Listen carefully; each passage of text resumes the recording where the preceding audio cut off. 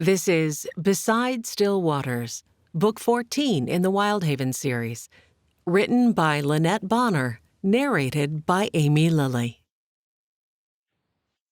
Psalm 23, 1-3. The Lord is my shepherd, I shall not want. He makes me to lie down in green pastures. He leads me beside the still waters. He restores my soul. He leads me in the paths of righteousness for his name's sake. Chapter 1. Just looking at Washington Nolan standing there next to Kin at the front of the church made Zoe Kastain mad. Madder than mad. Every part of her shook with a fury that she realized had likely been building for months. Today was supposed to be a day of happiness and joy. The whole community was overjoyed to celebrate Kin and Cora's marriage. Cora was radiant in her gown of champagne silk, and Kin looked dashing in his suit with a bow tie at his throat. The day should fill her with peace and serenity, joy, a gentle thrill at the wonders of love. Instead, she wanted to leap up and scream for the happy couple to be wary because love was a fickle fiend. Wouldn't that set the town's tongues to wagging? Zoe wriggled, irritated with the hardness of the bench beneath her. She tried to keep her face impassive and summon an attitude of celebration for her friends, but red had started to creep into the edges of her vision. Washington Nolan had made her promises, dazzled her with what she thought had been sincere kisses, and, on that fateful day when he'd ridden the train out of town to join the cavalry, had even asked her to wait for him. And then he'd come home, or rather, Kin had dragged him home by the scruff of his sorry, self-pitying neck. Injured and broken, Wash had told her he wanted nothing to do with her. He'd shut his door in her face, leaving her to gather the scattered pieces of her broken heart. And all for what? Because he'd suffered an injury to his leg that had taken some of his mobility? Did he really think she would love him less because of it? How little he apparently knew her. She rolled her lips in and pressed them together so tightly that pain penetrated the fog of her frustration. She pulled in a long, slow inhale, tried to relax. So he now used a walking stick to get around. What did that change? If he'd truly loved her, something so insignificant wouldn't have dampened his ardor. If he'd known her at all, he would have known that her love for him wouldn't change just because he was maimed. Certainly, she understood that an injury such as his would take time to move past. But it wasn't as life-altering as he was making it out to be. Not like it might have been if he hadn't come home to her at all. Her eyes scrunched against a roil of nausea.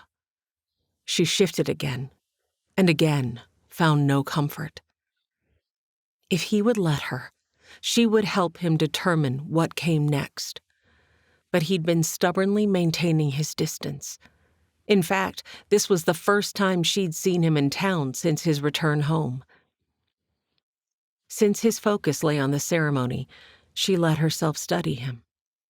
He looked fine. Better than fine, if she were honest, in the tailored suit that Mrs. Holloway had sewn for him. Standing as he was, with his walking stick leaning against the far wall, no one would even know that he'd been shot.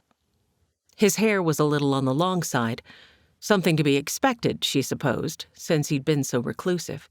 But his broad shoulders stretched the gray wool of his suit near to bursting, and tapered down to narrow hips that gave no indication of a man who'd faced trauma. He looked sturdy, robust, handsome. Realizing she'd been staring for too long, she forced herself to examine the others in the wedding party instead. He was no longer her concern. The realization was a bitter concoction to swallow after a lifetime of loving him. Beside him, Sheriff Callahan wore a matching suit, and across from the men, Mrs. Griffin and Belle wore gorgeous, identical green gowns. They each held a nosegay of white lilac blooms interspersed with ferns and soft pink tulips. They were fitting bouquets for Cora's gentle personality. Beautiful, just like she was. For some reason, the sight of those bouquets knotted Zoe's stomach as tight as a tangle of worms in a bait bucket. She, too, should be getting married this spring. Well, if Wash hadn't gotten hurt, she supposed he would still be in the cavalry. But since he was home, if he were still a man of his word, they should be celebrating their own marriage. Yet he hadn't spoken to her, other than to tell her he wanted nothing more to do with her. A sudden thought made her eyes flash wide. What if he'd been testing her? Testing her love for him? Testing to see if she'd be willing to remain committed to him though he was injured? And she'd been so hurt that she'd simply walked away. And now, for all these months, oh, merciful heavens, he'd been thinking that she never really loved him. She had to prove him wrong. But how?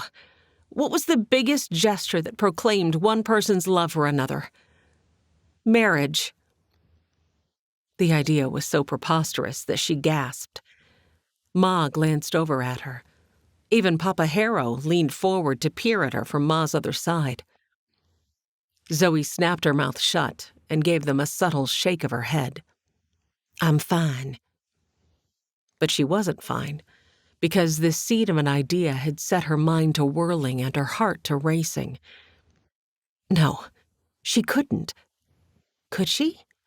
It would be madness. And yet, she pressed one hand to her churning middle. The idea swirled, threatening to rise up and take all her rationality captive.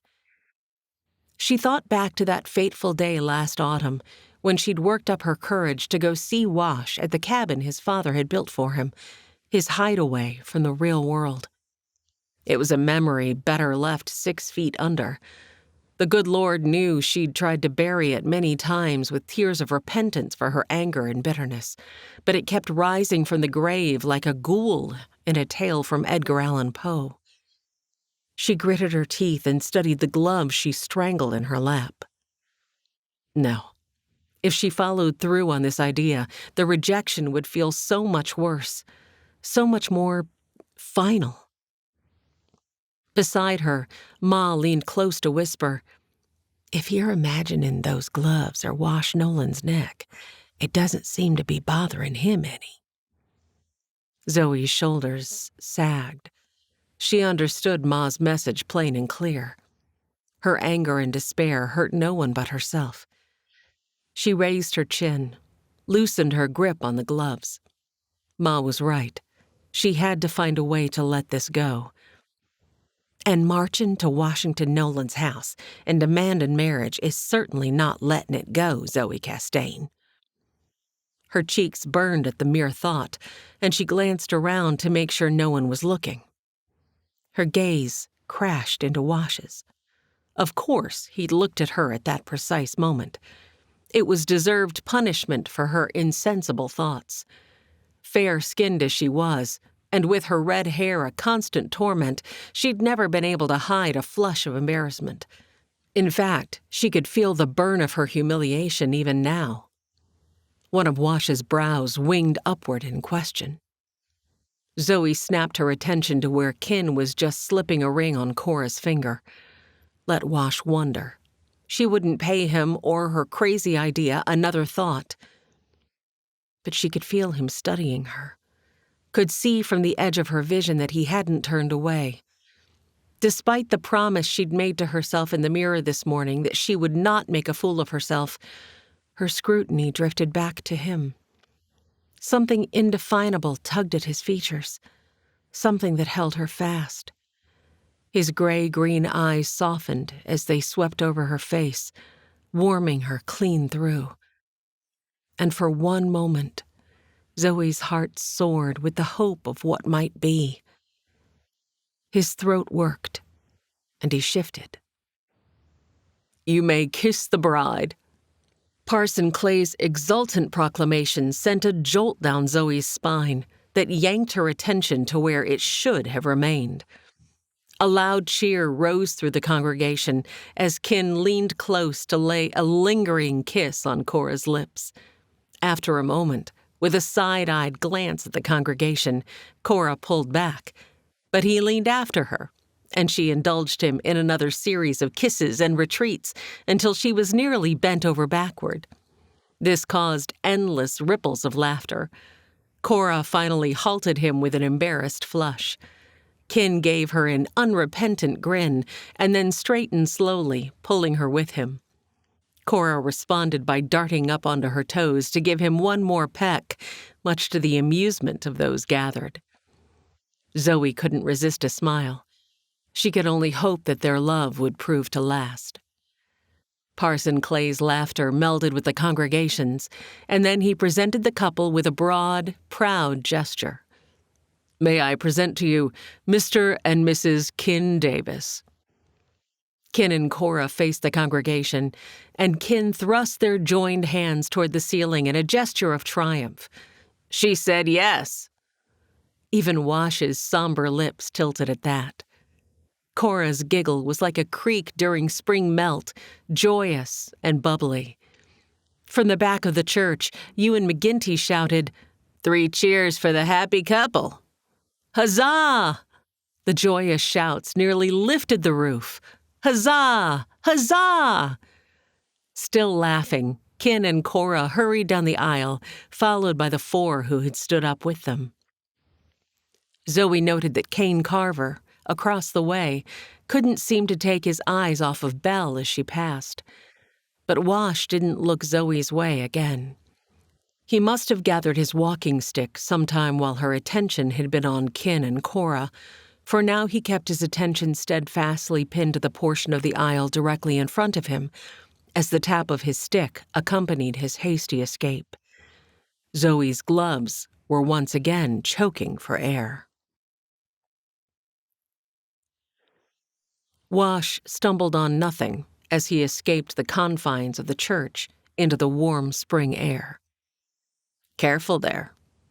Thank heavens, Sheriff Callahan did not reach to steady him. "You okay?" Wash concentrated on balancing on his good leg as he tugged at the tie that suddenly felt much too tight at his throat. "Fine." Striding to the rail, he leaned his cane against it and planted the heels of both palms on it. He clenched his teeth at the pain that throbbed in his leg as though the bullet had only mutilated him moments ago. He scrunched his eyes closed against the images that tormented him. Zoe looking mighty fine in that soft blue dress that could make a man forget his limitations. Zoe trying not to let him see how hurt she was, and yet failing miserably at the task. Zoe blushing over some part of the ceremony and making his insides twist with regret and a feeling of loss at the way life had forced him to relinquish her. It should have been them at the altar. Not that he begrudged Kin and Cora their day, but if not today, one day soon it should have been him and Zoe teasing each other with kisses in front of a church full of people. If only he'd come home whole and without the worry of how he would now make a living and provide for a family. The crowd emptied from the church and spilled off the porch and onto the lawn. Kin and Cora had paused in the shade beneath the large oak, and most everyone fell into a line that filed past the couple so they could offer congratulations. And there at the end stood Zoe's parents and twin sisters. Aiden and the boys had no doubt run off to play baseball as soon as they were released from the church. He knew that was what he and Kin would have done when they were lads. And Belle was there at the foot of the stairs, helping to unload cauldron after cauldron of food from the wagon that Dr. Griffin had just arrived in. He shouldn't search for Zoe, but he did nonetheless. She was there, helping Charlotte Callahan spread cloths on the tables that several men were hurrying to set up. Ewan had apparently donated his tables from the alehouse for the occasion. Her red hair glinted like fire in the spring sunlight. The hem of her dress skimmed the grass, and the sleeves were wide and puffy at the shoulders, drawing his attention to a waist so slender that he could span it with the breadth of his hands. He knew because, well, some memories were better left in the past. The very distant past. He scrubbed one hand over his face. Why had he let Kin talk him into being here today? He should have maintained his reclusiveness and insisted that Kin have Joe or Jackson stand up with him. But his friend had been persistent, and he hadn't had the heart to say no. But now, his leg, more specifically his knee joint, was going to burst into flames if he had to stand much longer. He should go down and make himself useful somehow, but just the thought of facing those stairs made sweat break out on his forehead. Not only would the pain of navigating them be severe, but everyone would be watching him. Behind him, something scraped across the porch decking. He spun to find Sheriff Callahan placing 2 chairs and a big cedar bin filled with ears of corn. "Don't suppose I can get you to help me shuck some corn? Charlotte and I planned to do this last night, but I got called out to Camp 65 because of a burglary, and Isaiah's been sick. Last night, Charlotte was stuck to his side, keeping cool claws on his forehead." Relieved, Wash sank into the nearest chair. He stretched out his injured leg and tried not to release too big of a breath of relief as the flames abated to mere coals. He picked up an ear of corn. "Is he okay?" "He'll be fine." Reagan set to work on the corn. Doc thought it was just something he ate. "We let him and Lincoln and Grant sleep out by the creek a couple nights ago. They caught a fish and claimed they cooked it well, but all 3 of them got sick the next day, as you might know." Wash didn't know, but he didn't want to let on. Truth was, he didn't often leave his little cabin other than to wander down to the bigger house to restock his food supplies. Thankfully, Reagan didn't push him. Doc figured they just needed a couple days to get whatever it was out of their system, and sure enough, Isaiah's fever broke in the early hours this morning. It was a short night, but we are both relieved that he seems to be on the mend. We left him home sound asleep. The sheriff shucked an ear and scrubbed off the silks before asking, "How are Lincoln and Grant?" Wash placed his shucked cob to one side of the cedar bin. Maybe he hadn't escaped so easily after all. He lifted one shoulder. "I didn't even realize they were sick." "I see. Scarce can blame you. I know you've got plenty on your own mind lately." That was true, he supposed, but not so much that he shouldn't have known his little brothers were sick. With Pa off to the woods each day to fell trees for heath logging, who had been watching the boys? Had anyone been there laying a cloth on his brothers' heads? Jackson also worked all day away from the house.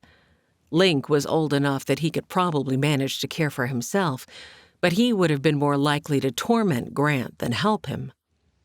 Maud, then. Yes, likely it had been Jackson's wife who had helped his brothers. But that didn't lessen his feeling of guilt.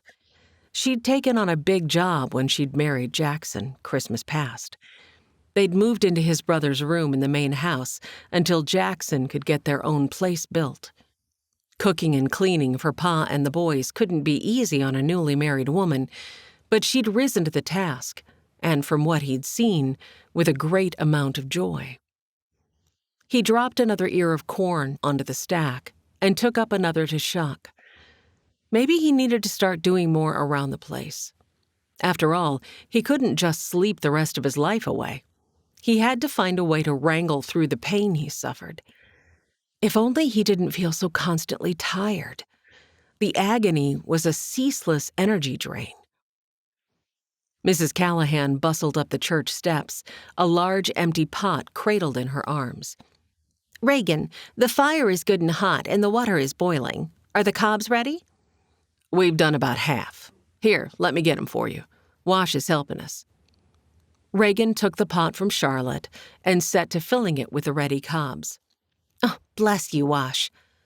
Charlotte squeezed his shoulder. Wash offered what he hoped passed for a smile and not a grimace.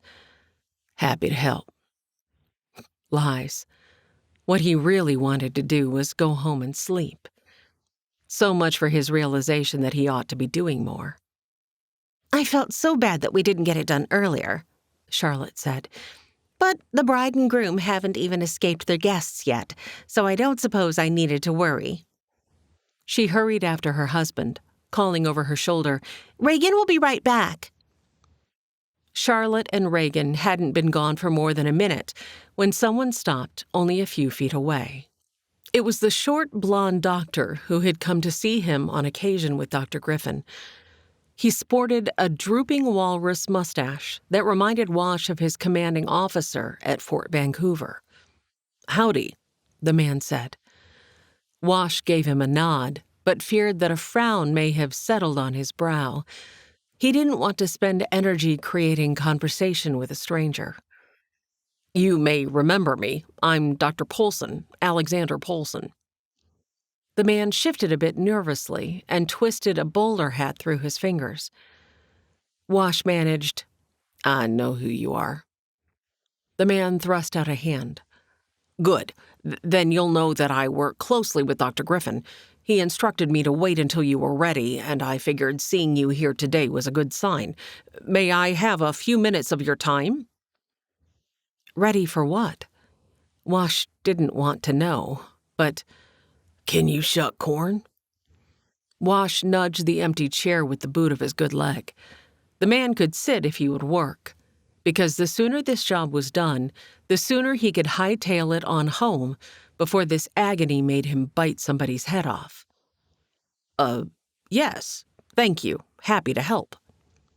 The man sat, but he didn't get to work. Wash lifted him an irritated glance. How can I help you, Doctor? Mr. Nolan, I think I'm the one who can help you. With your leg, I mean. It would require an exploratory surgery, but I am trained and have performed many such surgeries when I worked in California. I suppose you've heard that we are building a surgery right here in Wyldhaven? I have not, no.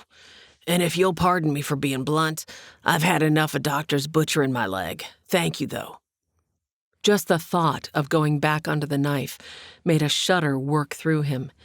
He'd been through 2 such surgeries back-to-back after the accident, and neither had given him his leg back nor taken away the pain. I understand that, but if you'll just let me explain, the answer is no, Doctor. A movement drew his scowl toward the porch steps. Zoe stood there, unmoving, like a doe, curious, but ready to flee at the first whisper of a sound she didn't recognize. Perfect. Just what he needed. Her getting one of her ideas. She was unrelenting and tenacious when she felt she had a good plan. Wash tossed down a cob and stood with the aid of his stick. He touched his brow and gave the doctor a nod. You'll forgive me, but I have to go. His cane tapped out a steady betrayal of his infirmity as he approached Zoe by the steps. He kept his focus on the boards. The last thing he needed was to look into the depths of those blue eyes of hers. When she didn't move out of his way, he fiddled with his cane a little. Zoe. He'd meant to ask her to please allow him to pass, but her name emerged broken and barely audible. He cleared his throat. Sorry. Her reply was nearly as breathy as his had been. She stepped to one side, giving him free access to the stairs. He turned sideways, gripped the rail, and descended the stairs one halting step at a time. He didn't dare raise his gaze to those gathered, or he'd never have the courage to leave his cabin again. The last thing he wanted was to see the pity many of them were certainly directing toward him at this very moment. When he reached the foot of the stairs, he carefully adjusted his balance and settled his cane against the grass. You ready to go home, son? A small bit of tension eased in Wash's gut. Yes. He counted it a blessing that Pa was a thoughtful man with a kind heart. Mrs. Griffin hurried up, with a basket that she thrust toward Pa. Here, Butch, for you and the boys this evening. Well, thank you kindly, Mrs. Griffin. Pa hooked the basket over one arm. She turned and gave Wash a gentle hug. It was so good to see you here today, Wash. Try not to be a stranger, He nodded, but only because he knew that would make her leave him alone. Lincoln! Grant! Pa's beller practically made Wash leap out of his skin. Let's go, boys! Wash felt a measure of relief to realize that his brothers were both here today. That must mean they hadn't gotten as sick as Isaiah. Or maybe they just had iron stomachs from all of Pa's cooking through the years. Wash bit off a smirk. His younger brothers would come running from behind the church at any moment and likely beat him to the wagon. And with the obstacle he faced to hoist himself up to the bench, he'd better get moving, or the whole family would be waiting on him. Keeping his focus on the path before him, he moved forward, thankful to see that no one had hemmed their buckboard in. They would have free access to the road. Just another hour, and then he could lose this anguish in blessed sleep. From her place on the church porch, Zoe watched Wash retreat. She pressed her hands together. She would not march to the man's house and demand that he marry her. She simply wouldn't. It would be unseemly. Yet it was all that she'd ever wanted. It would cost her the Wyldhaven teaching position. Maybe. It would give Ma no end of angst over her actions. But she'd recover. It would put Wash in an awkward position. But it would also prove her love for the man once and for all. And then, maybe Zoe could talk Wash into the surgery she'd overheard Dr. Polson speak about. Surely Wash owed it to himself to try. And surely she owed it to him to prove that she still loved him, no matter the condition in which he'd returned home. Her stomach churned like a whitewater cataract. Parson Clay trotted up the church steps, obviously intent on heading into the sanctuary for something, but Zoe stepped toward him. Parson? He paused. Yes, Zoe. His eyes were kind, the corners crinkled in greeting. Her fingers fidgeted worse than Jinx when he was about to get fed. She laced them together. I wondered if you'd be able to meet me at Washington Nolan's cabin tomorrow morning, say 9 o'clock? The minister frowned. I can. The hesitation with which he said the words made her realize he wanted to know why she was asking, but all she offered was, "Thank you very much," before she hurried down the stairs. Lord have mercy. What was she doing? She was going to throw her whole life and reputation away. And all for a man who swore he no longer loved her. Chapter 2. Harlan White rode from the forest with his men beside him. They all reined up on the hillside and paused to survey the land below. Harlan leaned to one side and spat, without removing his scrutiny from the small ranch that lay in the valley before them. Smoke spiraled from the chimney of the main house and from the smaller cabin down the road. Farther to the north, a new cabin had just been started. Why haven't they moved on, boss? Ted Beck was loyal, if not very bright. Harlan liked the man, even if he was the newest of his crew. Harlan had rescued him from a bar fight in Clay Elm a few weeks back, and the man had stuck fast by Harlan's side ever since. Harlan spat again. A long white strand of his hair escaped and blew across his eyes.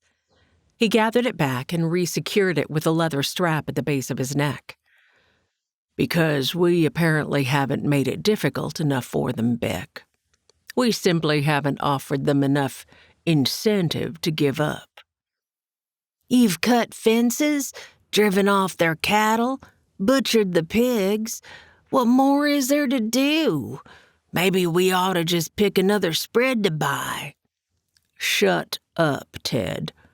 You just follow instructions, and everything will be fine. Ted slunk back. Yes, boss. Harlan sucked on his lower lip thoughtfully. Setting aside the fact that it would give him great pleasure to run Butch Nolan off this spread, he wanted the buildings intact, if at all possible. The smaller cabins would make good bunkhouses, and the main house could use some maintenance, but it would get him through a winter or two until he could make a few sales. He was honestly surprised that the family was still on the land. He'd been trying to keep his head low and create the problems without bringing too much attention to it. He'd thought that Nolan would cave easier. The man he'd been years ago would have done so by now. After all, he didn't make his living off the land. It would be easier for him to move into town with his family. But so far, he had simply been repairing the fences they'd cut and absorbing the loss of the livestock. The few times he'd visited the alehouse in town, he hadn't even heard any tales about the issues, which must mean that Nolan had been keeping his troubles close to his vest. Why would that be the case? The wretch was making it difficult for him to carry out his plans. It wasn't like he wanted to steal the place. He only wanted Nolan to put it up for sale so he could swoop in with a cash offer. A low cash offer, but a cash offer nonetheless. Harlan yanked his horse around to retreat. He heard Beck's horse fall into step beside his. The rest of the men fell in behind. Seems we'll have to tackle this problem from another angle. But don't worry. We will get them to sell. And for a rock-bottom price to boot. It would serve the man right. He mostly wanted it because it would hurt Butch. But even if it wasn't Butch who owned the land, Harlan had to admit that it was a prime lot. Grass so thick that if a man lay down, another could walk right past him and never know he was there. And plenty of water, with Wyldhaven Creek running right through the center. Such land would keep cattle fat and happy. And fat and happy cattle would feed plenty of hungry loggers, the growing town of Wyldhaven, and plenty of homesteads beyond. There were other places around that he could choose, but this one suited his needs, so he'd decided to look no further. It was just his starting place. It was the closest ranch in the valley to the source of Wyldhaven Creek up in the mountains. And once he had control of the headwaters, he'd be able to leverage the rest of the valley into giving up their spreads as well. There was nothing a man could not accomplish with the right pressure. Trouble was, the process was taking longer than he'd expected it to. And he hated waiting. It was time to up the ante. Time to take his revenge. Belle stood to one side of the bustle in the churchyard and took in the scene. She wanted to commit every detail to memory so she could lay it to canvas for Cora and Kin to keep as a treasure of this day. It would be her gift to them. They were seated at the head table now, whispering sweet nothings to each other as though no one else were present. Parson Clay stood to one side with his arm around Aurora's shoulders as he watched Kin with fatherly pride. Aurora's hand lay curved gently over the roundness of her let-out skirt, and she smiled lovingly up at her husband. Rays of light filtered through the leaves of the large oak to gild patches of the grass with lemon yellow in an uneven pattern. Closer to the church, Charlotte, Dixie, and Jacinda hurried to lay out a buffet, and Dr. Griffin and the sheriff each grabbed a cookie when they thought their wives weren't looking. But Mrs. Callahan caught them and gave her husband's hand a playful slap. A colorful quilt in the shade beneath a nearby wagon had been spread for Dr. and Mrs. Griffin's girls.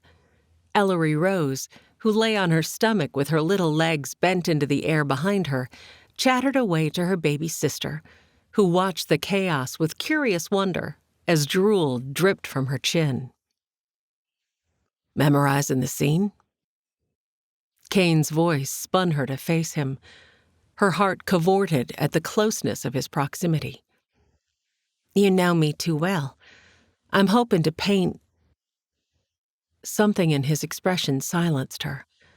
His brown eyes were ever so soft and full of light, and he studied her the way she'd seen Papa Harrow study Ma on occasion. Forget cavorting. Her heart was engaged in an outright frolic now, like a child just set free from school for the Christmas holiday. I have something for you.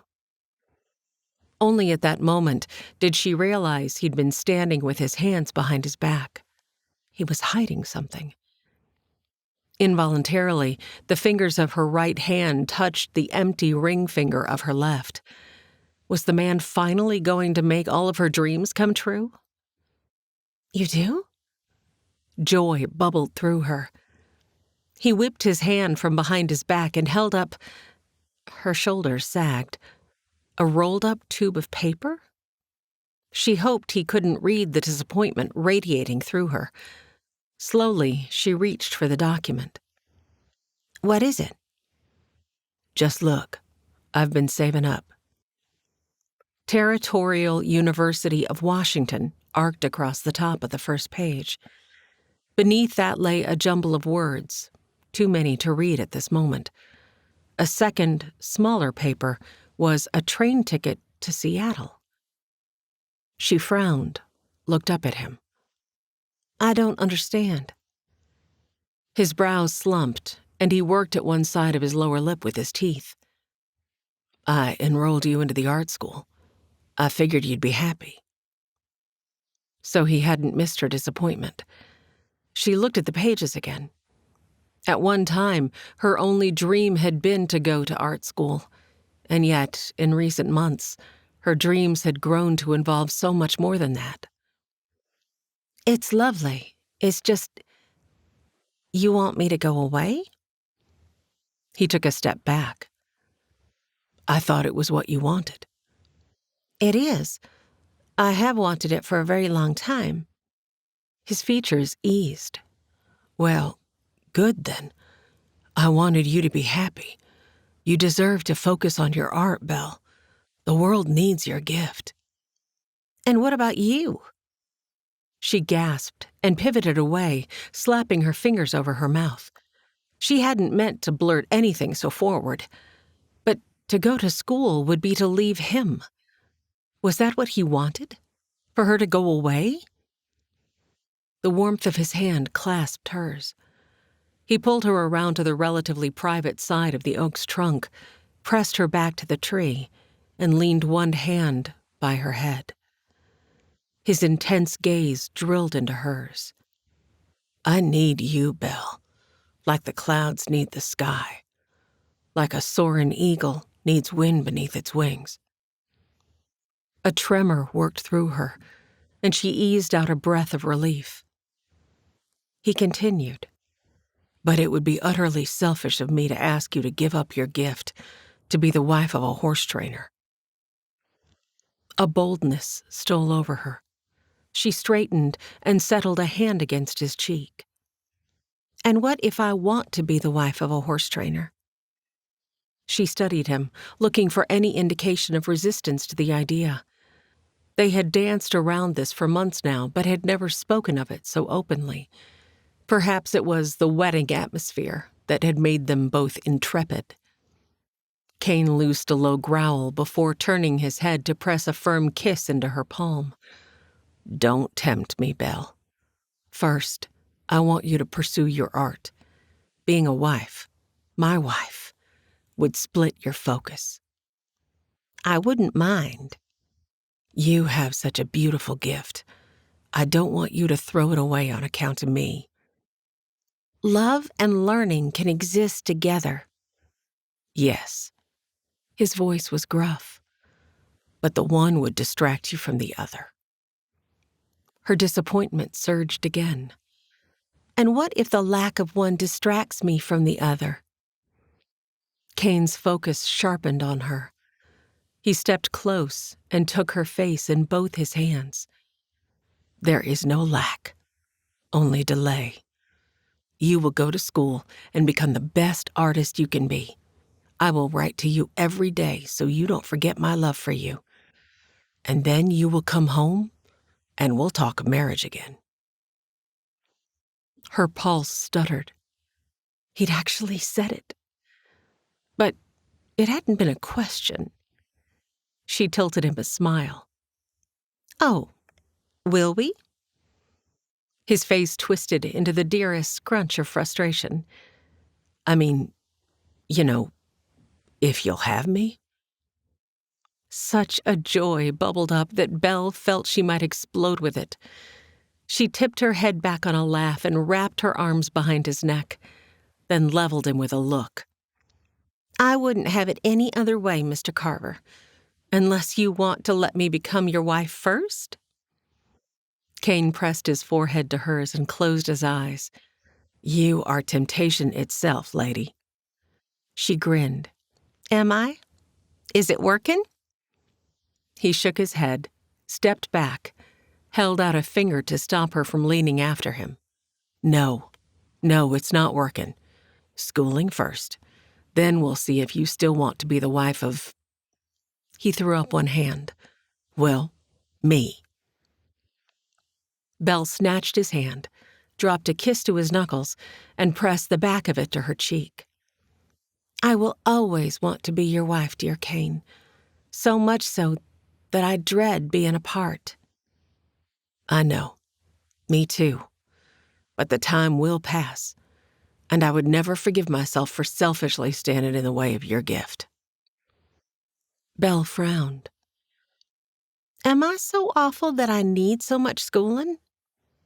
He shook his head, swept a strand of hair behind her ear. So good that you owe it to the Lord to develop it to its peak. Her chest tightened. That's a lot of pressure, Cain. His thumb caressed the curve of her cheek. The Lord always gives us the strength to do what He's called us to do. She exhaled, long and slow. There was no winning this battle. I will miss you. As will I you. Someone made a noise of disgruntlement to her left, and Belle looked over. Papa Harrow, hands plunked on his hips, glowered at them. Belle stepped back and clapped her hands silently. Papa, Cain just asked me to marry him. The man turned the force of his ire on Cain, who shuffled uncomfortably. Oops. She probably should have let Cain ask her stepfather for her hand. Well, sort of. Not really, actually. She pressed her palm to her forehead. I mean, at least, not yet. Cain shook his head and ran a thumb across his lips. He still hadn't met Papa's probing glower. Maybe she was digging his hole deeper. She pinched her lips tight before she could blurt any more. Well, did he or didn't he? Belle thrust out the notice from the school. He's paid for me to go to art school in Seattle. Her father's brows nudged up. I see. That's wonderful. She lifted a hand. It is, but I was trying to talk him into marrying me first. And he said? Papa narrowed a glance on Cain. Belle felt her shoulders sink. He said schoolin' first. She rolled the two papers together once more. Papa gave one short nod. Smart man. Now, if you'll both join us on the busy side of the tree, I think that might be best. Belle clamped her teeth against a giggle. Yes, Papa. Yes, sir. Cain poked his toe at a clump of grass. Papa retreated, and Cain angled his eyes toward her, a sparkle of humor in their depths. He's sure to deny me when the time comes. Belle tapped Cain's chest with the tube. I will convince him otherwise." She started to follow her father, but Kane pulled her back, gave a surreptitious glance to make sure they were still alone, and then dropped a quick kiss against her lips. He gave her a smile and a wink, and motioned that she should lead the way. She did, feeling much lighter than she had only moments earlier. Zoe woke on Saturday morning, feeling like she might be sick. She rolled onto her side, curled into a ball, and clutched her stomach. Was she really going to follow through on this? Lord, is this the right thing to do? She held her breath, listened to the silence. Well, that wasn't a no. And if she didn't do this, she would end up as an old maid schoolmarm for the rest of her life. Was that what she wanted? No. She wanted to be Washington Nolan's wife, had wanted that for nearly as long as she could remember. Talby Eklund's face suddenly flashed into her thoughts. She sat up, heart-wrenching at the thought of what she must do. And if she were to do that, she needed to hurry, or she might miss Parson Clay. After leaping out of bed, she flew through straightening and tucking the blankets, and then into her best dress.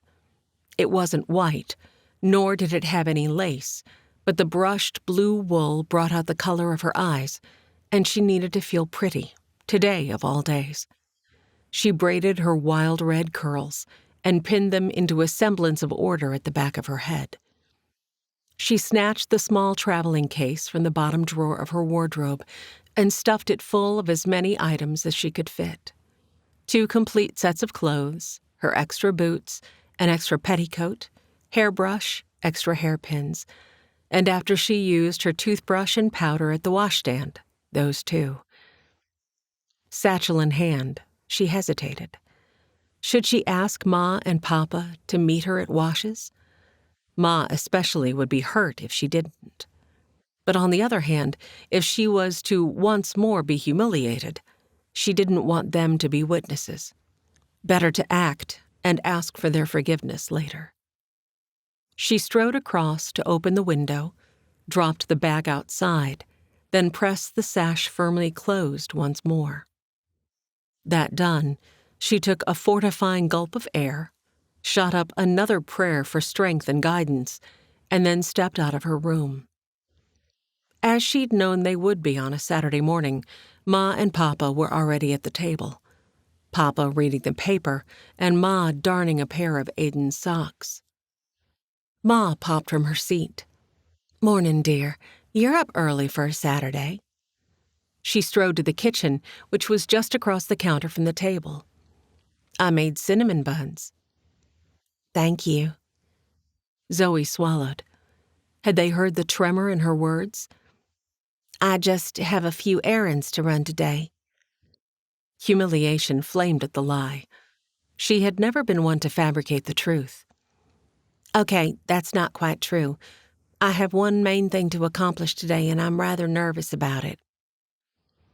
Papa tipped down the corner of his newspaper. "And what one thing is that?" Oh, drat. She couldn't tell them, for they would surely tell her she was crazy and forbid it. She tipped up her chin. "I'd rather not say at the moment, but I would ask for your prayers that all would go well." Ma and Papa exchanged a glance as Ma set a sugary cinnamon bun and a cup of coffee before Zoe's normal seat. "Sit, Zoe. Eat. Relax. I know that seeing Wash yesterday couldn't have been easy." The very mention of his name sapped the strength from her legs, and she plopped into her chair. The gulp of coffee she took nearly scalded the roof of her mouth. "I, for one, was glad to see that he's able to stand and walk. As much as he's been keeping to himself, I wasn't certain." Ma returned the coffee pot to the stove. Zoe did not want to talk about Wash. Neither did she want to eat that cinnamon bun, for fear that it would come right back up. But if she didn't eat, her parents would know something was wrong. She forked off a bite, trying to ignore Papa Harrow's searching scrutiny. He straightened, folded the paper closed, and set it beside his empty plate. "Are you going far? Need me to saddle a mount for you?" Her bite of roll halted part way to her mouth. If she took a mount, she would need to bring it back, and she didn't want to have to face her parents again for a few days. Unless, of course, things didn't go as she planned. "I don't need a mount. I have to go speak to Talby Eklund on a matter." That was true, and he lived close enough that her parents wouldn't insist on the horse. She stuffed the bite in so she might be prevented from having to say more. If she left out what she planned to do after, that wasn't exactly a lie, was it? Just a bit of omission. Again, Ma and Papa exchanged a glance. Ma lifted one shoulder, and Papa eased back in his seat. Ma took up her darning again. "You've always been a good girl, Zoe, and a sensible woman. I, of course, pray for you every day, but I'll be praying for you especially today." The bite of sweet bread felt like a hot ball of shot going down, and it dropped into her stomach with as much force. She pushed her plate back. "Thank you, Ma. I'm not much hungry this morning, but your rolls are as good as ever." She stood. "If you'll excuse me, I better be on my way. I don't want to miss Talby before he leaves for the mill." The twins burst from their room at that moment, arguing about something that Zoe couldn't quite decipher, but she'd never been more thankful for one of their scraps. It distracted Ma and Papa, and Zoe made her escape before they could pester her with more questions that she wouldn't be able to answer. Guilt rushed over her as she hurried around to the side of the house and hefted her valise, but she threw back her shoulders and set out resolutely for Talby's house. Jinx padded along beside her, but that was okay. She would send him home later this evening. It gave her some ease to reach down and feel the warmth of her beloved companion's furry head. Talby Eklund was in the middle of his morning ablutions when he noticed movement on the path to his cabin. With a towel over one shoulder, he turned toward the window for a better look, and his heart leapt into his throat. Zoe Kastain and her faithful dog heading his way. He snatched up his comb and hurriedly thrust it through his tousled hair, smoothing it back against his head. He hadn't even shaved yet, but there was no time. Grabbing up his wash basin, he tossed the week's worth of dishes on the table into the tub. The towel, damp from his washing, did an ample job of swiping crumbs onto the floor. He dropped the basin full of dishes into the kitchen sink and then sprinted for the seating area across the room. He gathered boots, discarded shirts, pants, and socks, and tossed them into his bedroom just as a soft knock came at the front door. He yanked the bedroom door, but a pair of pants prevented it from shutting. He gave the pants a swift kick, and thankfully the door did close that time. Taking a bolstering breath, he scanned the length of himself. A bit damp, a little rumpled, but he would have to do. He hauled open the door. Zoe's fist hung in midair as though she'd been just about to knock again. She leapt back with a start and a squeak. "Oh, goodness, you gave me a start. I thought maybe you'd already gone to the mill." "Ach, I did not mean a start to give you. Forgive me." Curiosity burned through him. What had brought her to his door this early in the morning? And with luggage at that. Zoe made a little sound in the back of her throat. He realized he'd kept her standing on the porch while he scrutinized her bag. "Forgive me. Some coffee you would like?" He stepped back and held the door wider. Zoe lowered her focus, and he couldn't miss the pink that filled her cheeks. On the porch, perhaps?" "Right. Dame cul." "Please." He motioned that she should take one of the wooden chairs on the porch. "Coffee I will bring, ja?" Thank you, Talby. That would be lovely. In the kitchen, his hands trembled as he hurriedly placed 2 mugs and the coffee pot on a tray. He rushed into the pantry. Did he even have any sugar? Did she want it in her coffee? More polite to offer it, even if she refused, but where had he put it? He started the hunt through the assortment of cans and canisters. What had brought her here? Yesterday, he'd arrived at the wedding a little late and slunk into the back row, but he'd been able to see Zoe from his seat, and it hadn't escaped him how she'd fidgeted and squirmed, nor how she'd studied Washington Nolan as he retreated down the aisle at the end. That carpet bag. He gave up finding sugar on the current shelf and turned to the one on the other side. He'd been plain about his feelings for Zoe ever since she'd captured his heart when he'd rescued her after she twisted her ankle in a gopher hole. But she'd been careful to put him off any time he even broached the subject of the future.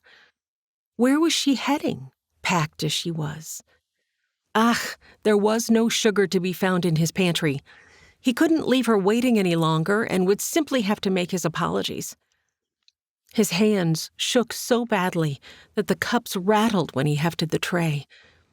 He took a calming breath and tossed up a prayer to the good Lord that he would not make a fool of himself in front of the woman he wanted to spend the rest of his life with. Then he pushed through the front door and onto the porch. He hurried to place the tray on the table between the 2 chairs, seeing that she had set her bag near the cabin wall. Her dog slept peacefully in a patch of sunlight that warmed the grass at the foot of the stairs. "It is an apology I must make for no sugar I have found." "Please don't worry. Black is fine." The coffee pot chattered against the rim of the mug he filled for her. Drat his big, clumsy hands. "Thank you." She accepted the cup. It dwarfed her slender fingers. He filled one for himself, but was too on edge to sit, so he leaned his hip against the porch rail instead. She looked a little pale this morning, like she might not have slept well last night. He wanted nothing more than to pelt her with questions about what she was doing on his porch at this hour of the morning. Instead, he forced himself to calmly sip his coffee and wait. Zoe seemed to be searching for words as she lifted her coffee to her lips. Her brows shot up, and her eyes widened and fluttered a few times. "Wow, Talby," she chuckled. "I'll be awake for a week after just that one sip." Amusement danced through him. He lifted his cup. "This is coffee as God intended." She smiled, and oh, the ways that smile tangled his insides. "Talby." She shifted in the chair, set her cup back on the tray, and then stood to look up at him from beneath the shade of one hand. "I'm about to do something, and I felt that I owed you an explanation before I did it." He felt his brow slump. "On you go." Whatever she was about to say, he hoped his heart would keep on beating. "At the wedding yesterday, you may have noticed Washington Nolan." He stood up with Kin. "He, unser Sheriff, ja." He took a large gulp of coffee and let it burn the whole way down. "Yes. Well, as you know from past conversations, a few years ago, before you came to town and before Wash left for the cavalry, he and I, well, we had an understanding, you see. But then he came back injured and, well, things changed. However," she shifted, and there was a subtle change in her expression that left him suddenly very clear on where he stood and why she was here. He jolted upright. "Stop, Zoe. Before more you speak, I must have a say, please." He carefully balanced his coffee cup on the rail. She hesitated, waiting for him to continue. He stepped toward her, taking both her hands in his. He turned her so she wouldn't have to peer into the sun. Then, looking down at her, he willed her to read all the love he felt for her in the gentleness of his gaze. "Marry me, Zoe Kastain. A good husband I will be to you. Love," he shrugged. "I know you do not for me feel as I do for you, not yet. But with all my heart I love you, and I will every day work to be a man worth your love, yeah?" He clamped his teeth to keep himself from blathering more. She looked up at him, opened her mouth, then snapped it shut again. With her hands still settled firmly in his big, calloused ones, she looked from his porch across the fields, her lower lip tucked between her teeth. A breath eased from him. He could hardly believe his good fortune that she hadn't immediately told him no. Chapter 3. Zoe felt the surprise of Talby's proposal sweep through her. She supposed it was her fault for allowing him to escort her places on a number of occasions, but she'd felt that she'd always made it plain that she saw him only as a friend. Talby was a wonderful, gentle giant of a man, and it wasn't that she worried he wouldn't be good to her. It was simply that her heart had already been taken captive by another. Yes, Wash had taken her captive and then thrown open the doors of her jail cell and told her to vamoose. Yet she couldn't bring herself to do so, no matter how sensible that would be. So now she must let Talby down, but softly, for she wouldn't hurt the man for anything. She looked back up at him. "Talby, you deserve someone who will love you with the same sweet love that you show to others." He squeezed her hands. "This love you will learn, Zoe." She shook her head, feeling the sting of tears in her eyes. "I wish that were true. But I will only ever love you as a friend, Talby, because my heart already belonged to another before you even arrived in town." A muscle hardened in his jaw. "A man who has offered only disdain and disregard." Zoe swallowed. That was true enough. Recently. "He loved me once, and I believe he will do so again." Talby grunted and released her hands. He paced to the end of the porch, gripped his neck, and then turned to face her with pain filling his eyes. "What is this you are about to do?" Zoe folded her arms over the terror that kicked to life in her chest. She angled to study the field once more. "I'm going to marry Wash Nolan." She heard him plunk into one of the chairs. "So why is it you tell me this?" Zoe's shoulders sagged. "I guess I simply didn't want you to hear it from someone else." "And your mama and papa? They know of this that you have planned?" Zoe clamped her teeth, uncertain how to answer, for the truth would surely condemn her in his eyes. Her hesitation must have been the only communication he needed on the matter, however. He stood and lightly touched her shoulder. Mama, she should be at the wedding of the daughter, Zoe. It would be a terrible mean thing to deny her. In the house I am going now." He started down the porch toward his door, but then stopped and looked at her over his shoulder. "But one more thing I will say. If this Nolan is again a Dummkopf, a place you will always have with me." He strode inside and quietly shut the door, leaving her in the silence. Zoe hefted her valise and swiped her eyes as she stepped off Talby's porch. Jinx scrambled to his feet, and she bent to pat his head before heading once more toward the path. But at the fork in the road that would take her either back home or toward the Nolan place, she hesitated. It was a terrible, mean thing to deny Ma a place at her wedding, and Belle too, for that matter. But if she went back home, they would only talk her out of her plan. No. The only way she was going to get Wash to keep his promise to her was to force him to do so. He needed her. That had been as clear as the waters of Wyldhaven Creek yesterday. She must convince him that his life was not over, that he deserved to be happy, and that her love for him had never faded. And if she couldn't? If he rejected her offer once again? She would choose the life of an old maid rather than unfairly marry Talby, who would never have her whole heart. Dear Lord, please don't let it be. She would never find out if she didn't get moving.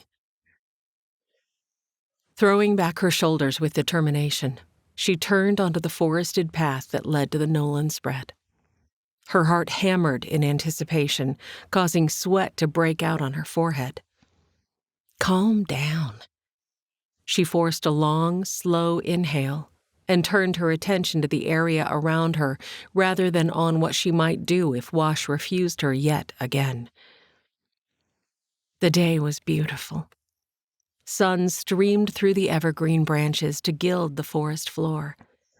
In this area of the wood, the trees had grown tall and broad, and most of the branches didn't start for many feet above her head. She could have paused to study the beauty of the vast array of tree trunks on either side of the pathway, but she didn't want Parson Clay to beat her to Wash's cabin, so instead she marveled over them as she hurried along. There were the wide, deeply etched orange and gray barks of the ponderosas, some as orange as her hair, while others wore their color with more subtlety. Here and there she glimpsed the stringy gray trunks of the cedars whose bark could be peeled away in long strips. She and her sisters had woven many a fairy crown from those when they were little.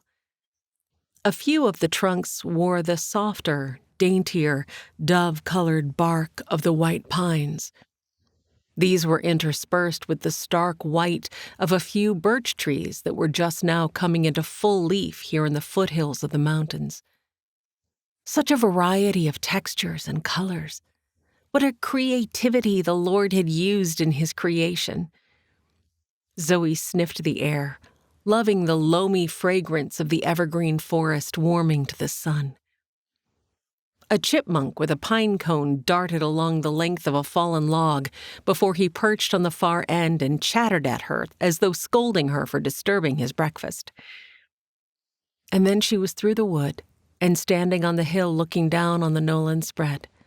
Just like that, her heart took to misbehaving again, and if she didn't get a hold of herself, she was going to arrive at Wash's door looking as if she'd been chased by a mother grizzly.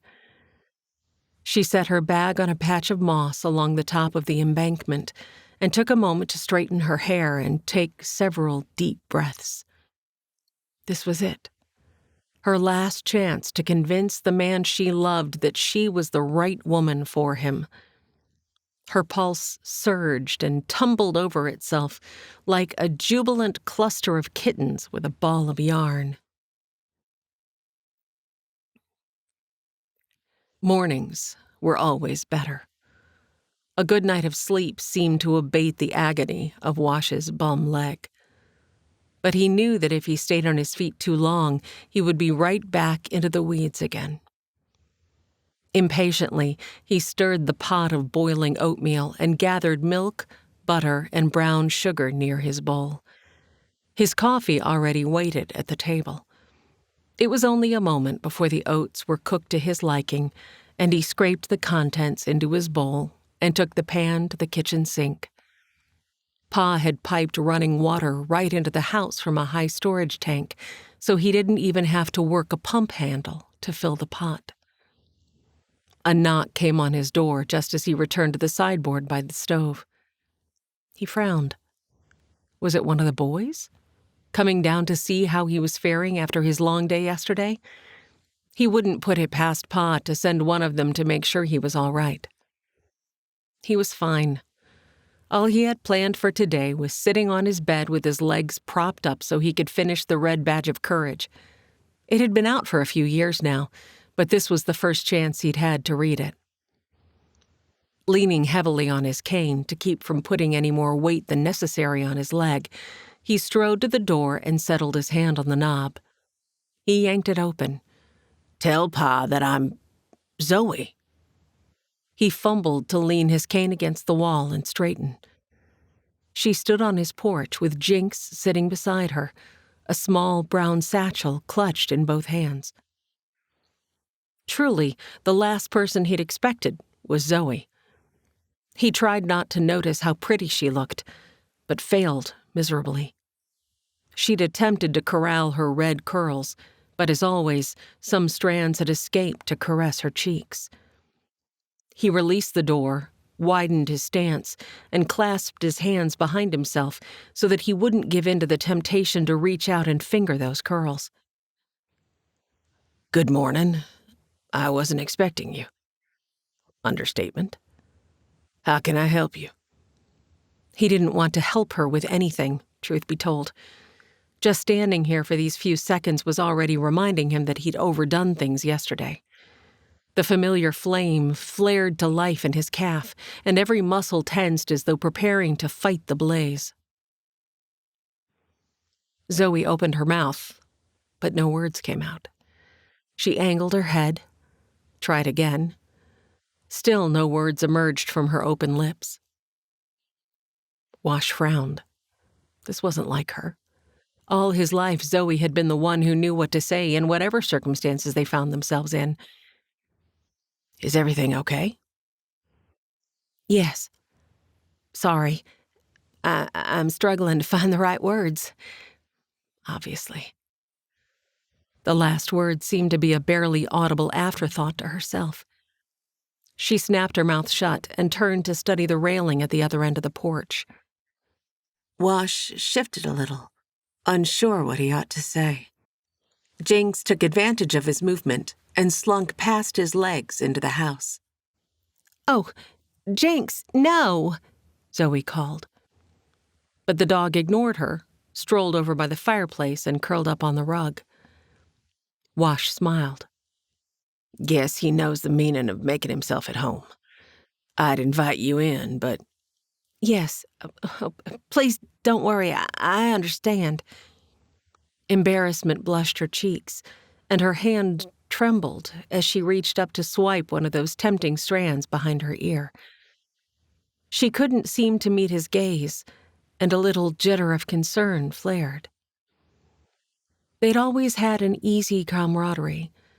Of course, that was before he'd gone back on his word and sent her in tears from this very porch. He clamped his teeth, willing away the painful memories of that day, but he couldn't banish the memory of what he'd done after closing the door in her face. He'd sunk onto a chair, pressed his forehead to his knees, and bawled his sorrow into the silence around him. He had wanted to yank open the door and tell her he was sorry, call her back, hold her forever. But love demanded that he let her go. She deserved a man who could do right by her, protect her, provide for her. What could Wash give her? Nothing. Nothing but the few dollars he got each month of a cavalryman's discharge pension. At first, the family of the man who had accidentally shot him had sent money to cover his expenses, but it had been months now since he'd received anything from them. "What can I do for you, Zoe?" The words burst out much more harshly than he'd intended. Her pert little jaw jutted to one side as a sheen of hurt filled her eyes. Her chin lifted. "Talby Eklund has asked me to marry him."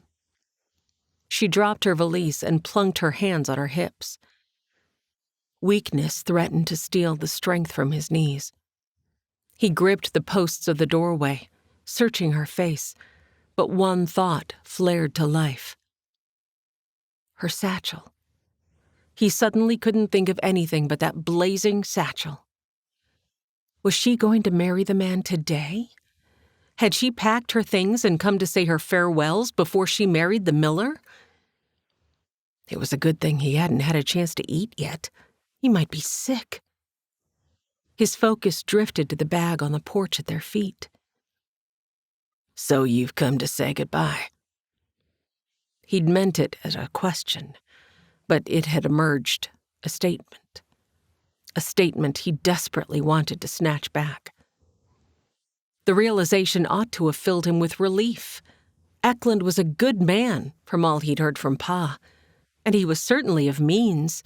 Zoe would be taken care of in the way she deserved. Yet his traitorous heart thundered with a yearning to haul her into his arms and beg her to believe that he hadn't meant his rejection, to promise that he would never let her go. She was quiet for so long that he finally dragged his scrutiny back to her. Zoe's stance had softened. Her hands were clasped before her now, though her knuckles were white as though she might be struggling with the temptation to reach out to him. However, she didn't move. She merely looked at him with her blue eyes soft and filled with something he couldn't quite pin down. The injured part of him wanted to label it pity, but that didn't quite ring true. If not pity, then what? Sorrow? Yearning? "I thought we already said our goodbyes, Wash. At least, that was the impression you gave me the last time I was standing in this exact spot." He coughed a little and forced a nod. So he was right. This was goodbye. God, give me strength. He focused on a little bit of nothing past her shoulder. It hurt too much to look at her. "Yes, you're right, of course. I truly do wish you all the best, Zoe. I know he will love you and care for you as you deserve." He ground his teeth to keep from imploring her not to accept the man's proposal. "Wash Nolan, you are a stupid fool." Her hands were once more firmly lodged on her hips. "What?" His gaze zipped to hers. He blinked. Once, twice, 3 times. He'd known Zoe to have opinions, but she'd never spoken so harshly to him. She leaned closer, eyes no longer soft but hard and glittering.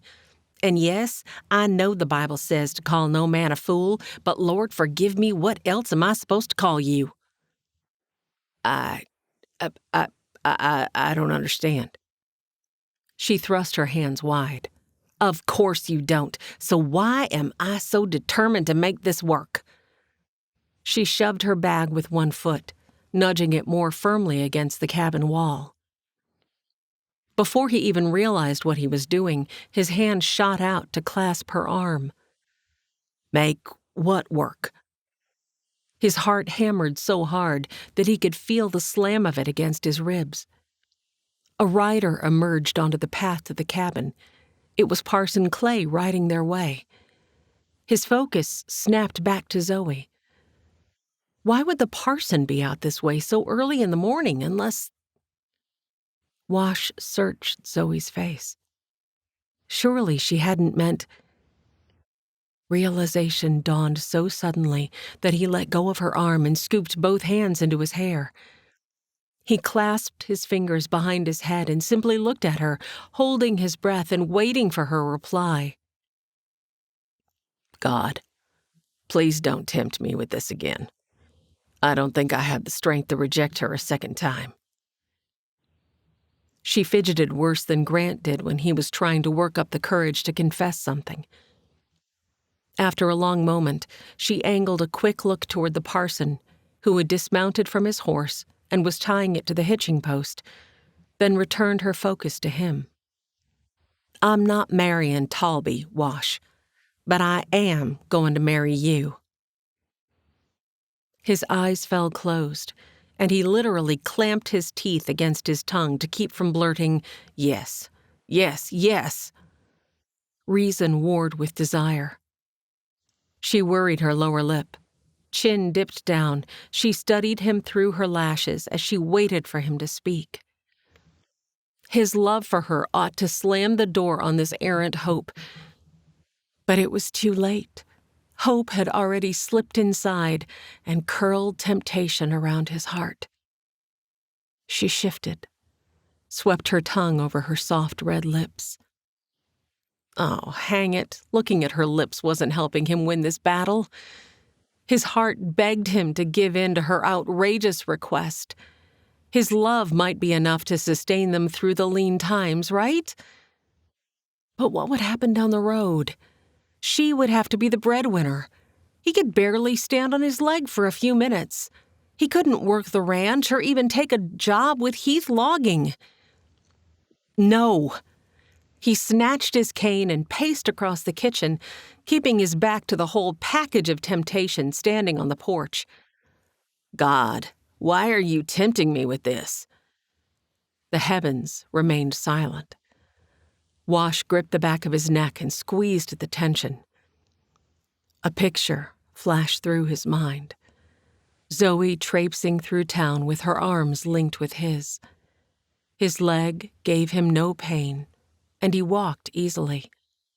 Zoe smiled up at him with love in her eyes. Wash bent to drop a lingering kiss against her lips. A little boy trotted beside them, with Zoe's red hair and his broad build. The pain of it was so strong that it made him shudder. His fisted hand pressed hard against the tabletop. He pulled in a draft of reality, pushed out the dream on a long, slow exhale. Lies. It was all lies. If she married him, she would be worked to the bone, making up for his limitations. He couldn't do that to her. He must not give in to the weakness of this desire. He just had to get the words out. Again. God, please, I need words. His tongue felt thick. His mind waded through sludge trying to string together the thoughts that had helped him let her go those months ago. Behind Wash, the porch boards creaked, and Parson Clay asked, "Zoe, is everything all right?" "Why, yes, Parson." Zoe's voice rang clear and serene, no trace of her nervousness from moments earlier. "Wash Nolan is just coming to grips with the fact that you are about to marry us." Wash spun so quickly to face her that he almost lost his balance. He stabbed the floor with the tip of his cane to regain his footing. Good. Let his disability tether him to reality. Hands clasped before her now, Zoe smiled sweetly at him, but he could see the stubborn set of her jaw. "I'm... what?" The parson's mouth gaped as he glanced between them. Wash held out a finger. He meant to say an emphatic no. Instead, what emerged was, "What if I say yes?" Chapter 4. Zoe backed up until she felt the solidity of the porch rail behind her. He was going to say yes? Merciful heavens, he was going to say yes! Joy swelled through her like she hadn't felt for years. So much wonder and excitement that she felt jittery and lightheaded. Wash's finger was still held out as though to keep her silent, so she waited for him to continue, clamping her teeth over her lower lip so she wouldn't blurt out joyous nonsense. Beside her, Parson Clay shuffled his feet. "Wash, are you saying yes?" Zoe felt warmth in her cheeks. It was, after all, a little humiliating that she'd had to be the one to force the issue. But she couldn't bring herself to care about that at the moment. Elation had her feeling as though she were lounging in the clouds. No, I'm not saying yes. Zoe blinked, clutched for the rail. What? The word was breathy, barely a sound in the sudden silence. So much for lounging in the clouds. She'd just crashed right back down onto Wash's porch. What I'm trying to say, Zoe, is that you need to think through what you're asking. Irritation surged into the places left empty by her dissipating joy. Do you think that I'm standing here on your porch, Washington Nolan, risking your rejection once again without having thought through the consequences? Yes, Zoe, I do think that. Well, then you are indeed a... She angled a frown toward the minister standing quietly beside her. No matter that it had been only a few minutes since she'd called him a fool, she couldn't bring herself to repeat the travesty with the minister standing so near. She nudged her chin up a notch. What I mean to say is that I stand by my earlier proclamation then, because you are wrong. I have thought through the consequences. No, you haven't. He tossed a gesture toward his crippled leg. I would be naught but a burden, Zoe. I can't work. I can barely find the fortitude to stand for a few minutes. And Lord forgive me, I'm no good company when the pain gets so overbearing. She stepped forward. I will work, Wash. I'll gladly work. I'll teach if the school will still have me. We've made it to 1899. In just a few months, it'll be a new century. Surely it's time for schools to realize that a married woman still has something to contribute to the students. And if not, I'll tutor and work hard to do the chores around the place. Dixie is always looking for some help, so I could do that part-time. She reached through the doorway to touch his hand where it gripped the cane he leaned on. Please, Wash, we'll figure it out. Together. I walked away once out of shock and hurt, but I need you to know that I love you enough to stay, to stand by you through this. Don't ask me to leave again. She pulled in a tremulous breath, willing herself to remain calm. Please, don't ask me to leave again. His voice was low and dejected when he spoke. And what a children... His gaze cut sharply to Parson Clay. The man shifted his feet and gestured with his hat toward his horse. I'll just be over there. He took 2 steps, and then, with a glance over his shoulder divided between them, tacked on, praying. Zoe couldn't help a small smile at that proclamation.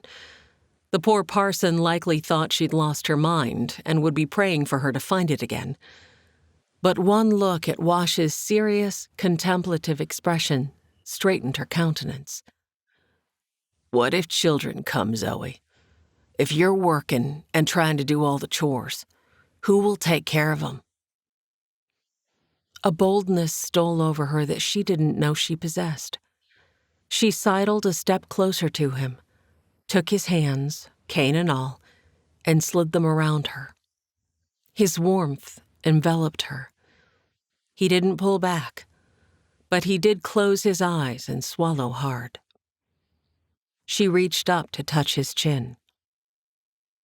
Wash Nolan, I've loved you.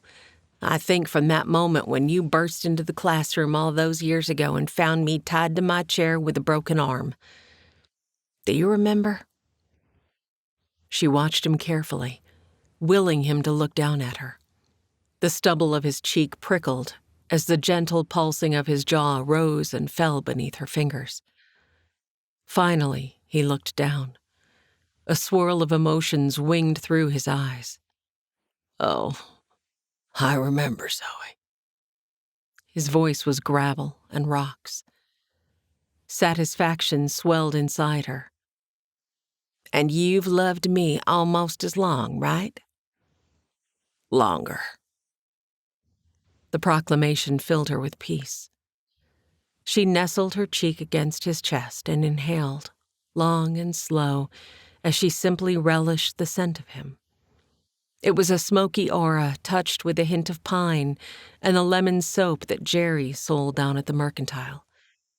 This was where she was meant to be, safe in the circle of Wash Nolan's arms.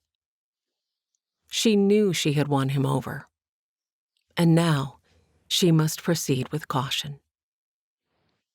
Then let us love each other, please, Wash.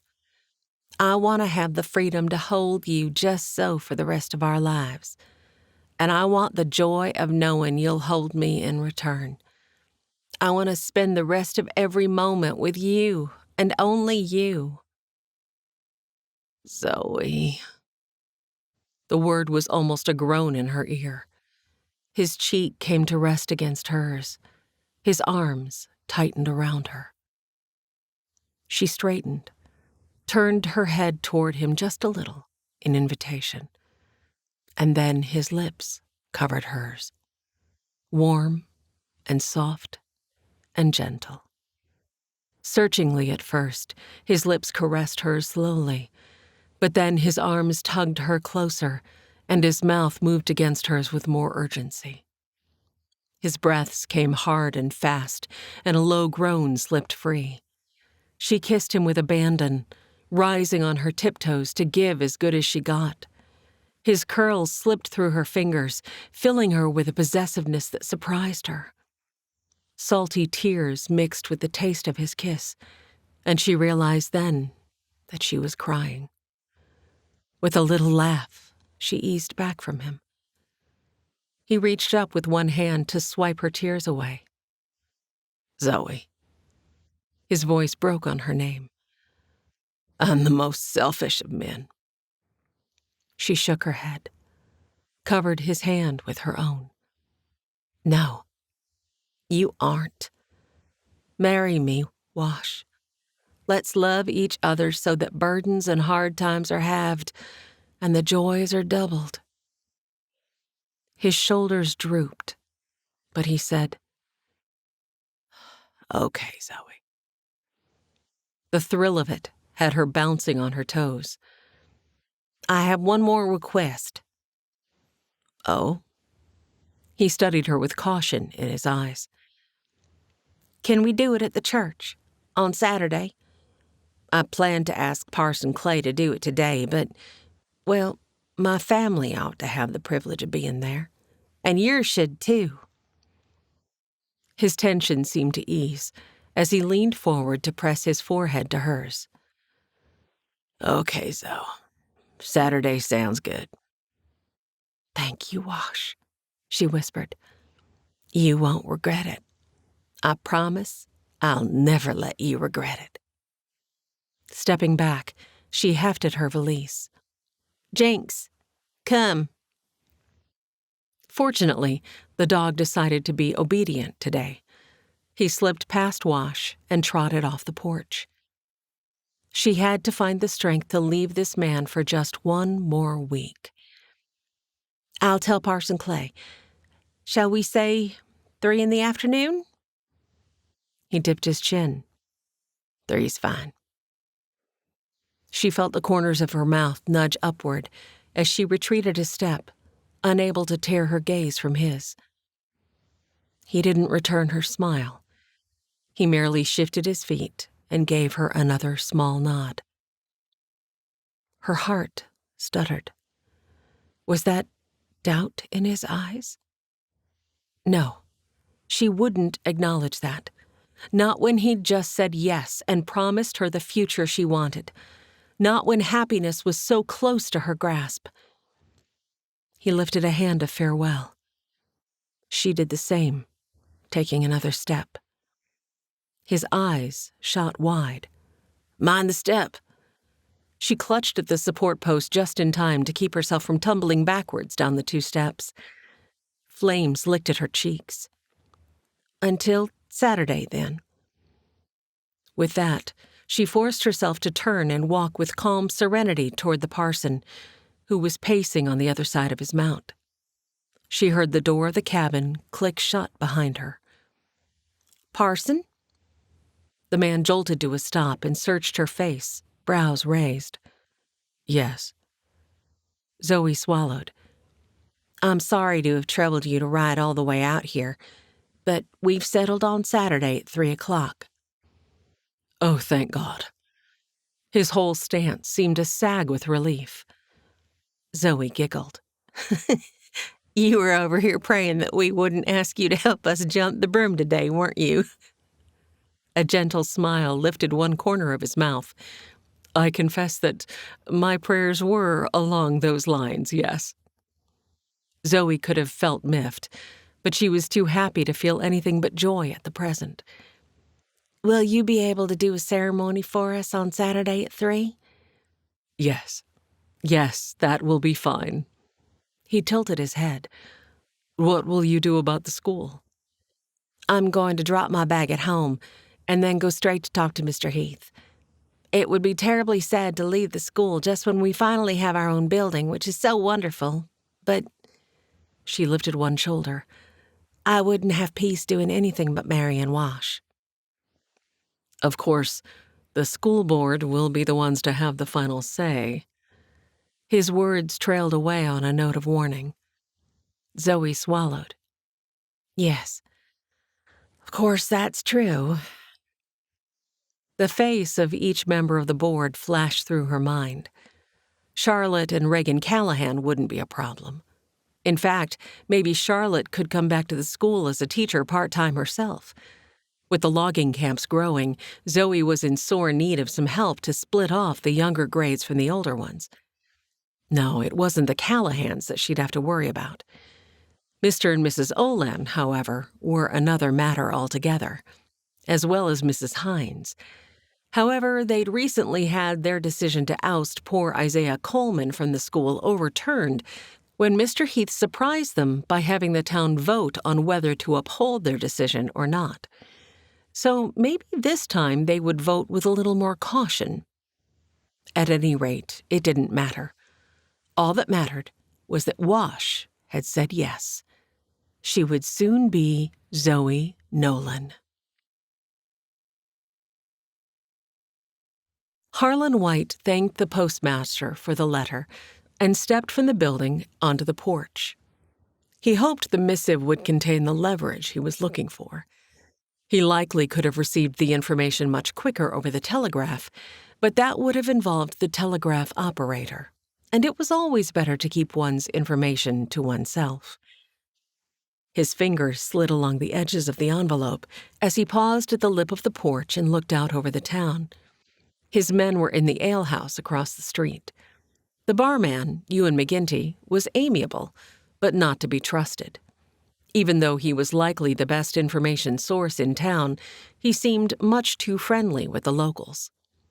But that didn't matter now.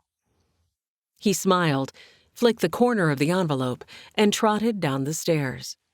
Near the Wyldhaven bridge, he sank onto a sunny patch of grass along the riverbank. It was a perfect spring day, with birds chittering in the trees, not a cloud in the vibrant blue of the sky, and the soft music of the water underscoring it all. Maisie would be very happy in this little town, once he secured them a place to live. Carefully, he tore open the corner of the envelope and then slipped a finger inside to rip along the seam. Only one page. Disappointing.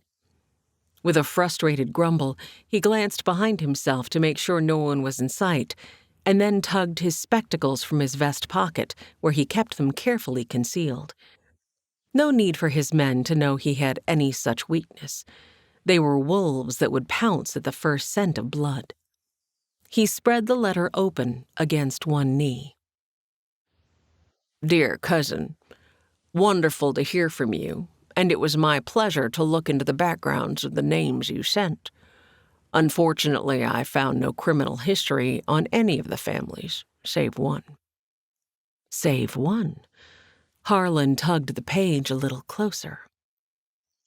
"The family of Nolan that you mentioned. Perhaps it's a different family. However, I found mention of one Merle Nolan. whose wife is Elizabeth, or Betsy, as she's more familiarly called." The banker and his wife. That was indeed their names. Perfect. This Merle Olin served time in the New York penitentiary for the crime of embezzlement and tax evasion. Harlan smiled. It is also said that the family's daughter was born while the man was away to prison, and at such a time as she cannot possibly be of his seed. But, as stated, of the rest of the names you sent, I was unable to find anything of interest. Yours sincerely. Harlan didn't bother with reading his cousin's signature. Thankfully, his work with the Pinkertons seemed to have come in handy, even if acquiring the information from him had necessitated a lie to convince his cousin to send the information. Tucking his spectacles away, Harlan twisted on the grass to angle a look down the street to the far end near the livery. The bank stood on the west side of the street, looking stately and professional. Harlan leered. It was time he opened a bank account, looked like. "Maisie, darling, we'll soon have a sweet little spread to call our own." Better yet, Butch Nolan would pay for his past indifference. Zoe woke the next morning with nerves cavorting in her stomach. She pressed one hand over the ache. Yesterday, she had gone to speak to Mr. Heath, and he'd promised to call a meeting of the school board as soon as possible. She'd planned to share her news with her family at dinner, but Belle had beat her, sharing her own news about leaving for art school in just a few short weeks. And then Ma had rushed Aiden off to his chores and the twins off to their studies, and Belle and Papa Harrow had been engaged in a deep conversation about various artists whose work Belle admired, and Zoe simply hadn't found a moment to get a word in edgewise. She would need to be bolder at breakfast. Just be courageous and blurt it out. It was Sunday morning, which would present an additional challenge as everyone rushed to get out the door for services. Though, come to think of it, maybe Sundays were slightly calmer than weekdays, when she and the children all hurried for the schoolhouse. So this morning was her only chance to share her news with the whole family at once, which would prevent anyone from being hurt that she hadn't told them first. She rolled from bed, ignoring her queasiness, and slipped behind the dressing screen to don her Sunday dress. Shoes in hand, she padded through to the dining table and dropped into one of the chairs. Ma already bustled around, frying eggs and pancakes. She thrust her chin at a ham on the counter. "When you get your shoes on, wash up and then slice that, please. The pan is ready for frying." Another jut of Ma's chin indicated the empty pan waiting for the slices of meat.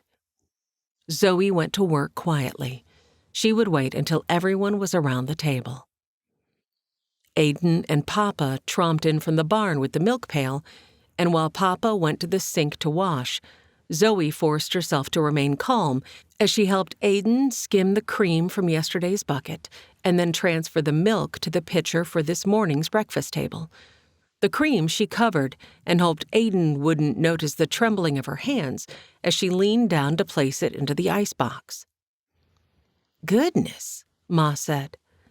Zoe jolted, drawing a curious glance from Ma, who hovered just above her shoulder. "Sorry to startle you.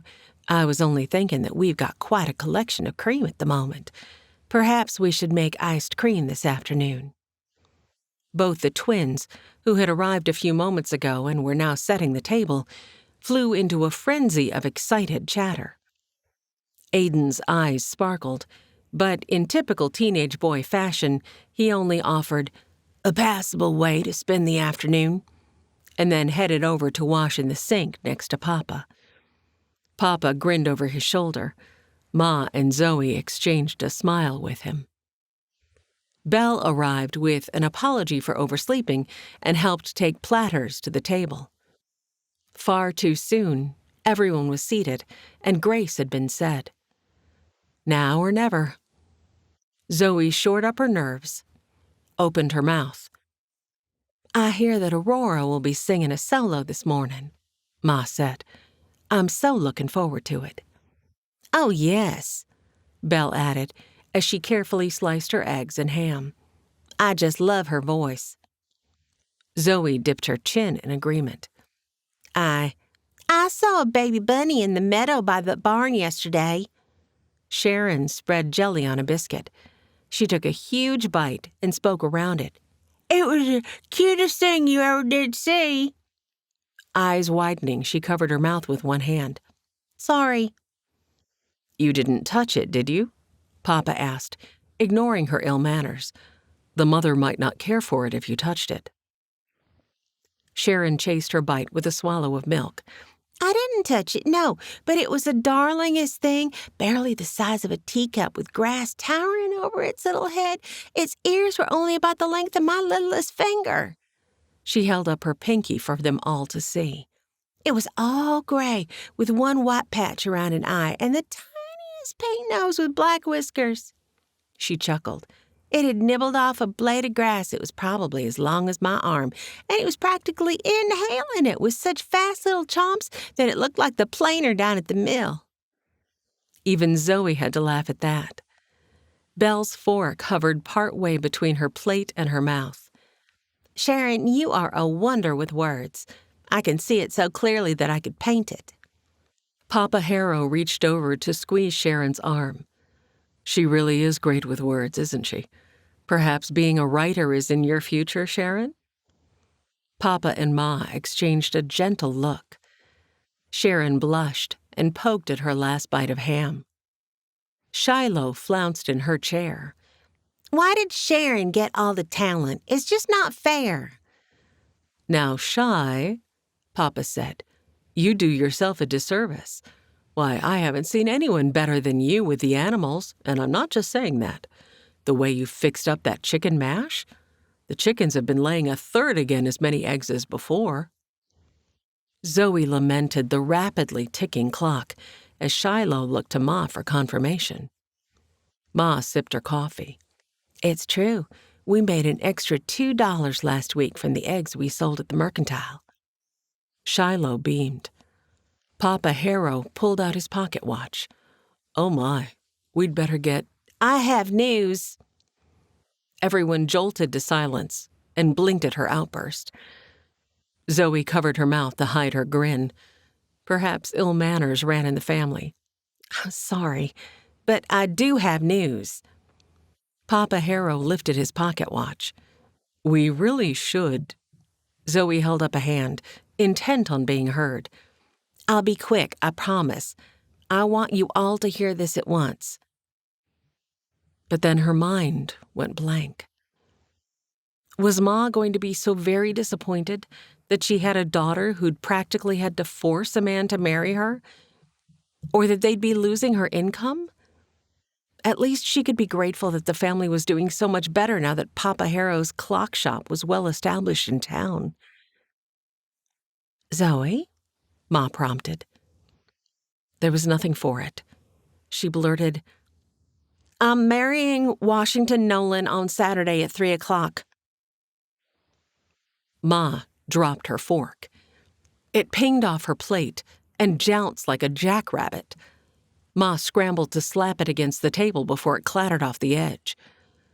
The twins and Aiden simply gaped at her. But Belle whooped and leapt from her chair.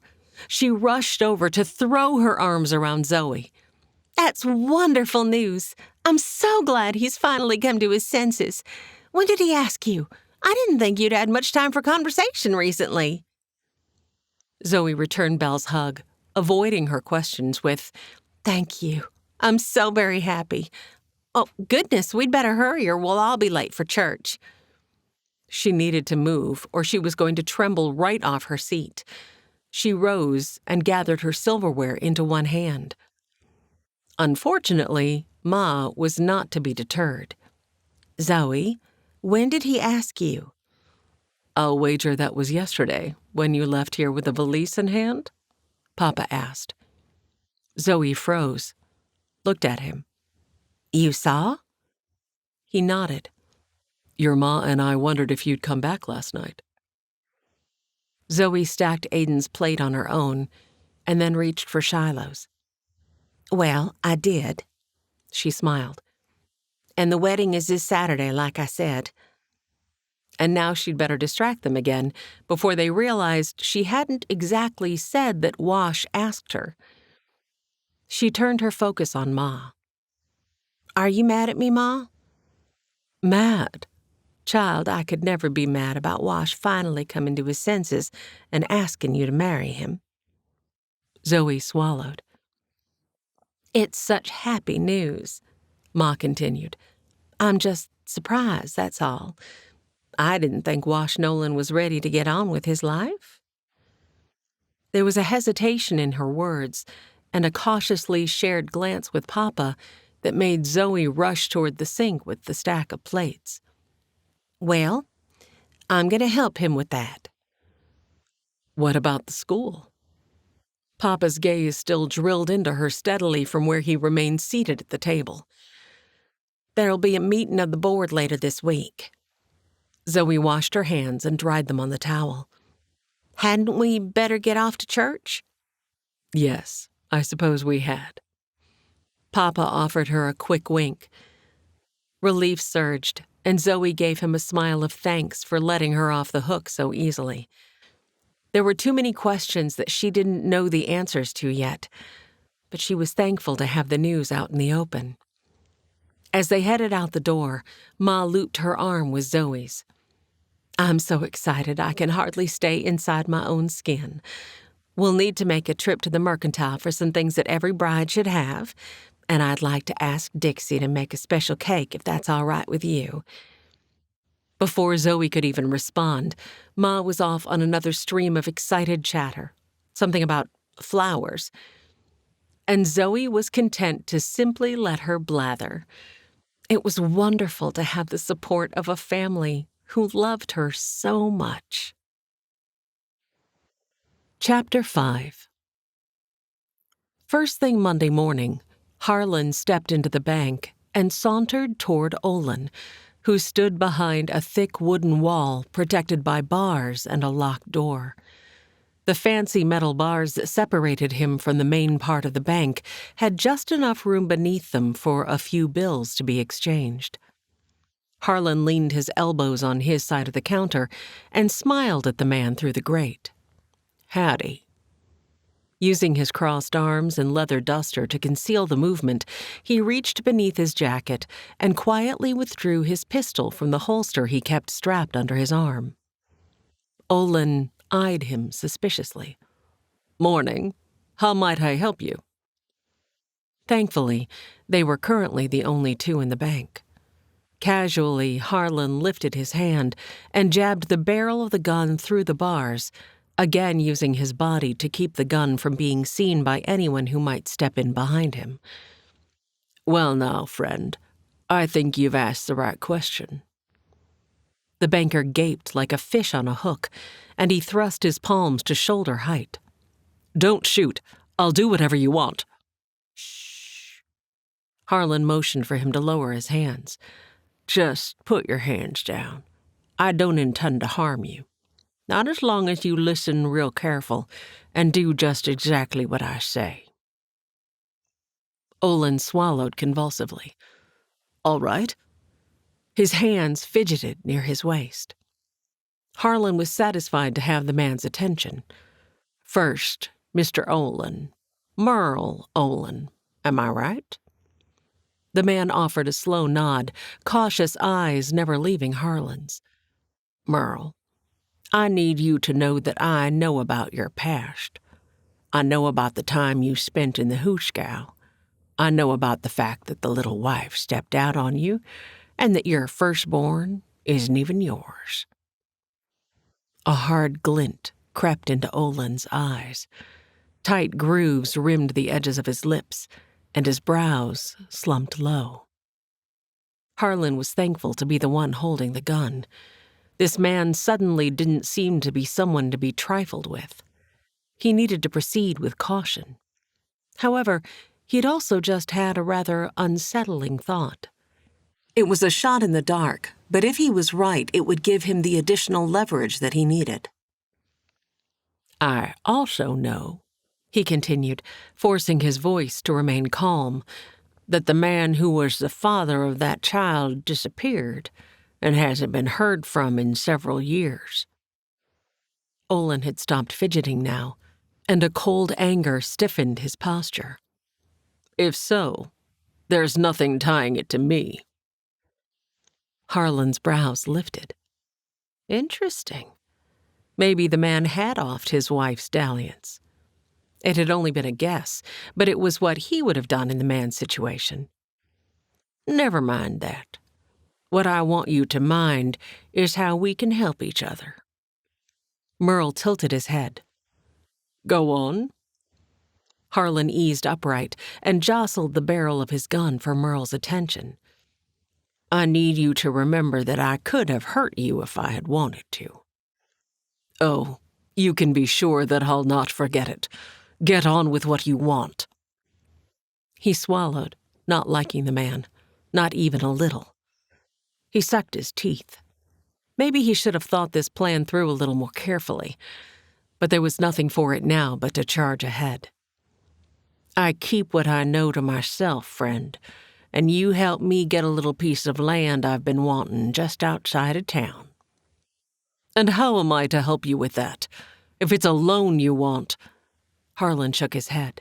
I certainly don't need your money, but I need you to deny a loan. Deny a loan? To whom? Harlan smiled and holstered his gun.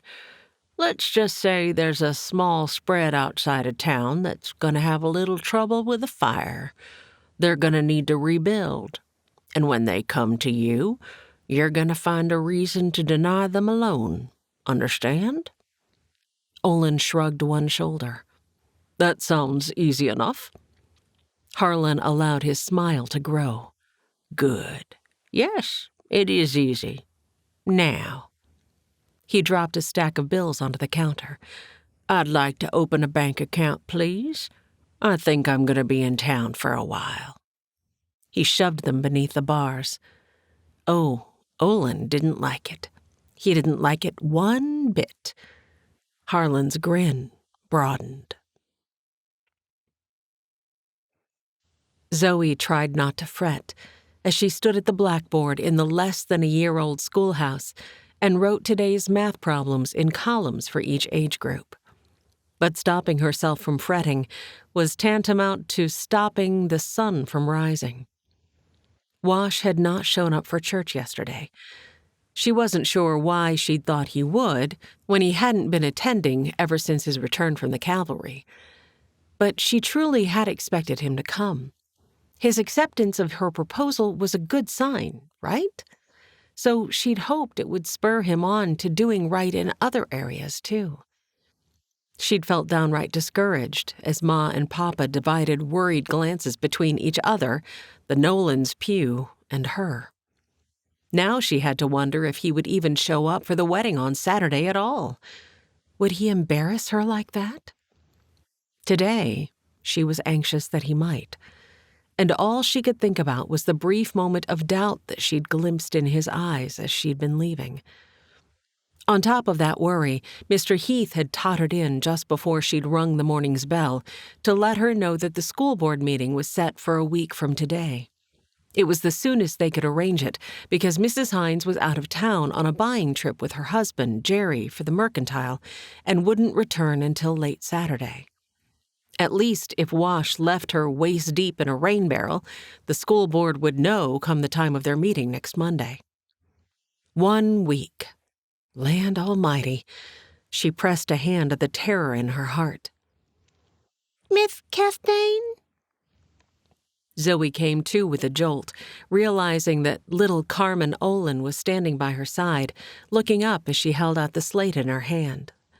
Though neither Mrs. nor Mr. Olin had red hair, Carmen's curly locks were the color of a maple leaf in autumn. The child's hair coloring had always been a curiosity for Zoe. Of course, it had also given her a special affinity for the child. Zoe bent until she was on the girl's eye level, It was time she set aside her own concerns for the day and focused on the children.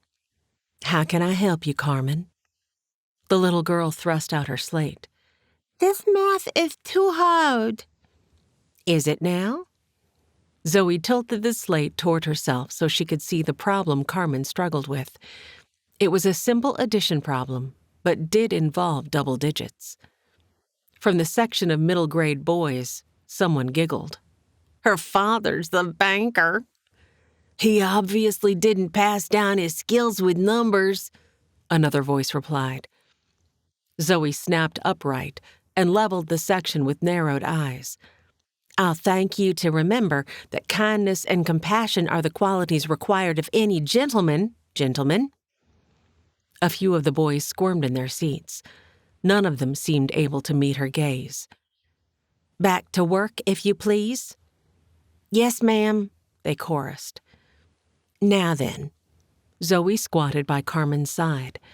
"let's see if I can explain how to do this a different way to help you understand." That was how the week passed.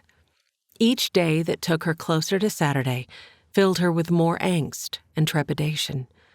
Wash didn't come into town, didn't stop by to discuss any wedding plans. She'd thought about going out to see him, but was too afraid to give him the opportunity to back out of his agreement. Between her long hours at the school, Ma dragged her to Mrs. Holloway's house for dress fittings. Zoe had insisted that she could simply wear one of her Sunday dresses, but Ma had rejoined that every bride ought to have a special dress for her wedding day. And oh my, how Zoe loved the dress that Mrs. Holloway was crafting. It made her feel like bright white sunbeams, the palest of rosebuds, and tiny, fluffy baby swans had all gathered to create a blessing just for her. If she and Ma weren't going to Mrs. Holloway's for a fitting, they were at the Mercantile, buying things Ma felt Zoe would need to set up house.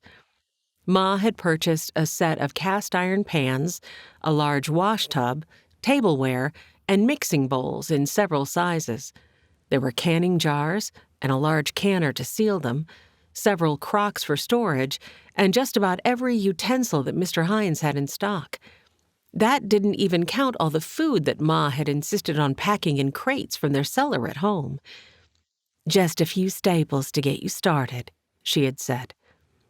Zoe had no idea if Wash's tiny kitchen would even hold it all, but she hadn't been able to talk Ma out of any of it. And now here it was, late Friday afternoon. She'd just rung the bell, and the last of her students had tromped from the room, leaving her in the silence of the lingering chaos. She went first to the boys' section, as she always did, to straighten desks and hang up the coat that one of them had left on the floor. Then she moved to the chalkboards and carefully erased all the lessons that they'd already tackled. If she wasn't the one to return, she wanted the next teacher to know where she'd left off, so she carefully penned out instructions for the accomplishments of each grade. She'd given the students the entirety of next week off. If she wasn't to be the returning teacher, that would at least give a few days for the board to find her replacement. And she wanted a few days to get settled into Wash's cabin, even if she would be the one returning to the classroom. Oh, how she hoped she would be returning. After sweeping the last of the dust out the door and giving the entryway rug a good shake, she returned the rug to its spot and then surveyed the room with a critical eye. The pine boards that lined the walls gleamed gold in the slant of the afternoon sun. A splash of pink drew her attention to the desk that Talby Eklund had purchased as a donation when the school was built last year. An apple sat on the desk, polished to a sheen. Zoe smiled, blinking back tears. Which of her dear students had left that there? She returned the broom to the little pantry and then took the aisle to gather her things. Her stomach rumbled. With her stack of books in one arm, she lifted the apple and took a hearty bite. Tart, sweet juices danced on her tongue. She'd given her lunch to young Tom Channing at noon because he'd forgotten his, and it had been a long time since this morning's pancakes. Zoe? Ma called from the back door. Coming! Zoe hurried to meet her. Today was the last trip to the dressmaker. She would see the completed gown, and then tomorrow she would walk down the aisle to Washington Nolan and become his wife. Please, God. Please, God. Oh, please, God. Wash paced through his cabin, annoyed with the tap-tapping of his cane. He'd been pacing for too long because his leg already felt like it was clamped in a bear trap, but he'd put this off long enough. Last Saturday, still a little elated from the thrill of having Zoe in his arms for those few moments, he'd gone up to the house and told his family about the wedding. He'd even let Maud coax him into staying for dinner, and it had seemed like they were a family once again. It had felt nice to be normal for a while. He'd even managed to ignore his pain for a few strung-together hours.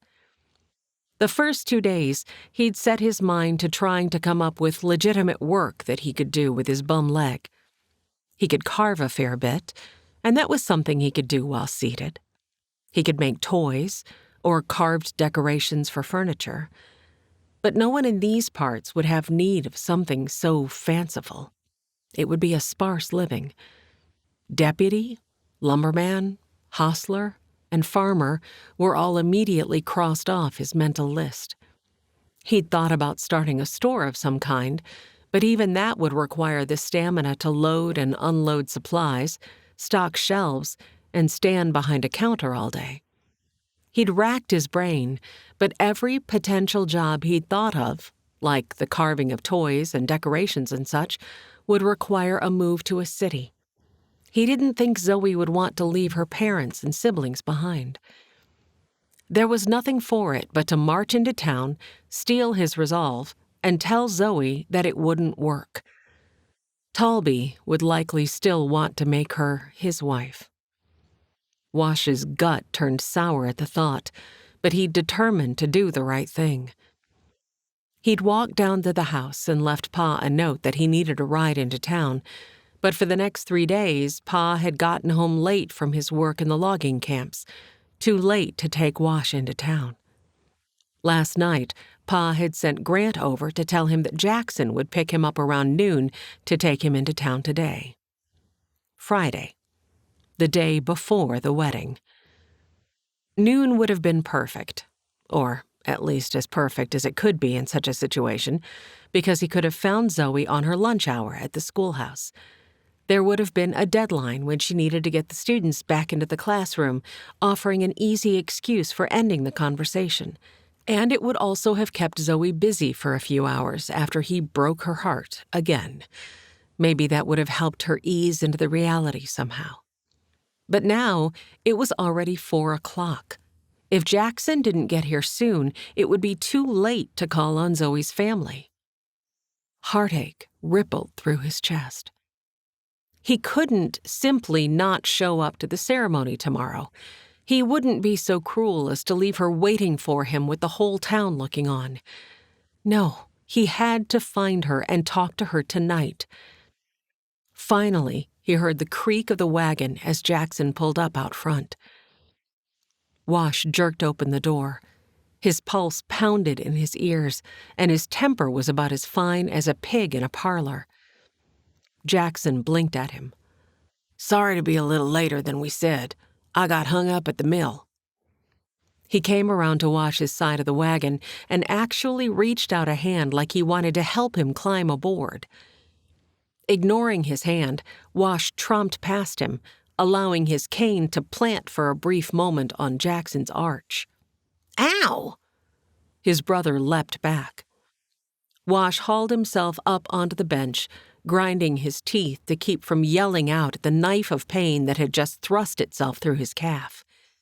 He dropped onto the bench with a huff of frustration at his ill temper. "Sorry about that." Jackson gimped around to the other side of the wagon and eyed him warily as he took up the reins. "Where to?"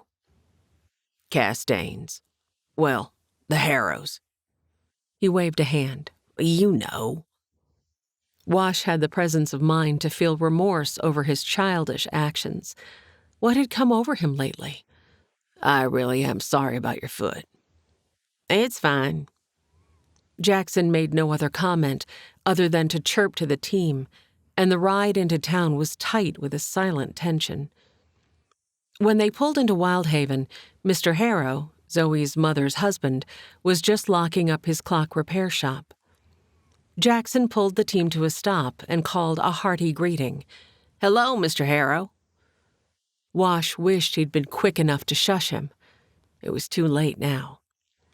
The man looked up and smiled as he walked their way. Evening. Lovely day today. Wash hadn't noticed. Jackson tipped a nod toward the Wyldhaven Creek Bridge. We were just headed out to your place. Want a ride? Mr. Harrow narrowed a look on Wash. Looking for Zoe?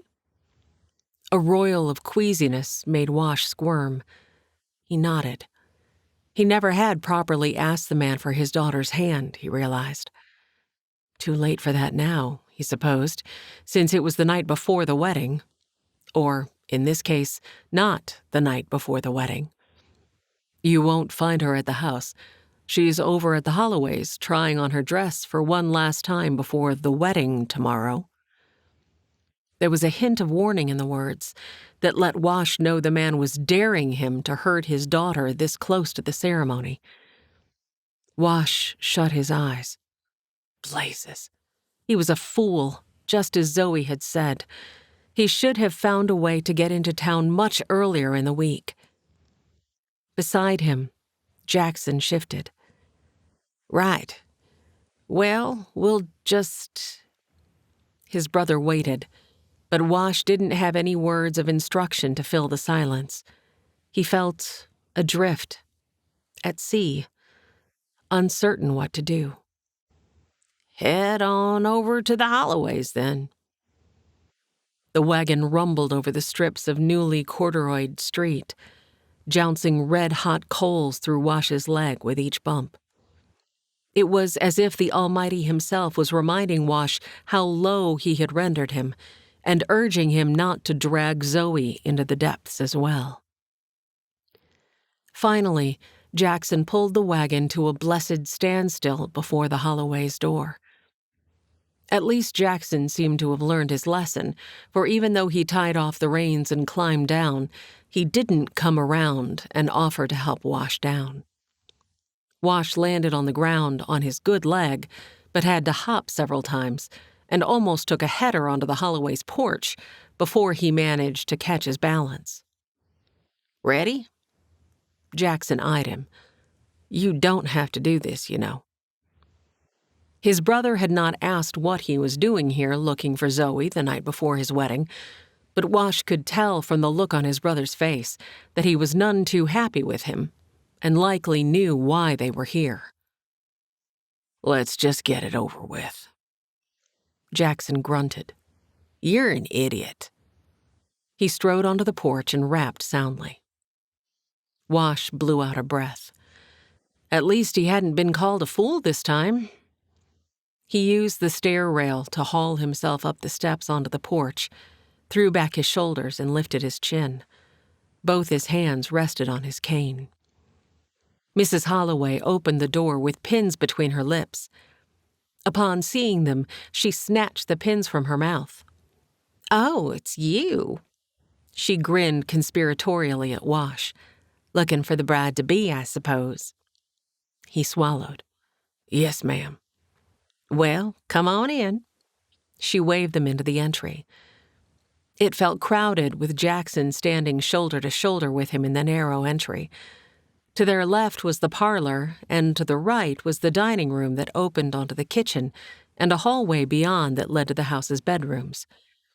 I'll just go let...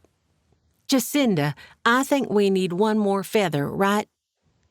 Zoe rushed into the dining room and stopped so suddenly that she might as well have run into an invisible wall.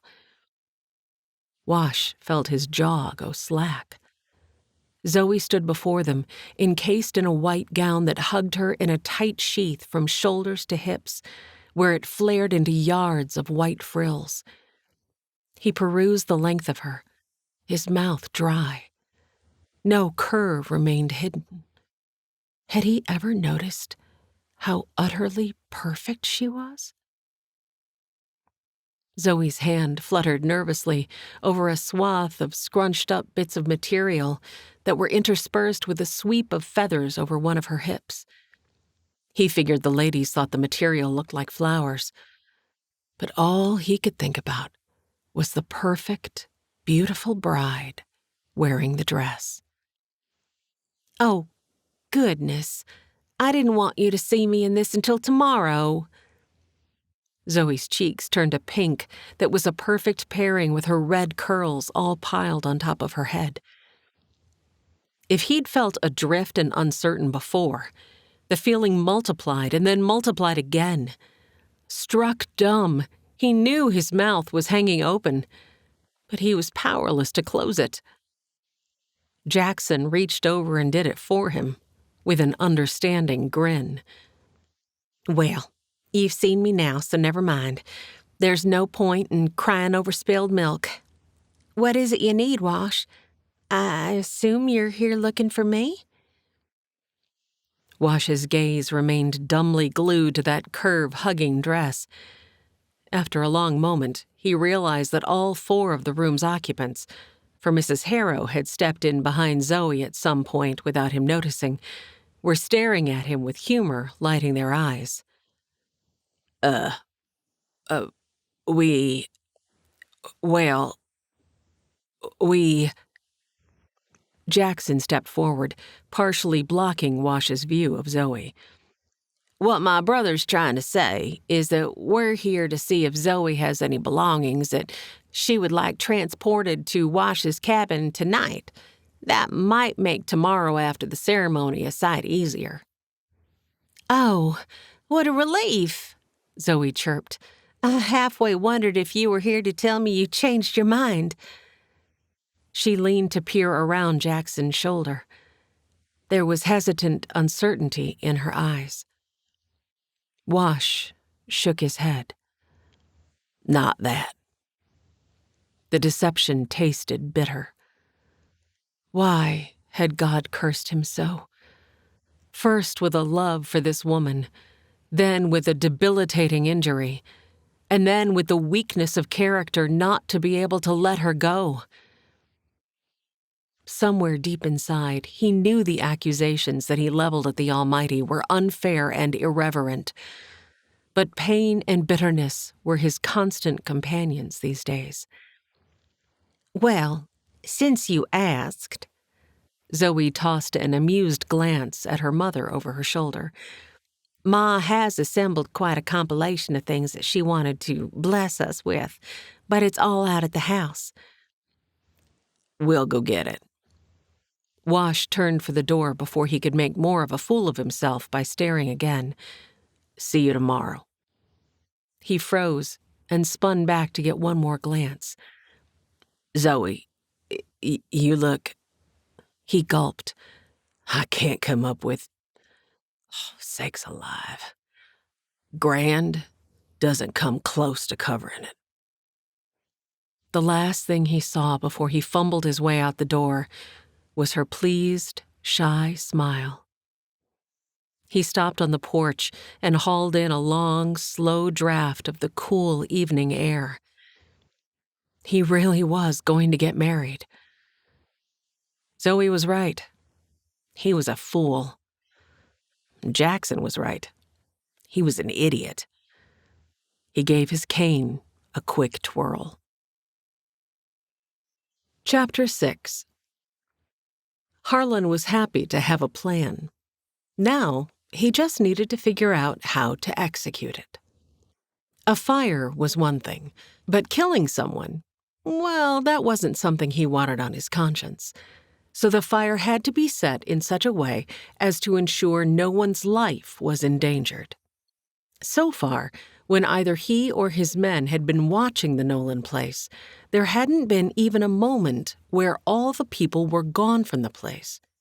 It came close to being empty on Sundays, but the one who lived in the cabin up the road from the main house very rarely left the property. And most of the time, the main house was also occupied by the woman who lived there. She reminded him of Maisie. Pretty, auburn-haired and petite, but married. At least, he thought she must be, likely to the oldest brother who lived in the main house. And he oughtn't be pondering on some other woman when he was doing all this work to get that spread for Maisie anyhow. He hadn't quite figured out the whole Nolan family dynamic yet. He'd been too leery to ask many questions around town. The last thing he needed when tragedy struck their place was for people to remember that he'd been asking questions about them. But now, he might have to risk it. He had everything in place, and it was time to pull the trigger on this plan. Tragedy would strike, and he would simply swoop in as the rescuing angel who offered to buy their spread when they were forced out by the bank. With someone on the property at all times, he could have simply started a fire at the barn, but he feared that whoever noticed it and ran to put it out could be injured. And also, if only the barn burned, the family might simply rebuild without the need of a loan from the bank. He hated to lose the buildings, but he and his men had roughed it before, and they could do so again until he could rebuild. He would rebuild the house first, of course, for Maisie. He just had to figure out a good time to set his plan into motion.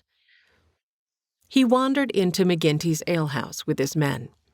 They needed a meal, but more than that, he hoped to draw out some news. If he was careful, he might be able to direct the conversation toward the Nolans without raising any suspicions or causing anyone to remember it. He and his men settled around one of the round tables in the far corner. "What can I get you, gentlemen?" the barman called from his place behind the counter. Harlan swung a finger in a circle. "Beer all round, and whatever meal you're serving." "I got chili or chili." "That'll do." A moment later, the barkeeper stopped by their table with a tray. He set beer and chili in front of all four of them. "Seen you gentlemen around a fair bit the last few days. You moving to town?" Careful. Tension tightened Harlan's gut. But a search of the man's face proved the question had been merely conversational. Harlan eased against the slats of his chair. "Thinking about it?" He rushed ahead before he could talk himself out of it. "Saw a pretty little spread up at the headwaters of Wyldhaven Creek. Think those folks will ever sell?"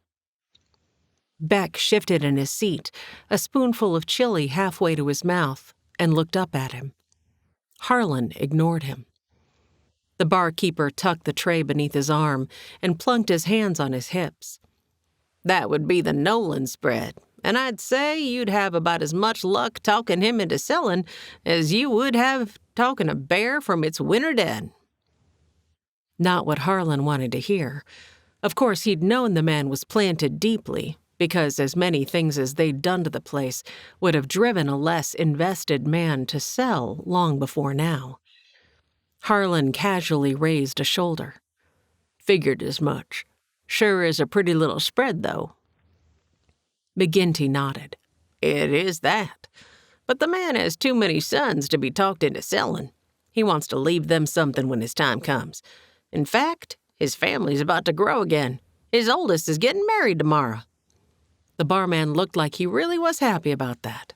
"Well, I'll let you all enjoy your meal. Just holler if you want another round." The man returned behind the bar. Harlan resisted a whoop of excitement. It was exactly what he'd been hoping for. He took a bite of chili, grunted, and about spit it right back into the bowl. Blazes, that stuff was hot enough to peel whitewash from a fence. He breathed past the bite and forced himself to swallow, chasing it with a gulp of beer. The barman grinned at him from across the room. "Good, right?" "Sure," he lied with a cough. He glanced at his men. None of them seemed bothered by the heat of the chili. Hang it, he was going to have to eat it and pretend he liked it. But it didn't matter. The good news was worth the torture. He scooped up another bite Beer at the ready. When Zoe woke on Saturday morning, she started to rise, but then realized what day it was and collapsed back against her pillow for a moment, hand over her heart. It was the day of her wedding, to the man of her dreams. Last night, when she'd first seen him standing in Jacinda's entry, all stern and scowling, she'd had such a foreboding sensation. But then, his expression changed the moment he caught sight of her in her dress. The way his jaw had hung. A smile stretched her lips. He'd liked what he'd seen, which made her feel all soft and warm inside. She may have had to force him to marry her, but he was still attracted to her. It was a start. But would it sustain them? The foreboding threatened to return in full force. Best she get on with her day before she worked herself into a tizzy of unease over whether he was going to leave her standing at the altar. She leapt from her bed and dashed to the washtub with a twirl and a sway. Papa Harrow had brought it into her room last night. It was already half full of water. She drew her hand through it and was pleased that it had warmed to room temperature. She just needed to pour 2 large pots of boiling water in to warm it. In the kitchen, she found that Ma already had their 2 largest canners full of water and heating on the stove. "Thank you, Ma." Ma smiled. "Can't have our girl doing manual labor on her wedding day." Zoe chuckled. "I'm sure there'll be plenty of that in my future." Ma's brow tugged, and even though she whirled away to quickly tuck a towel around the pies she was bringing for the wedding reception, Zoe hadn't missed the look of concern. "Best you eat while the water finishes heating." Ma swung a hand toward the table. "Oatmeal and hard-boiled eggs are on the table already." The way her stomach was suddenly cramping, Zoe didn't think she could manage to swallow a bite, but it would only add to Ma's worry if she didn't try. She put 1 egg and a dollop of warm oats on her plate. Oats were not her favorite, but butter and brown sugar always made them more palatable. Ma usually kept the white sugar only for guests, but today she set the sugar bowl by Zoe's plate. "Put a little in your coffee this morning." Zoe complied, adding a healthy dose of cream from the pitcher. She savored a slow sip. Sweet coffee was her favorite. Her younger siblings and Papa arrived in spurts, each sleepily serving their plate and sinking into their chairs around the table. Belle hadn't arrived yet, but that wasn't unusual. She often was the last awake. Sharon asked if she was nervous. Zoe lied when she said, "No." "I sure hope he actually shows up to the church," Shiloh said around a bite of oats. "It would be so embarrassing for us if he—" "Shiloh Louise Kastain," Ma snapped from her end of the table. "Sorry," Shy mumbled. Zoe suddenly felt more than a bit sick. She set her half-eaten egg on her plate next to the untouched oats, pushed the plate back. Papa gave her a sympathetic look of understanding. Zoe tried to smile. "I think I'll just take my bath now. I'm afraid what might happen if I eat any more. Aiden, would you mind helping Papa with the hot water?" Aiden and Papa hefted the first of the large pots of hot water from the stove and carried it to her room. Unwilling to give up her sweet treat, Zoe took her mug of coffee when she followed them. When they dumped in the second pot, Zoe closed the door behind them and set her coffee on the little stool she'd placed by the tub. After undressing, she sank into the hot water clean over her head. She remained under until her lungs threatened to burst and then surged up to gasp a lungful of air. Swiping hair and water from her eyes, she leaned back against the side of the tub and grabbed her coffee. "Lord, if you could, please remind Wash Nolan how much he loves me, and help him realize that with our love buoying us up, everything will be just fine." And please, don't let him leave me stranded at the church." She couldn't quite bring herself to voice that last part of the prayer. After a fortifying sip of coffee, she returned the mug to the stool and went back under the water.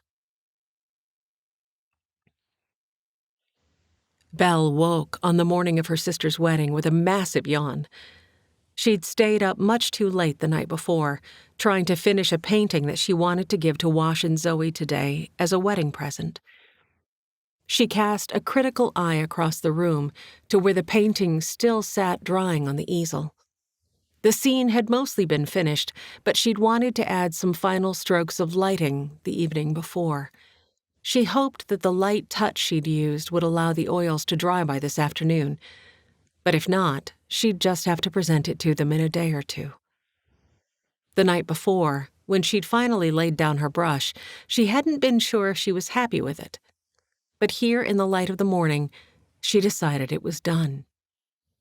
She'd chosen a scene that she remembered from their school days. Miss Brindle had taken them on a field trip to study nature, and Belle remembered clear as day that Wash had plucked an apple from the wild apple tree they'd all sat under during lunch that day and had handed it to Zoe. It had been the first time Belle had realized he was soft on her sister. With the Rodante's barn in the distance, and the sunlight filtering through the leaves of the apple tree, and Zoe smiling softly up at Wash as she accepted the fruit, the painting had turned out just right. Of course, they were older now, but Belle hoped they would like this bit of nostalgia, and that it might take them back to the happiest days of their childhoods if they ever needed that. She blew out a breath. Who was she kidding?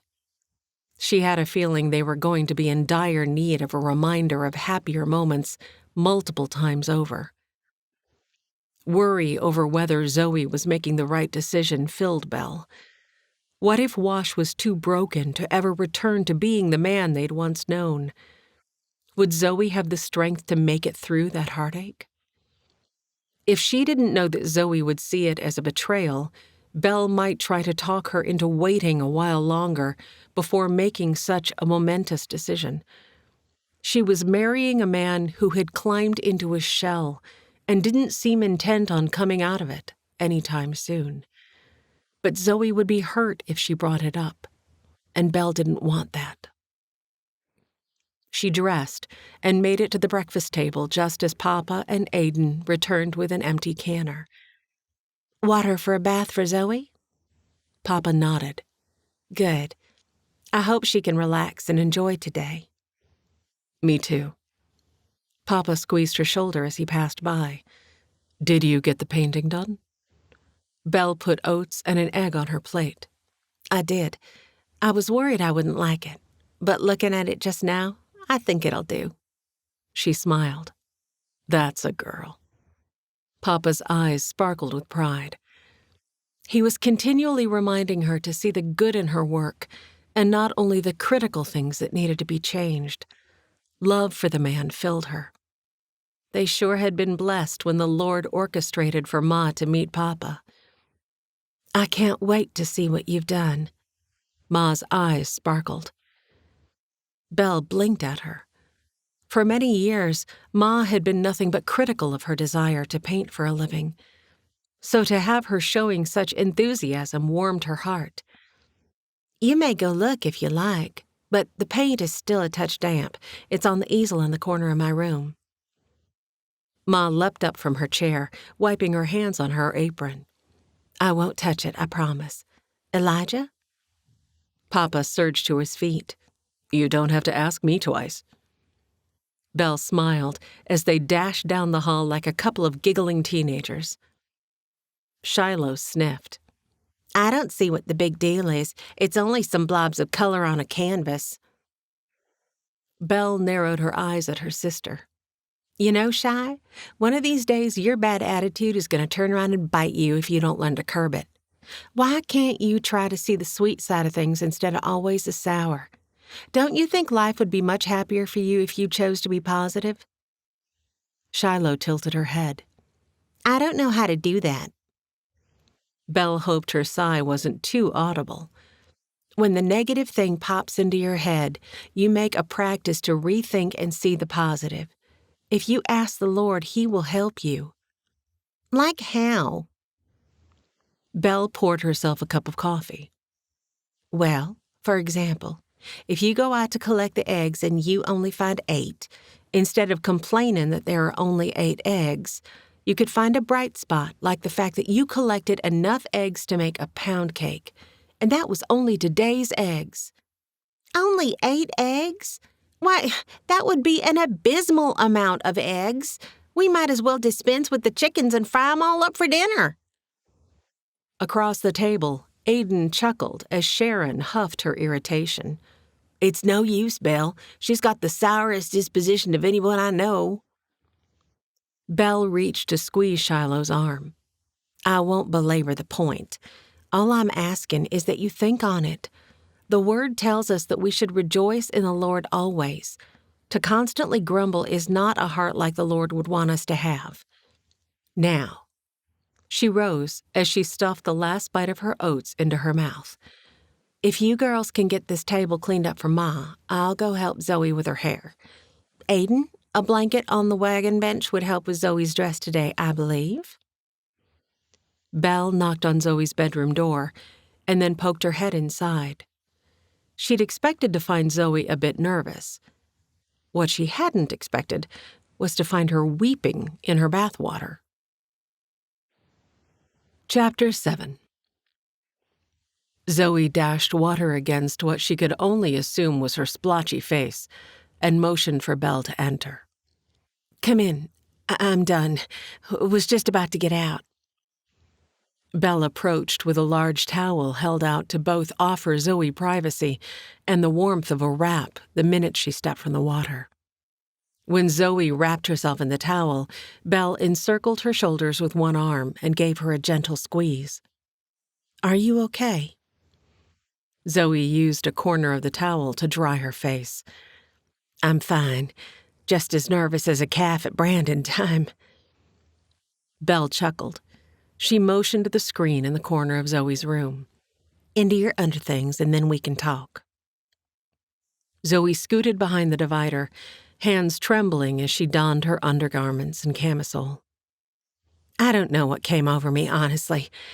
I was doing fine, and then I got to thinking about what Shiloh said, and I just fell apart.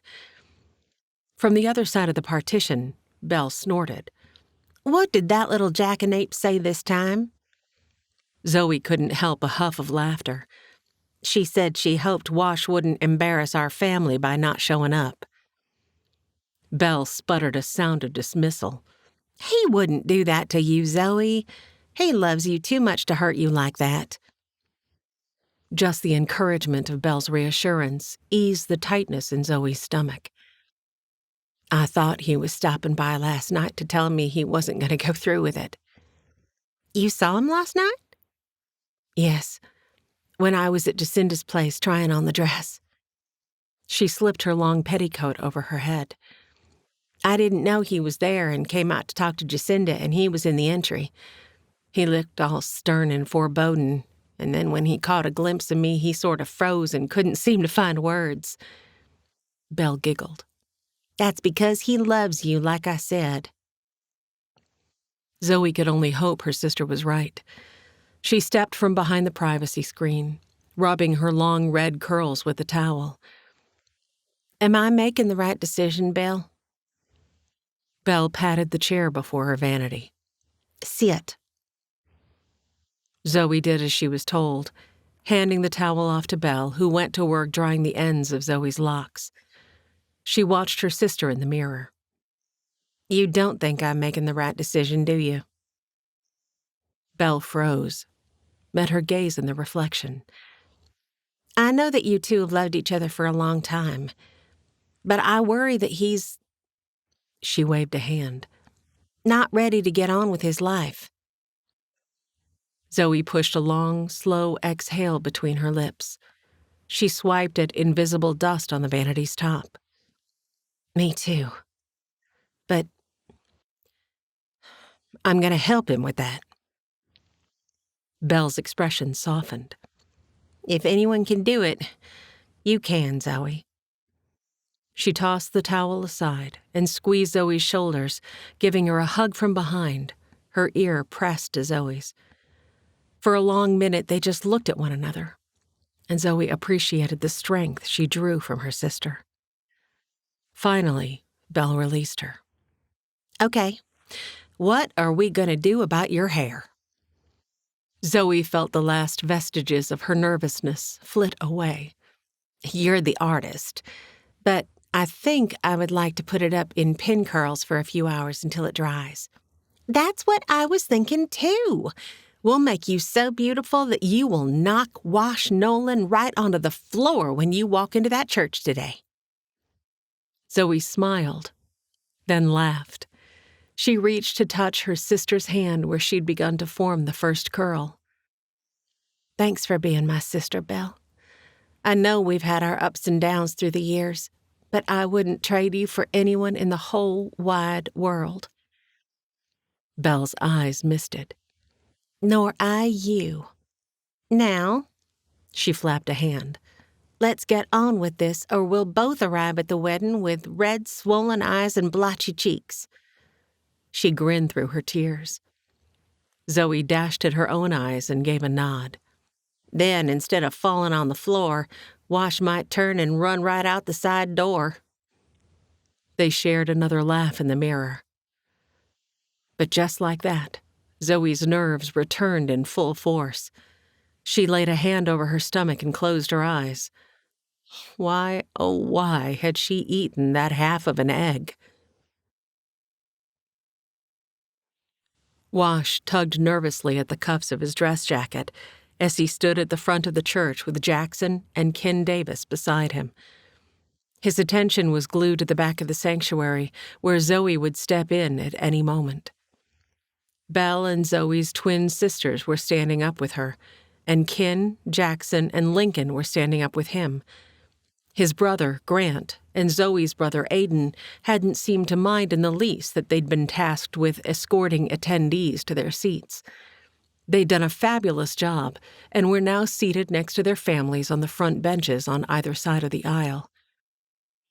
Wash had been on his leg much too long already today, and it was shooting small flames that threatened to turn into the white-hot, raging tongues of fire that never abated until he slept them away. But he was determined to remain in the present and enjoy this day without the aid of his cane. He could pretend he was a whole man for just one day, couldn't he? After he'd seen Zoe at the dressmaker's yesterday and caved to his weakness for her, he'd decided to let go of his reservations and simply accept that there was no fighting his love for this woman. He and Jackson had gathered the things Zoe had mentioned from her mother's place, and this morning when he left the house, there had been crates scattered all over the kitchen. He'd figured it would be best to let Zoe decide later what she wanted to do with them. He still got a physical pain in his chest every time he tried to cipher out what he was going to do with his life from here on forward. Not just his own life now, but Zoe's as well. He'd been good at book learning, but every job he'd ever done had been physical labor. Throwing hay for Old Man Jonas before he passed. Riding as a deputy for a short time when Sheriff Callahan had needed help. And of course his work around the farm for Pa, and his short stint in the cavalry. He swallowed down the bitterness that crept to the back of his throat every time he remembered that he would never be fit for that kind of work again. Maybe he ought to revisit his idea about the carvings. He could create things, and they could make some trips to the city to sell what he couldn't sell locally. The problem was, he wasn't really sure he was any good at that. He'd never carved anything more for his younger brothers than rough-looking shapes that could pass for a cow or a horse. He released a pent-up lungful of air and clasped one wrist with the opposite hand so he'd quit fidgeting. Lord, I've not been much good at keeping in touch lately, have I? But here I am, about to give my heart completely to this woman, and I don't know how I'm going to provide for her. So, if you could just... Zoe stepped from behind the back wall, that partitioned the sanctuary from the entryway and knocked his prayer galley west from Sunday. Wash tried to swallow, but all moisture seemed to have vacated his mouth. Aurora started plunking a tune on the piano, and the congregation rose, blocking his view. He leaned to see around Ewan, whose annoying shoulders were much too broad. Then she was there, at the end of the aisle, walking toward him with a shy smile. She carried a bouquet of purple lilacs and greenery tied with a big white ribbon. A matching bloom had been threaded into the curls near her ear. If possible, she was even more beautiful today than she had been yesterday. A short swath of lace trailed in the aisle behind her. Mrs. Holloway had sure gone all out on that dress. He perused the length of her and tugged at the tightness of his collar as the flames from his leg dissipated and instead worked their way into his heart. In just a few short minutes, this beautiful woman would be his. What miracle of blessing was this for someone so undeserving? Peace swept in to cover all the tension and anxiety of the past week. They could do this together. He wasn't the complete man that he longed to be, but even the Apostle Paul had suffered a thorn in his flesh. Yet look at all that man had accomplished. Wash didn't deign to compare himself to such a giant of the faith, but if that man could do all he had done, surely Wash could figure out how to be a good husband and provider for this woman who filled him with such a protective spirit. As Zoe and her father paused at the front of the aisle, only paces away, movement at the back of the church drew Wash's attention. Talby Eklund slid into the back row, head hanging as he studied something before him. Wash's heart went out to the man. The miller obviously had very strong feelings for Zoe. Yet, he swallowed. She had chosen him, even after the man's proposal. His gaze reconnected with hers. He could get lost in the soft blue of her eyes for all eternity. He had loved her for almost as long as he could remember, and she had chosen him. Another wave of awe and unworthiness washed over him. He was taking on a lot of responsibility simply by being here today. But it was for Zoe. Just as she had chosen him, he was choosing her. And somehow that made the burden anything but a burden. It was a joy, a privilege, an act of self-sacrifice that would give him opportunity to prove his love for her all the days of their lives. He suddenly forgot about his concerns over how he would provide for her, the worries over whether he was doing the right thing, the concern over how he was going to manage his constant pain. It would all work out because he loved her enough to fight through any obstacle. He smiled at her. "Oh, hi." She returned his smile with a puff of relief that eased the tension in her shoulders and had the congregation chuckling. Wash relaxed into his legs. He'd worried her by showing up at the Holloways yesterday, hadn't he? Well, she could worry no longer, because he was committed now. This was happening. "Who gives this woman to be married to this man?" the parson asked. Mr. Harrow laid his hand over Zoe's and looked down at her for a moment. "Her mother and I do." He leaned down and kissed Zoe's cheek and then offered her toward Wash. Wash was careful to maintain his balance as he stepped over to take her hand. She eased to his side, smiling up at him. "I'm glad you're here," she whispered. "I wouldn't want to be anywhere else." He squeezed her fingers reassuringly. "You may be seated," Parson Clay said to those gathered. After the rustling of the crowd died down behind them, he continued, "We are gathered here today in the sight of God and this company to join together this man and this woman in holy matrimony." Wash lost focus on the words, because Zoe's hand, soft and warm, had settled into the crook of his arm, and the scent of the lilacs tantalized him to lean down closer to her. He shuffled his feet instead and laid one hand over hers. His palm curved over her knuckles, her fingers tangled together with his, and in that moment, all was right with the world. He heard her say something, and then his own voice confirmed his wish to marry her. The parson held out his Bible to reveal the rings as he spoke a few words about how gold was untarnished and a ring unbroken. Wash was ever so thankful that Pa had pulled him aside this morning to offer him Ma's wedding band, because it was a detail that he would have completely overlooked, what with all the kerfuffle of emotions that had been tormenting him this week. Now he looked down at the ring on the parson's Bible, teeth clenched. He'd only been 9 or so when Ma passed after giving birth to Grant, but he could still remember her smile, the soft touch of her hand, the sound of her voice when she used to read them stories of an evening. She'd been fine one afternoon, and then she'd gone into labor and been with the Lord by the next.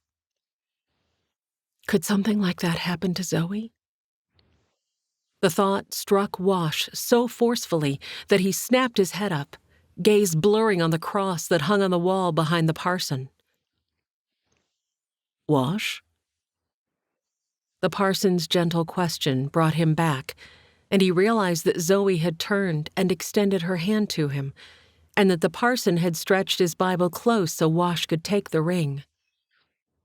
He shook away the concerning thought.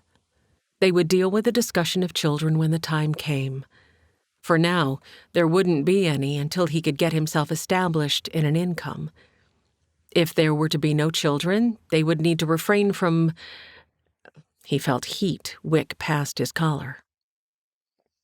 He cleared his throat, snatched up the ring, and faced Zoe. Slipping the ring to the middle knuckle on her finger, he repeated after the parson, "With this ring, I thee wed. With my body, I thee protect and cherish. With all my worldly goods, I thee endow. In the name of the Father, the Son, and the Holy Ghost. Amen." He pushed the ring the rest of the way onto her finger, but didn't release her hand, because he knew what came next, and hang it if he wasn't about to kiss her before the parson gave the go-ahead. No one ever conceived a child with only a kiss. Those were an intimacy he could enjoy worry-free. "I now pronounce you husband and wife." Wash tugged Zoe's hand to draw her closer, and both the parson and the congregation chuckled. Zoe's blue eyes widened a little, but she did sidle closer and rest her hands on his shoulders. Something in her bouquet tickled the side of his ear, and he reached up to slap it away. Zoe smiled and moved the bouquet farther behind him, which was okay with him, because it brought her nearer. Wash grinned down at her, gave her a wink. "You may kiss your bride, Wash Nolan." Ah, those precious words.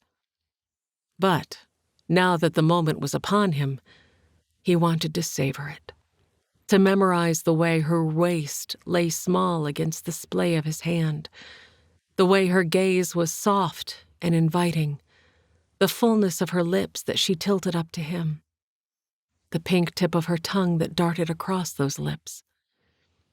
He placed one hand to the back of her head and slowly, carefully, drew her the rest of the way to him. Her lashes fluttered and dropped to rest against her cheeks. He closed his own eyes then, too, and memorized the feel of her soft lips moving beneath his.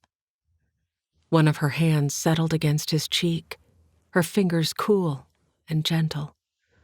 Her thumb stroked the corner of his mouth. She tasted of mint and salt. Salt? He eased back. Tears streaked down her face. She chuckled nervously. I truly am happy. I promise you. He smiled and cupped her face with his hands, using his thumbs to stroke her tears from her cheeks. I love you. The whispered words surprised him. He hadn't meant to say anything. But it was worth it when she went up on her tiptoes and kissed him again. I love you too. She returned to flat feet. He leaned after her, but at the parson's sharp clearing of his throat and the warm laughter that filtered through the church, he stopped himself from kissing her again. He hugged her instead, pressing his cheek to hers so they could both look out over those gathered. May I present to you Mr. and Mrs. Washington Nolan, the parson proclaimed. The congregation surged to their feet, cheering and clapping. Zoe took his hand and started down the aisle. He had only taken one step when his leg collapsed from under him. On instinct, he tightened his grip on Zoe's hand, but he was going down fast and hard. And Zoe's petite frame was no match for his weight, especially since she hadn't been expecting it. He landed hard with Zoe right on top of him. Wash! She scrambled to press her hands to his chest and search his face. Are you okay? The heat of embarrassment flushed through him, but there was no sense in making matters worse by getting angry. He drew her to him with one arm, catching sight of the startled expression on Mrs. Griffin's face as she peered down at them from the bench beside which they'd fallen. Well, that was unexpected. He laughed. You're supposed to wait to do that sort of thing until you get out of the church, Nolan. Ewan McGinty guffawed from his bench at the back of the room. Zoe's face turned a color almost to match her hair, and anger hurtled in like a flash flood. He surged to his feet with a strength he didn't know he still possessed, drawing Zoe with him. He spun to find Ewan and hoped his glare would convey his displeasure. Ewan's cocky grin remained in place. Wash took a step. Doc Griffin thrust out one hand and pushed past his wife into the aisle. Wash could still see Ewan over Doc's shoulder. His body smile faded, and he raised his palms. Sorry, that was ill thought of me. I didn't mean disrespect. Wash let his anger seep away, shoulders easing. He gave the man a nod, then turned to look at Zoe. I'm so sorry. Are you all right? He searched her over. She seemed all right, but he'd pulled her down to the floor with him, and all because his pride had wanted to make it through the day without his cane. I'm fine. Truly I am, Zoe said. I'm just glad you are, too. Jackson was there by his side then, holding out his cane. When they had fallen, Jackson must have retrieved it from the corner of the sanctuary where Wash had placed it before the service started. Wash accepted it.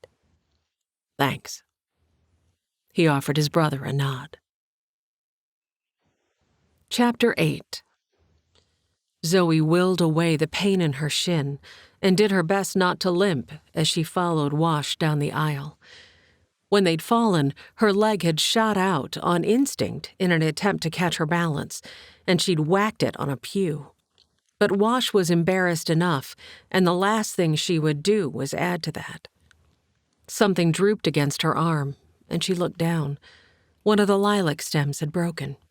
She plucked it off and shoved it into the center of the bouquet so Wash wouldn't notice. She lifted her focus just in time to meet Talby's assessment as they approached the back of the sanctuary. Concern filled his expression, and when he dropped a look toward her leg, her pulse pattered in dread. He'd noticed her injury, which likely meant that others had too. The pain would abate, but she would certainly have a good-sized bruise showing later. However, it was of no matter. Bruises would fade, but she and Wash would remain together for the remainder of their days. He'd shown up, said his vows, kissed her with a passion that had allayed all of her fears over the question of his love. He still loved her, and that was what would see them through. Their love for each other, nothing else mattered.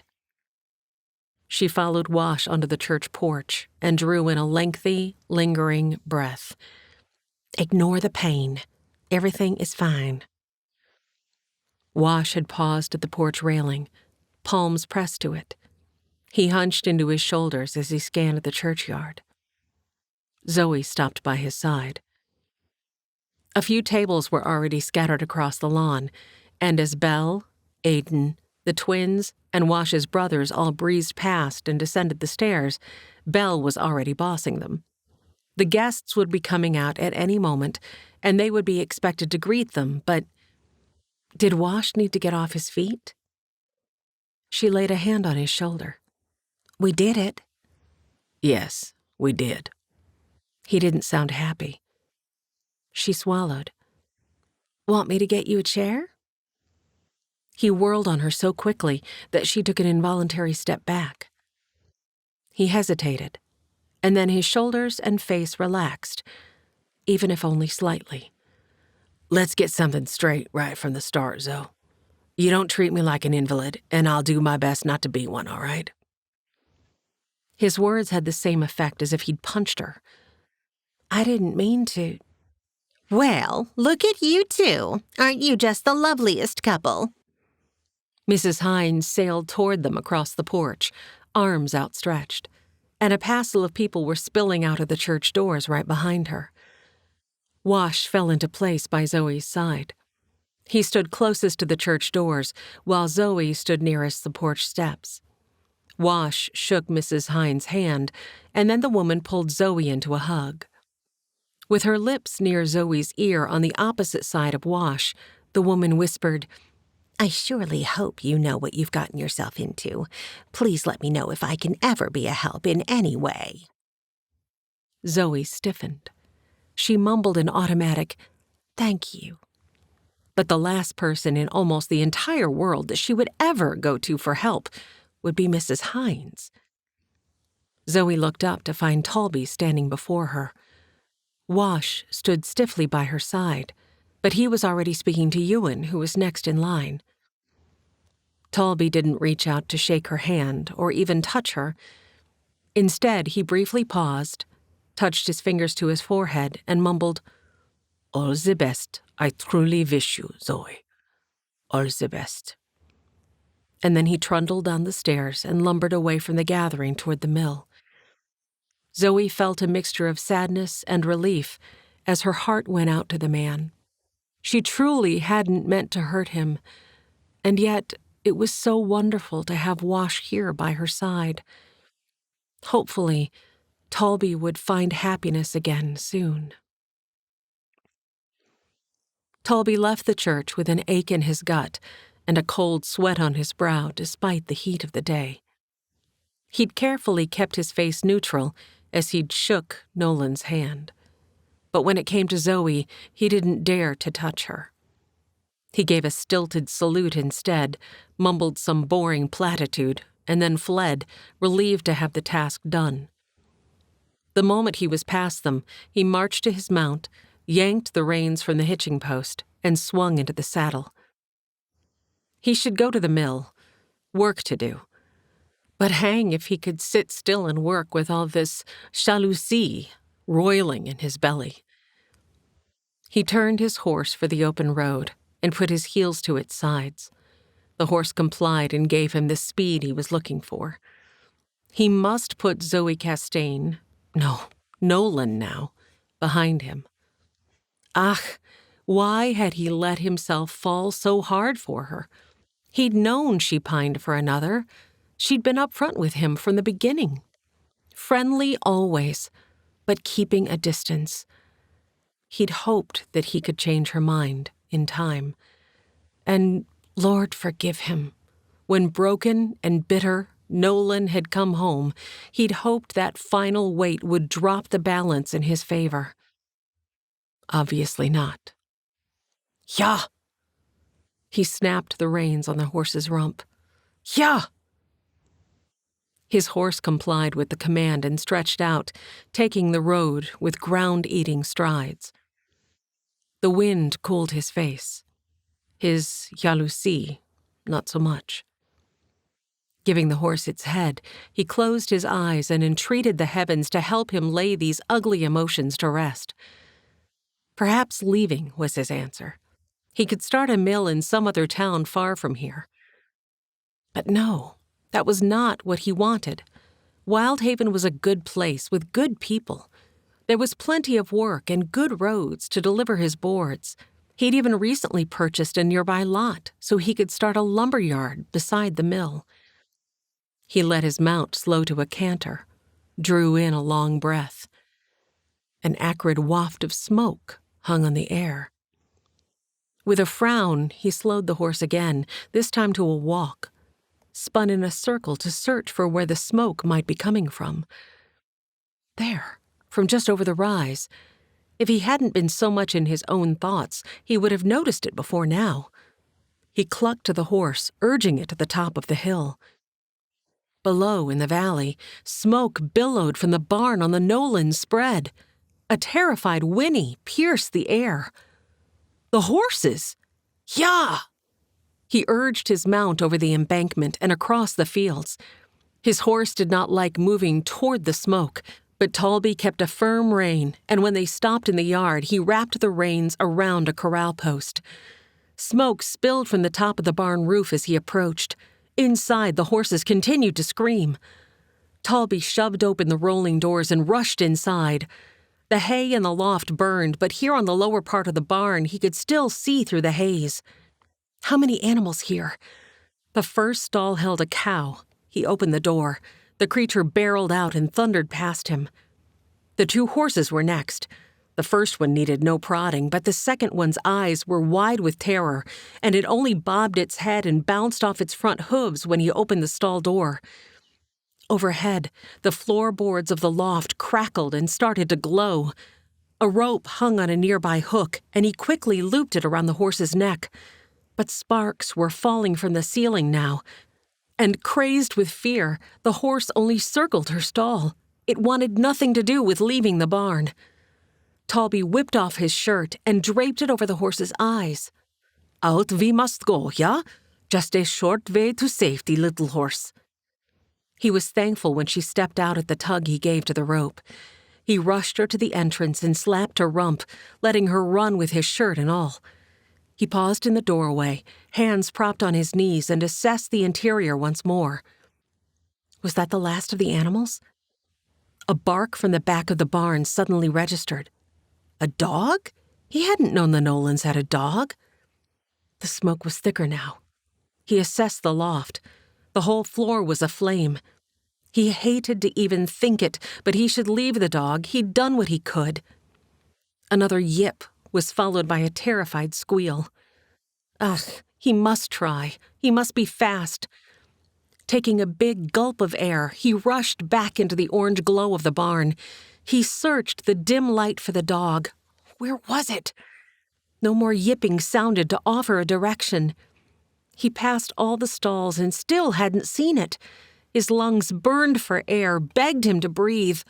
But the smoke was so thick now he would choke if he tried. His eyes burned, streaming tears. It took every effort to keep them open. He raised one arm by his eyes, but it did not help. He must return outside. He started for the door, but a waft of smoke momentarily cleared the air, and there, a white spotted lump of fur lay at the base of one of the pillars. He rushed to it, lungs shooting pain now. Spots drifted before his eyes. Jinx! The dog was tied to the post with a rope. Talby fought to untie the knots with fumbling fingers, but they were tight, and on instinct he inhaled. The smoke gagged him into a choking cough that doubled him over and only made the burning worse. Tears blurred his vision. He swiped at his eyes and tugged at the knots again. The rope would not come free. The dog was limp, likely already dead. But this was Jinx. He couldn't just leave Zoe's dog to burn in the barn. The collar. He held his breath one more time, concentrated through the agony. The clasp came free. He hauled the dog into his arms and stumbled from the barn, only making it a few steps before he crashed to his knees and lay the dog in the dust at his feet. He coughed and hacked and coughed some more. Something stung his arm, and then the sting turned into a blaze of pain. He slapped at it, brushing off the ember that had drifted from the sky. With another cough, Talby sank into the dust next to the dog. The crackle of flames faded into the distance as blackness crept across his vision. Ewan cleared his throat, snapping Zoe's focus from Talby's retreating form to the waiting line of guests. Ewan's eyes twinkled, and Zoe felt her lips pinch tighter. She thrust out a hand. "Thanks for coming, Ewan." He bowed over her hand. "My pleasure, Mrs. Nolan." The words were like a jolt of lightning to Zoe's chest. Mrs. Nolan. She could have floated off the porch right then and there, but the pain in her shin kept her grounded. The rest of the attendees passed in a blur of handshakes and hugs and well wishes, and by the time Belle arrived to fetch them to the head table, Zoe could have cried with thankfulness to be off her aching leg. Was this what Wash felt every day? Likely worse. No wonder his personality seemed to have changed since he'd returned home.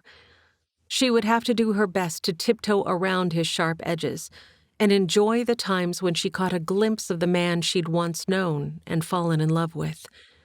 She'd already learned her first lesson: never make mention of his weakness.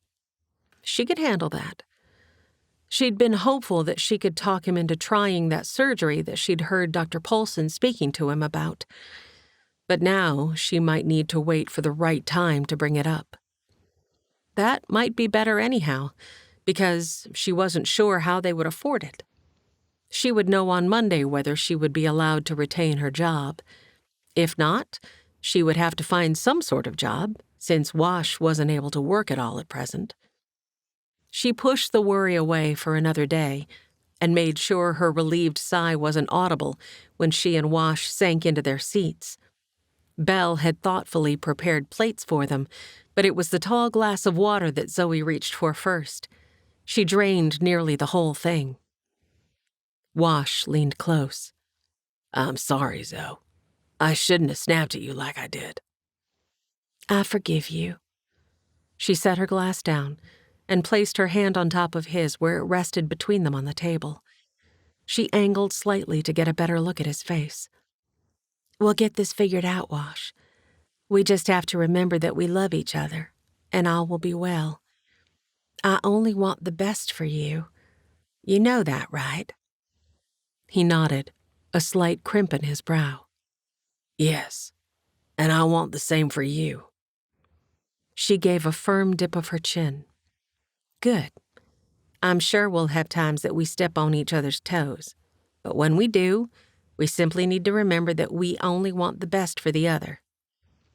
Wash lifted her hand and pressed a kiss against her knuckles, seemingly happy to let the subject drop. "Do you need more water?" She snatched up her glass before he could do it. "I believe I do. I'll be right back." She hurried from the table, lest he insist that he ought to be the one to get it for her. The food table with the pitcher of water was in the shade of the large oak that sat at the back of the church. When she arrived at the table, no one remained in the vicinity. With a quick glance around, she plunked her glass onto the end of the table and stepped behind the church and farther into the shade. Leaning carefully against the church wall, she bent and hoisted her skirt to look at her shin. A wince scrunched her face.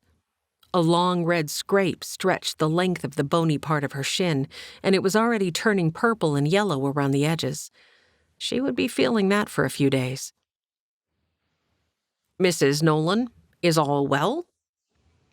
Zoe snapped her head up, tossing her skirt down as she spun to face Dr. Polson. He stood near the food table with an empty plate in one hand and a spoon filled with Mrs. Griffin's mashed potatoes in the other. She waved a hand. "It's nothing, I'm sure. I bumped my leg when Wash and I fell and was just checking to see how bad it was." The man put his plate and spoon down. "Let me have a look if you don't mind." He motioned that she should step into the sanctuary through the back door. "It's really Come, Mrs. Nolan. I'd feel better if you allowed me to assess it. You don't want to start out your married life with an injury that might worsen over time." That was true enough. Zoe relented and motioned him forward. But he shook his head. "Meet me in the back of the church, if you please. I'll fetch your husband." Zoe's eyes shot wide. "Dr. Polson?" He paused, turned back to face her. "Yes?" Zoe scrambled to think. Of course, propriety dictated that someone else be present. But it couldn't be Wash. Oh, gracious, this was turning into a full-blown ordeal, and she really had only wanted to make sure it wasn't bleeding. The doctor was still waiting for her to speak. "Could you please get my mother instead? Wash has been standing for an awfully long time." She tucked her lip between her teeth. Would he buy her reasoning? "Of course, that's very true, and right thoughtful of you. I'll get your mother." Zoe blew a puff of relief as she tugged open the door at the back of the church. It led her in at the side of the pulpit, and she immediately felt the cool of the sanctuary envelop her. She made her way down the aisle to the small bench that sat against the partition in the back of the room and sank onto it. Tipping her head against the partition wall, she closed her eyes and willed away the throbbing in her leg. It was only a moment before she heard Ma and Dr. Polson bustle into the entry. "Zoe?" Ma rushed past the partition and hurried to her side. "Dr. Polson says you've been hurt?" Zoe straightened, irritation surging through her. "It's nothing, really. I just needed to look at it for a moment to make sure it was okay, and Dr. Polson saw me. I'm fine." She couldn't help the look of irritation she pinned on the doctor, even if it only took her a moment to school her features. He cleared his throat and squatted before her. "I'm sure you're right, Mrs. Nolan, but it is always better to be certain." With a huff, Zoe hoisted her hem just far enough for him to get a look at the injury. "Oh, Zoe." Ma covered her mouth with her fingers. "I'm fine, Ma. Honest, I just scraped my leg against a pew when we fell." Dr. Polson's fingers were surprisingly gentle as he prodded her leg. She braced for additional pain that never came. His fingers were cool and assured, and then he sat back and lifted his gaze to hers. "You are certainly going to have a whopper of a bruise, but I don't think anything is broken. Thank you, ma'am, for allowing me to take a look. I think we'll all feel better now that we know you'll be fine." It was his use of "ma'am" that set her back against the bench. "Yes. Thank you." He stood. "As soon as you get home, if you can put a cold cloth on it, that will help. Keep dipping the cloth in cold water and replacing it on the injury for about 20 minutes a couple of times a day, and that will aid with the healing and the pain." She returned her hem to the floor. "Thank you." He stepped back. "Right. Well, I'll leave you two alone now. Good day." With that, he hurried away. Ma sank onto the bench beside her. "It was kind of him to fetch me and take a look. I'm glad you're all right. I could hardly fathom what had happened when you both fell the way you did." Ma shook her head and pulled a face. Her look of aghast shock struck something funny in Zoe. She imagined the scene that had taken place just down the aisle, from the perspective of those watching. One minute she and Wash had been celebrating their marriage with an exuberant walk down the aisle, and the next, they'd been on the floor. A giggle spurted past her lips. She clapped a hand to her mouth. Ma's lips pinched in irritation, and she cocked one brow. But a sparkle lit her eyes, and she had to twist her lips to one side in the signature way she had when she was trying not to smile. Zoe desperately tried to control herself, but her humor spilled from her in a snort, and then another, and then a thin, wheezing mule.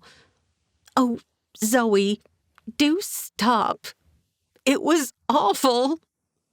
Ma looked away, but her shoulders were shaking with laughter. And then they were both draped across each other, laughing like two donkeys in an alfalfa patch.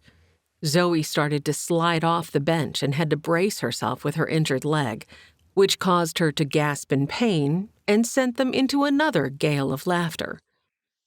Finally, Ma straightened and tugged at her waistcoat.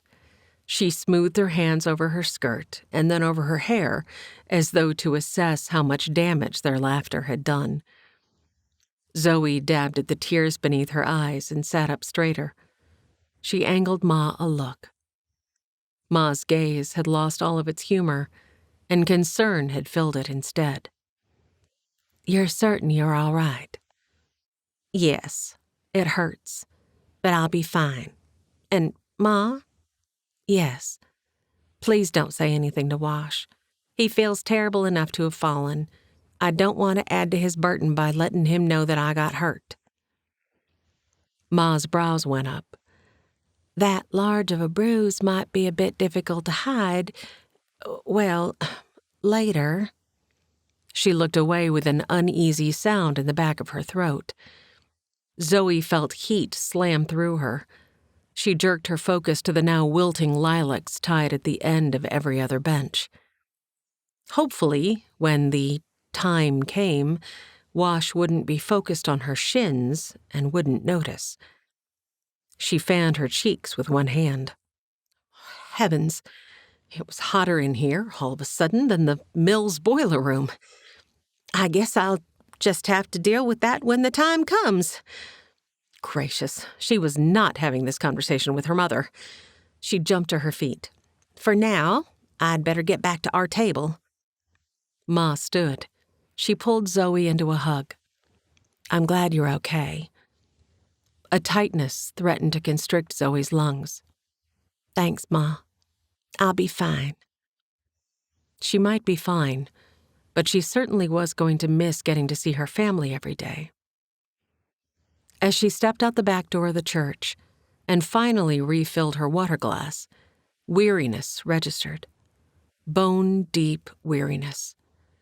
But fast on its heels was the recollection of Ma's intimation.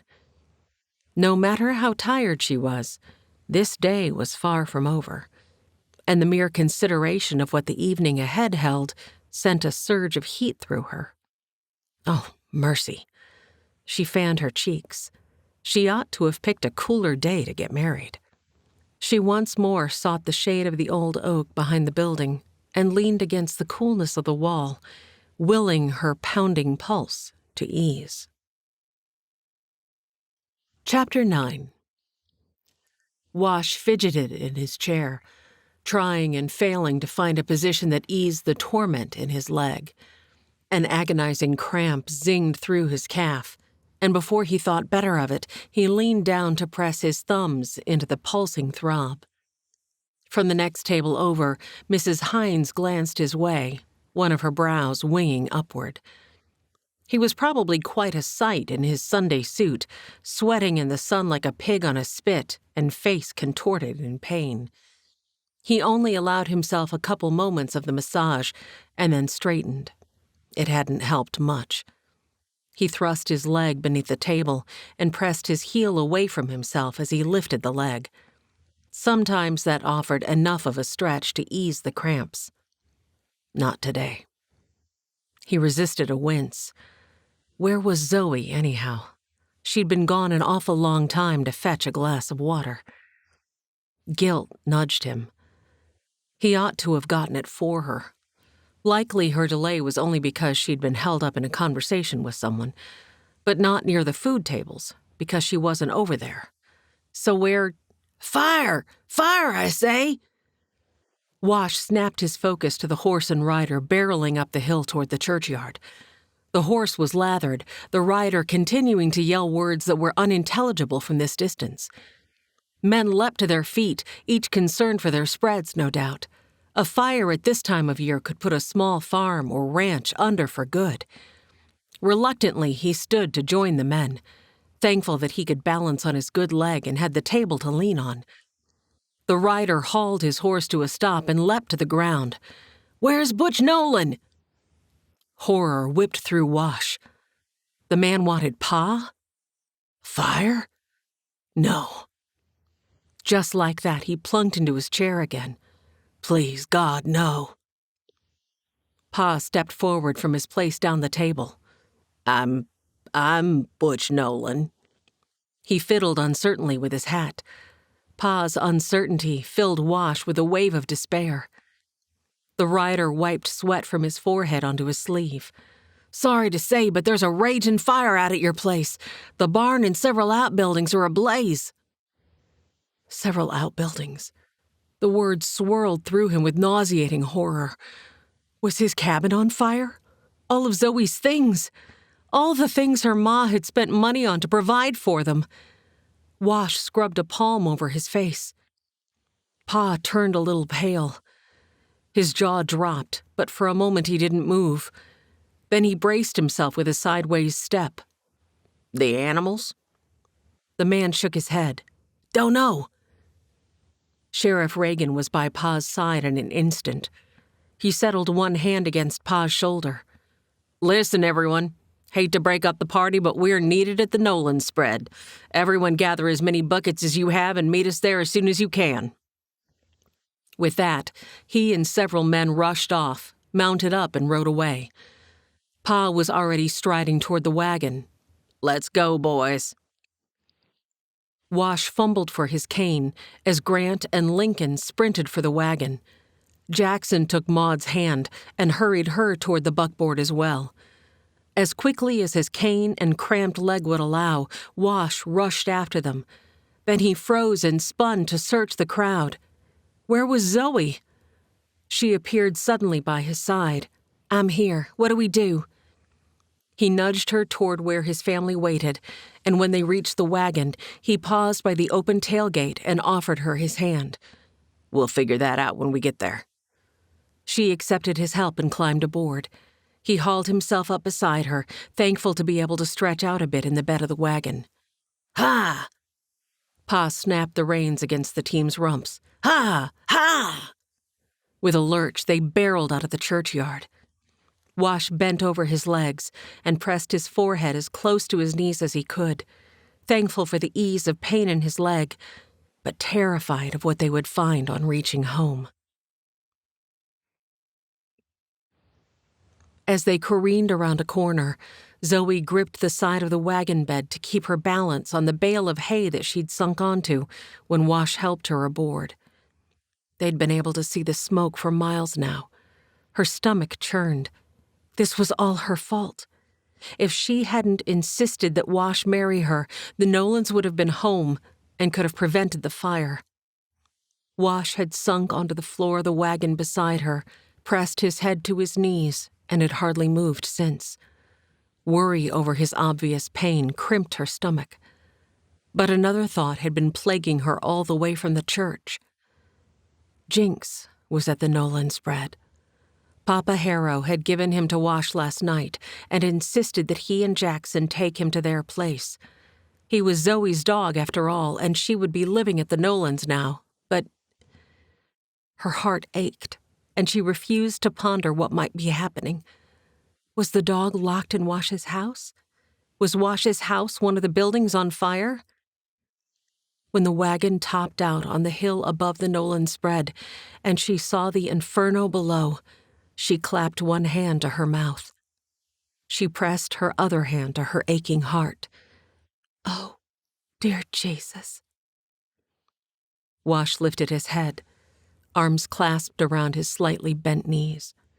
He didn't utter a word, only stared at the patchwork of burning buildings. Everything seemed to be ablaze. Everything except the main house. That was something to be thankful for, she supposed. Mr. Nolan hauled the team to a stop, already yelling orders at his sons. Jackson, we'll need a strong man at the well. You man the crank. Lincoln, Grant, you boys are going to have to be strong men today. Strong and fast with buckets, understand? We have to wet the roof of the house so it doesn't catch. Even as he said the words, Zoe watched an orange, glowing ember drift on the wind toward the house. The Nolan family bailed from the wagon, and Zoe shot out a hand to stop Maud. "Blankets, Maud, as many as you can bring from inside." Maud looked relieved to have a task. She gave a short nod and dashed for the house. Behind their wagon, others were coming to a halt now. "Zoe!" Wash called. He pointed to the place between the house and the barn near the corral. Zoe's heart crashed in her chest. "Is that Talby?" Hoisting the skirt of her wedding dress, she sprinted to where her friend lay in the dirt beside... Oh no, Jinx! Zoe fell on her knees beside Talby. Was he dead? She reached for his shoulder. "Talby?" He winced and moaned at her touch, and that was when she noticed that he was shirtless and burned in several places. Embers were falling all around them like rain. They had to get him moved. Zoe looked around. "Wash?" A wagon rolled to a stop beside her. Wash was on the driver's bench. And thankfully, Sheriff Callahan and Marshal Holloway were right behind him. They leapt from the wagon bed. "Here! He's here!" Her shout was unneeded, for the men were already by Talby's side, using their strength to get him on his feet. "I am good," she heard him say to the sheriff. But his words were accompanied by a hiss of pain. Relieved that Talby was getting help, Zoe scrambled to Jinx. The dog lay on his side, and mercifully his chest was moving as he breathed in and out. When she fell to her knees beside him, he lifted his head and his tail thumped a happy greeting. "Oh, Jinx, were you in that barn?" She stroked a hand over his head, fondling one soft ear. The dog flopped his head back onto the dusty, hard-packed dirt, and an ember fell near his head. They needed to get away from this area. "I need some help here. Please? Someone?" "I've got him, Zoe." To her surprise, Wash stopped by her side and crouched to heft the dog into his arms. He winced and grunted, but was able to stand and limped toward the wagon. Zoe stuck fast by his side. Marshal Holloway draped Talby with his jacket, while Sheriff Callahan climbed over the back into the driver's bench, looking impatient to drive them away from the burning barn.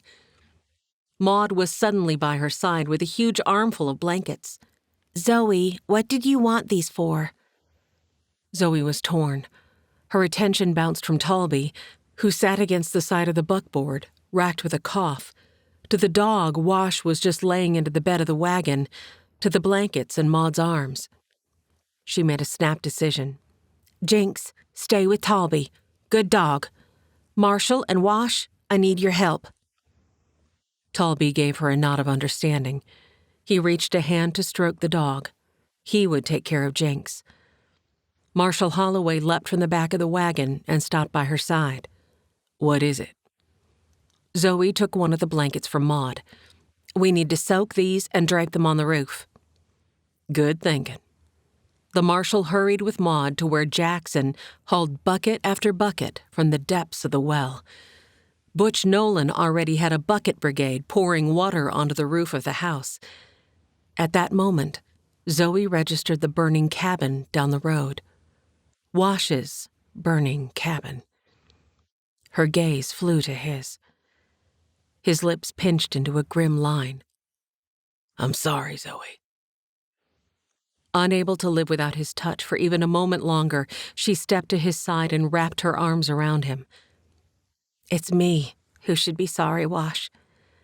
If I hadn't forced you to marry me, you all would have been here and—" He set her from himself with a firm grip and bent until he could look into her eyes. "This is not your fault. Hear me? Not your fault." There was such a fierceness in his countenance that she tilted her head. "What is it?" He shook his head and pulled her back into his arms. They both stood in the chaos and took in the scene. Finally, Wash said, "Something happened here. I'm not sure what, but buildings don't just randomly start on fire like this. The barn is almost gone, so the fire likely started there. But if a fire blazed through from the barn, it would have caught the house before reaching my cabin. Something isn't right."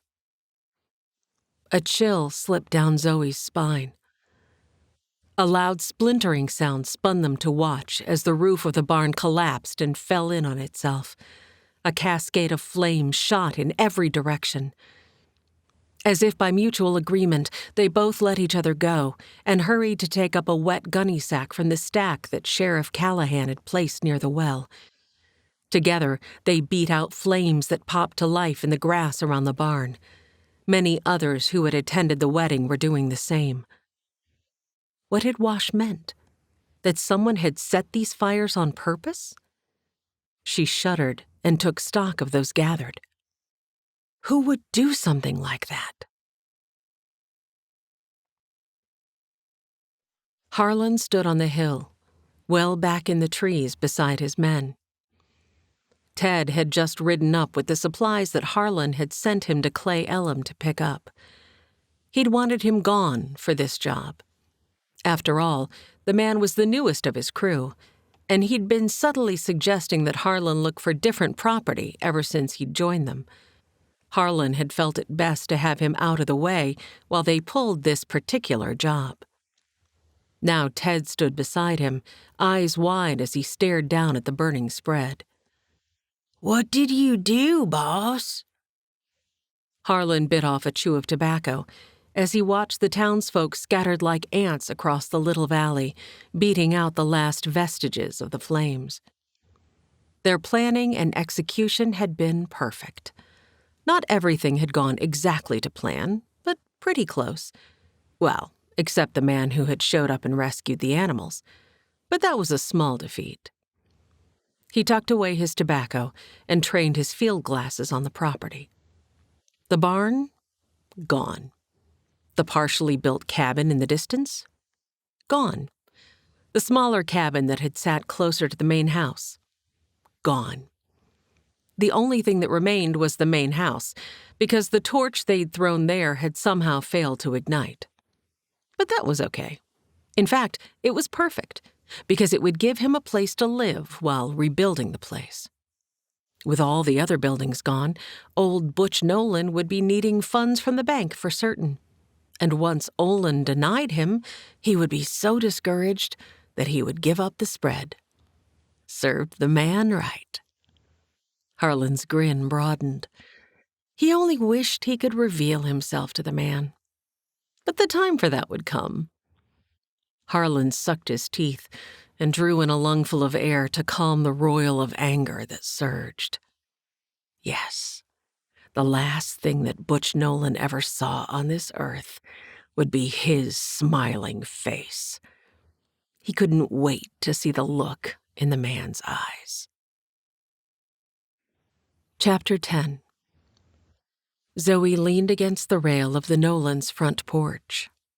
She was exhausted.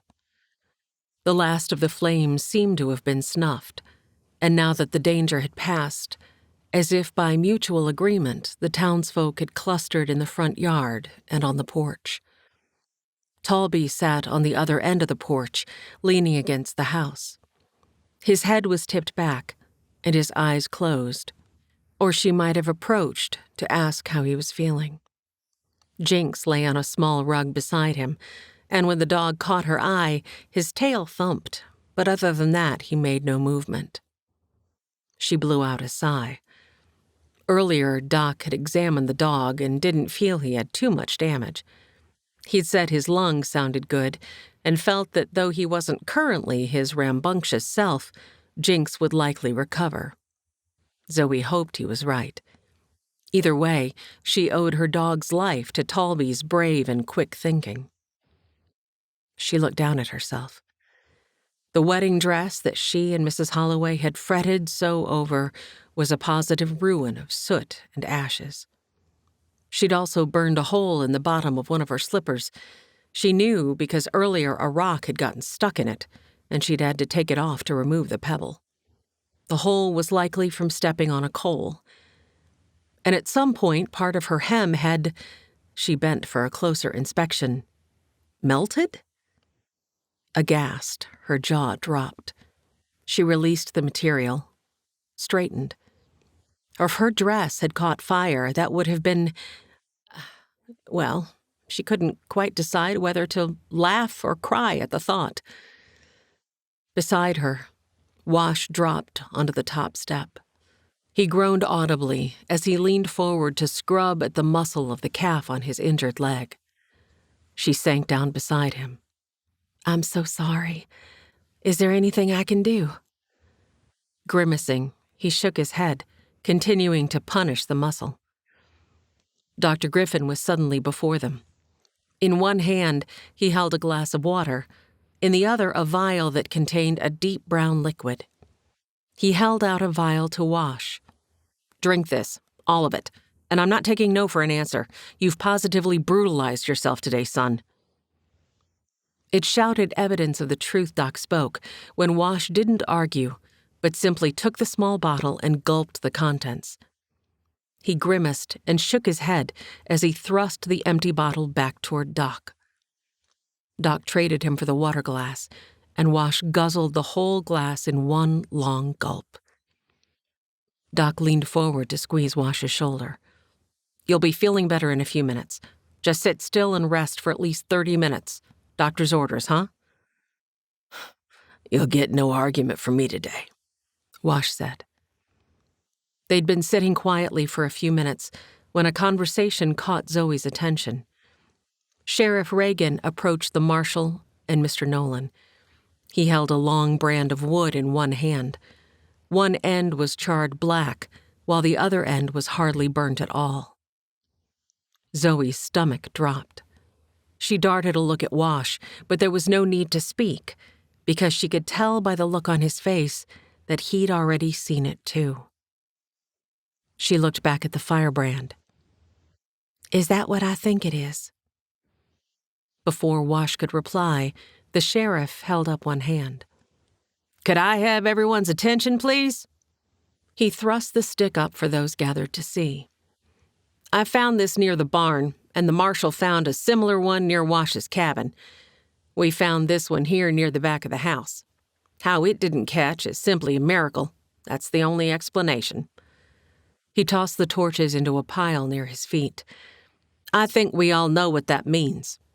I just want to urge you all to be careful and vigilant around your places. If someone burned one spread, they won't hesitate to burn another. Of course, we have no idea what might have motivated this, and we'll be investigating. I'm just asking that you folks be aware." "We all know who was the first on the scene." Wash's sudden shout made Zoe jump, even as her husband turned to look placidly at Talby, where he sat on the other end of the porch. "Why don't we ask him why he would do such a thing?" Zoe's hand shot out. "Wash, no! Talby would never—" Her words cut off at the sharp look Wash turned on her. A muscle pulsed in his jaw. "We arrived to find him passed out and burnt and half-dressed." His words sounded a little thick and slurred. His voice turned soft, meant for Zoe's ears alone. "We know he cares about you, and everyone in town knows how much you love that dog. What if he was starting the fire and heard Jinx in there and went in to save him and got hurt in the process?" Zoe shook her head. "No, Talby would never do something like this, never." "Not even for a little revenge on me for marrying you?" Zoe leapt to her feet. "No, not even for that." She took note of Ma and Papa sharing a frown before she tossed a glance at Talby and felt a churn of sorrow at the look of horror and betrayal on his face. All the Wyldhaven townsfolk stared at him. He shook his head. It's not so." He swept a gesture toward his horse still tied at the corral. "I left the wedding and ride I took, yeah?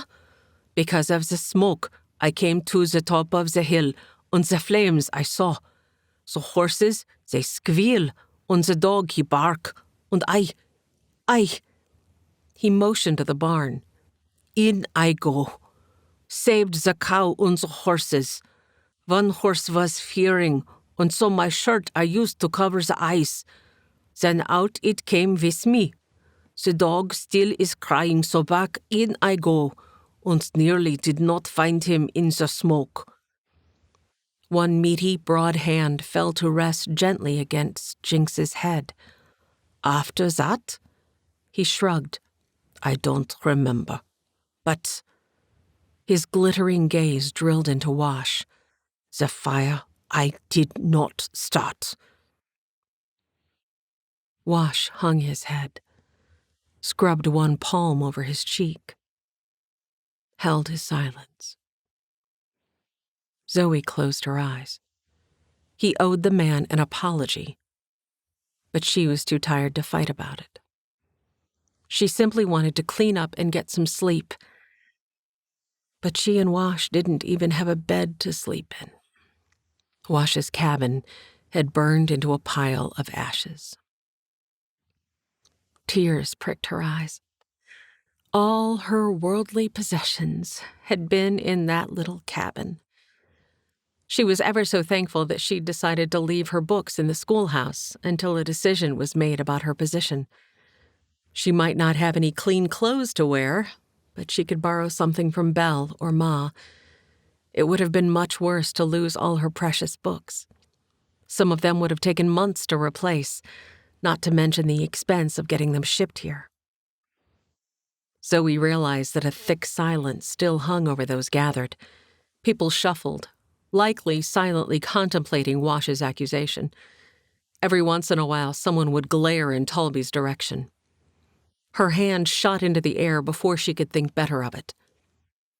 "I have something to say." All eyes fell on her. "We all know Talby. Wash has been out of town, and so he doesn't know the kind of man Talby is. But those of us who know him know he wouldn't do something like this." Zoe narrowed a look on Ewan McGinty. "Ewan, when the alehouse roof sprung a leak last fall and you couldn't afford to fix it, what happened?" Ewan's focus drifted to Talby. "Eklund gave me half off on shingles." Zoe lifted her hand in agreement. "That's right, he did. And Sheriff, when the town council needed new logs to corduroy Main Street, who lent his teams and his men to help with the hauling and the work?" The sheriff gave her a nod of encouragement. "Talby Eklund did."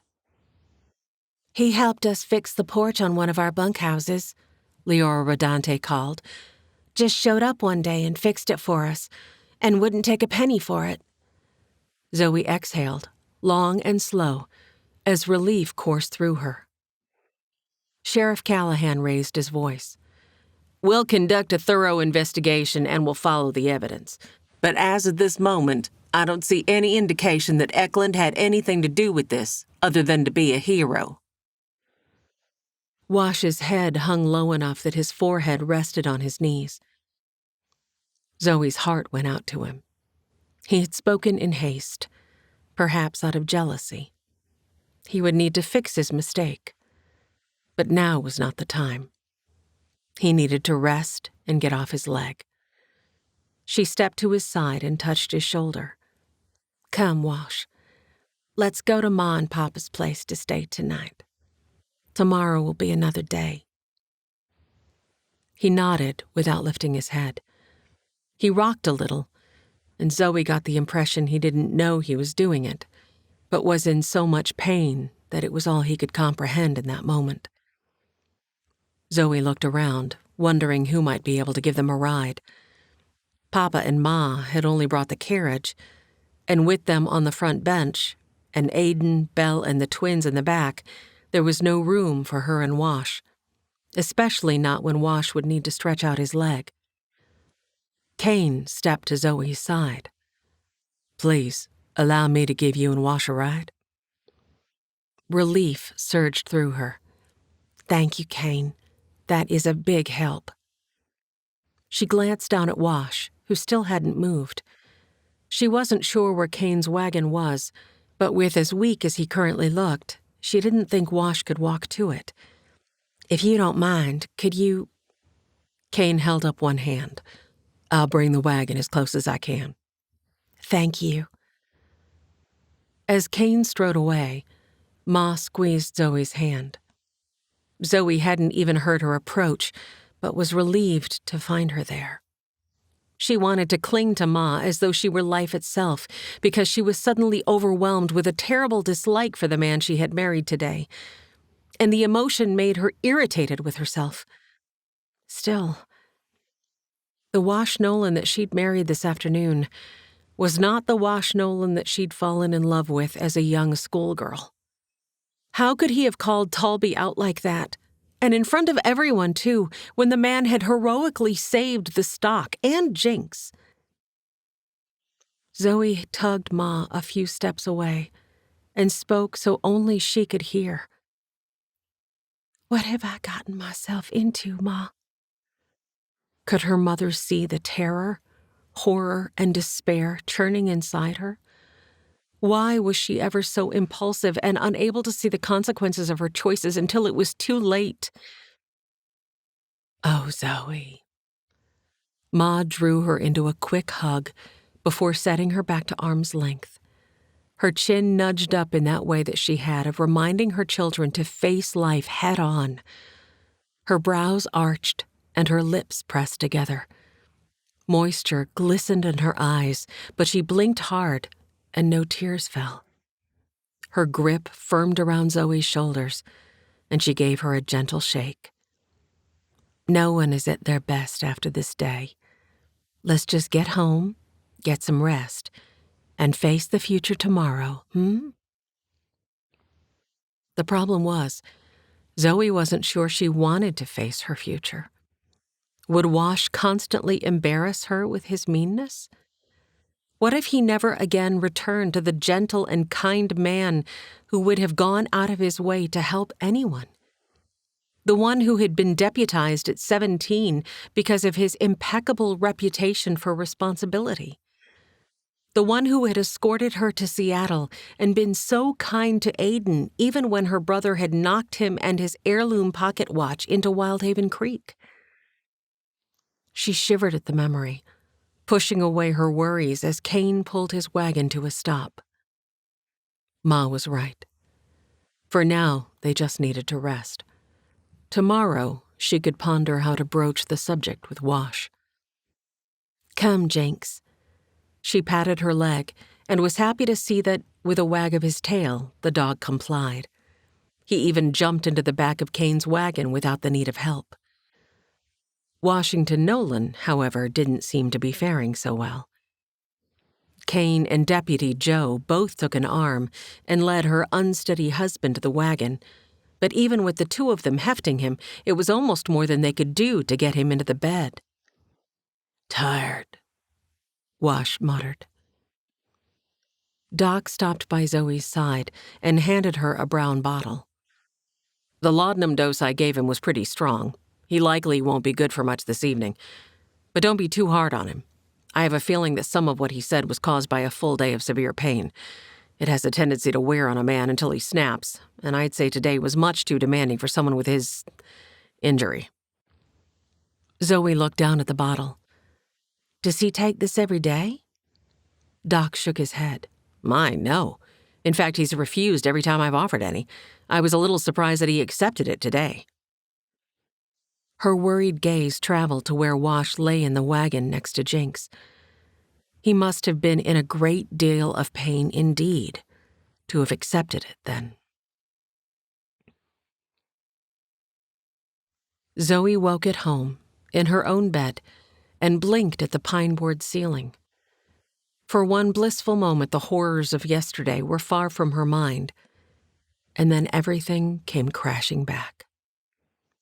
She sat upright, clutching the blankets to her, and leaned to look at the floor. Wash was still there, one arm thrown over his brow, eyes closed. He breathed deep and slow. Wash hadn't spoken for the whole ride from his father's spread to their cabin the night before. When they'd arrived, Papa had helped him to her room. Ma had given them extra blankets and a pillow. Zoe had gone to clean up, leaving Wash sitting on the side of her bed, head hanging and hands propped on either side of himself, as though he needed them for the balance. And when she'd returned, she'd found him sound asleep on the floor with the extra blanket and pillow, soot still marring his face. Her heart had softened, if only marginally. How exhausted must he have been to have fallen asleep so quickly, and with only her woven rag rug between himself and the floor. The medicine Doc had given him must have played a part in that. She supposed her bed was too narrow for two, and it had made her more comfortable to have him on the floor anyhow. It would have been some awkward to sleep pressed up next to a man she was suddenly unsure that she even liked. By this evening, they would need to come up with a different solution, however, because it wasn't fair to ask Wash to continue to sleep on the floor. He hadn't even removed any of his clothes, except his boots, belt, and jacket, which he'd set on the floor beside him. The stench of smoke still clung to her hair, and she was desperate for a bath.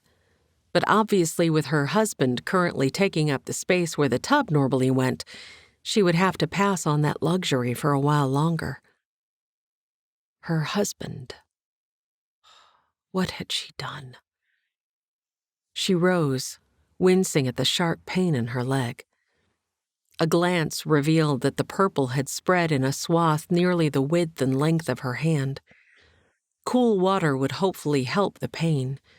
She hadn't yet had a chance to obey that particular instruction from Dr. Polson. She tiptoed to the dressing partition, thankful that Belle had thoughtfully handed her a skirt and blouse the evening before. She slipped them on and tucked the shirt into the skirt. Taking her towel and bathing cover from their hooks, she peeked around the partition. Wash was still sound asleep. She hated to simply leave him there on the floor, but Ma would need help with breakfast, and church would start in just a few hours. Would Wash come with her today? After she washed in the creek, maybe she would try to wake him and see. Near the door, she paused to look back at him. With his features relaxed in slumber, she took in the sweep of his firm, stubbled cheeks and the broad width of his brow that balanced the strength of his jawline. A tendril of attraction curled through her, and she felt once again the love she'd carried for this man for so many years. The doorknob was cool beneath her fingers for a brief moment as she hurried from the room. The good book said that each day had enough trouble of its own, and today's were already starting to pile up around her. Wash opened his eyes the moment the door clicked shut. He sat up, suppressing a groan. He'd needed the sleep, and had slept hard, but he never wanted to pass another night with only a thin pad between himself and the hard floorboards again. And he'd broken his promise to himself, a promise that he would never indulge in a doctor's laudanum concoction again. He worked his mouth. Something tasted like pounded nails, and his tongue felt thick. A smoky odor drew his attention to the fact that his first order of business ought to be a bath. It would have to be in the creek, because he didn't want to burden the Harrows any more than he already had, especially not on a Sunday morning. At least the aches and pains of sleeping on the floor somewhat masked the sharper ache in his leg. He smirked as he rotated one arm to restore circulation. At thoughts of yesterday's fire, the smirk faded.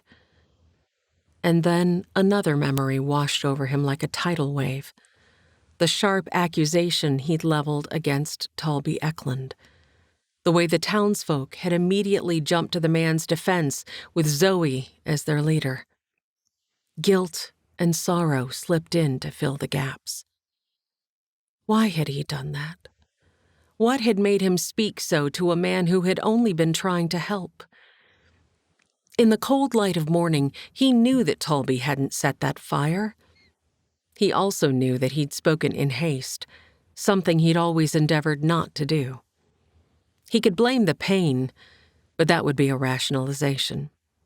The truth was a lot more complicated. Sure, he'd been in pain, but he'd also felt an irrational jaundice toward Talby. Perhaps because of the way Zoe had flown to the man's side when they'd seen him lying there in the dirt in front of the burning barn. It was indeed irrational, because Zoe had turned down Talby's proposal and come to him with one of her own. Yet it had hung with him all evening as he'd fought the fire in his best suit while the pain in his leg had amplified in the vice of his injury. He owed Talby an apology. He'd known it last night, but the medicine Doc had given him had taken effect rather quickly, and he'd hardly been able to think to string two words together. Surprisingly, with as much pain as he'd been in yesterday, this morning his leg felt as good as it ever did. He climbed to his feet and padded out into the main room. Mrs. Harrow was cooking breakfast at the kitchen stove. He gave her a nod. "Mornin'. Please don't hold breakfast for me. I need a quick wash in the creek." "All right, but—" He waited, but she must have changed her mind about whatever she'd been about to say. She waved him on. "Never mind. You've plenty of time before breakfast is ready. I still have to put this in the oven to bake for a while." He nodded and thanked her, half wondering where Zoe had gotten to as he made his way out the door. He caught a whiff of himself on a bit of a breeze. Ugh. Probably better that she didn't get too near him until he'd visited the creek anyhow. In the mornings, he could almost feel like he might one day get his strength and his life back. But when he remembered the dreadful agony of the night before, reality returned to firm root. He thought of what Dr. Polson had said about another surgery. If only he thought it might help, he would do it in a blink. But what could Polson do that the two cavalry surgeons hadn't been able to do? It was a futile hope. He rounded the end of the barn and took the path through the trees toward the little Wyldhaven Creek pool he knew lay just beyond the next rise. How many times had they all swam there as kids? He and Kin had pulled their fair share of trout from that swimming hole in the cool of a dawn morning when the water skippers were lively and the birds were launching into chorus. Before the creek there was an old tree that had been damaged when it was young, and the trunk had bent into a near-perfect bench before it curled toward the sky once more. He was already yanking his shirt over his head when he came around the corner, and didn't see the clothes until he was nearly to the bench. He froze, his gaze darting toward the creek that lay on the other side of the cattails, and then back to the skirt and blouse, draped carefully over the trunk. Drat, someone had already beat him here. Was it Belle or Zoe? She emerged on the path between the cattails, with a scrap of toweling clutched in front of her as she worked with one end to dry her hair. She froze. "Wash!" He didn't move. Couldn't have moved if he tried. She wore a long bathing cover that clung to her in ways that made his jaw go slack and his heart beat from the region of his throat. Zoe's scrutiny zipped over his bare chest, paused on the hand that clutched his shirt, and then dropped to the path. Her face filled with the prettiest crimson, and she tucked one lip between her teeth. He couldn't stop a grin. "I was just heading for a dip myself, but I think this view is much better than a cold plunge into the creek." Much better indeed. A small smile tugged at one side of her mouth, but she didn't lift her gaze to his. He suddenly realized that even though he had every right to be here with his wife, she was uncomfortable, and he wasn't being much of a gentleman. He stepped to one side, giving her a clear path to the tree that held her clothes. "I'll just mosey on down to the creek and meet you inside in a few minutes." She pressed her lips together with a shy nod, but as he passed her, she looked up. "Wash?" "Yeah." Her eyes were forget-me-nots, her hair a cascade of flame. He swallowed, focused on the tip of his boot, reminded himself that just yesterday he'd promised himself that there would be no children until he could figure out an income. "Will you come to church with me today?" There was so much emotion in the words that his focus darted back to her. Hope and pleading and concern. Of course, he'd been missing services a lot recently. Actually, when was the last time he'd attended? Maybe more than a lot. It was always such a relief to wake and be pain-free for a few blissful hours, sometimes only moments, that he'd sort of gotten into the habit of doing as little as possible so as not to ignite the beast any earlier than it decided to wake on its own. But she was right. Skipping weekly services wasn't a good habit that he'd fallen into. "Sure, Zoe." Her smile was so immediate and full of joy that it made him want to please her always. He relished it, the way it crinkled the corners of her eyes, bunched her cheeks, revealed her straight white teeth. All too soon, she tucked her chin, angling him a shy glance. "We'd best get a move on, if we're to be on time." "Right. I'll just..." He motioned to the water and started toward the creek, but couldn't help but watch her over his shoulder as she headed for her clothes. The way that bathing gown... Something slapped him in the cheek, and then a cold gush filled his boot. He snapped his attention to the fore. Oh, drat. He'd wandered from the path and right into the cattails. His boot made a sucking noise as he dragged it from the muddy water. Behind him, Zoe giggled. "Not fair, woman." She only giggled again. Lord help him, but he needed that cold plunge in the creek. Chapter 11. Talby Eklund lay on his stomach on his bed, unable to bring himself to move. He'd only fitfully slept, as each movement ignited the burns on his back. It was Sunday morning, and he ought to dress for services, but this once it wouldn't hurt to miss. This morning he did not want to face the suspicious glances of the townsfolk. He drifted back to sleep and woke a few hours later when a pounding knock threatened to beat down his door. "Coming, I am, coming." He winced his way through sitting up and gingerly tugged on a shirt, not bothering to tuck it into his trousers. He couldn't have been more surprised when he opened the door to find Wash Nolan standing on his porch, leaning on his cane. Talby glanced toward the stairs that led up from the mill to his front door. The man had navigated the climb? He must desire to level another accusation. Talby folded his arms, wishing the action didn't shoot pain across his shoulder. "Yeah?" Wash cleared his throat and fiddled with his walking stick. "I've come to apologize. I know you had nothing to do with setting that fire.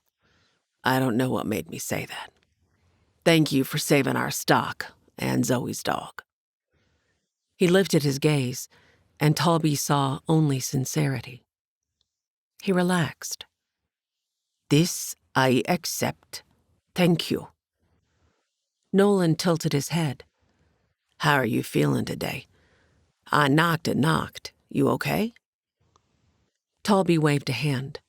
"Sleep well, I did not. Then when awake I am supposed to be, the sleep it comes." He offered a sheepish smile. He wanted to dislike this man who had stolen his Zoe from him, but he had to admire a man who had faced his own shortcomings and reached out to try to make it right. A look of understanding rose in Nolan's eyes. Pain is like that. It sneaks up on you at odd moments and takes you unaware. Sudden realization filled Talby. Since returning home, Nolan had hardly been seen around town. But yesterday he had stood through his wedding, fallen on his face in front of everyone, pulling the woman he loved down with him, and still had the fortitude to face everyone in the greeting line. Then, after all of that, at his father's spread, he'd spent the rest of the day fighting the fire. He must have been in severe pain the evening before when he'd blurted what he had. Talby stepped back, holding the door wider. Pain can also make us say things that normally we wouldn't, yeah? Wash pressed his lips together, shook his head, remained on the porch. It's not a good excuse. This I understand. He motioned for the man to enter. Coffee? Wash smiled. Maybe some other time. He swung his cane toward the street below. Zoe's family is waiting on me. Talby tamped down his jalousie. Yeah, another time then. Wash touched his cane to the brim of his hat and then thumped his way toward the stairs. The door had only been closed for a few moments when another knock came. Had the man forgotten to say something? He opened the door and blinked. On his porch stood a woman he hadn't seen before. Honey blonde hair looped in a thick braid around her head like a crown. Large gray eyes assessed him unreservedly. The handle of a basket rested on one of her arms. Hello. She smiled softly, warmly. The color of her eyes brought to mind the gentle lapping waves of a fjord, and her soft voice was as welcome as the first bite of a crumb cake melting on his tongue.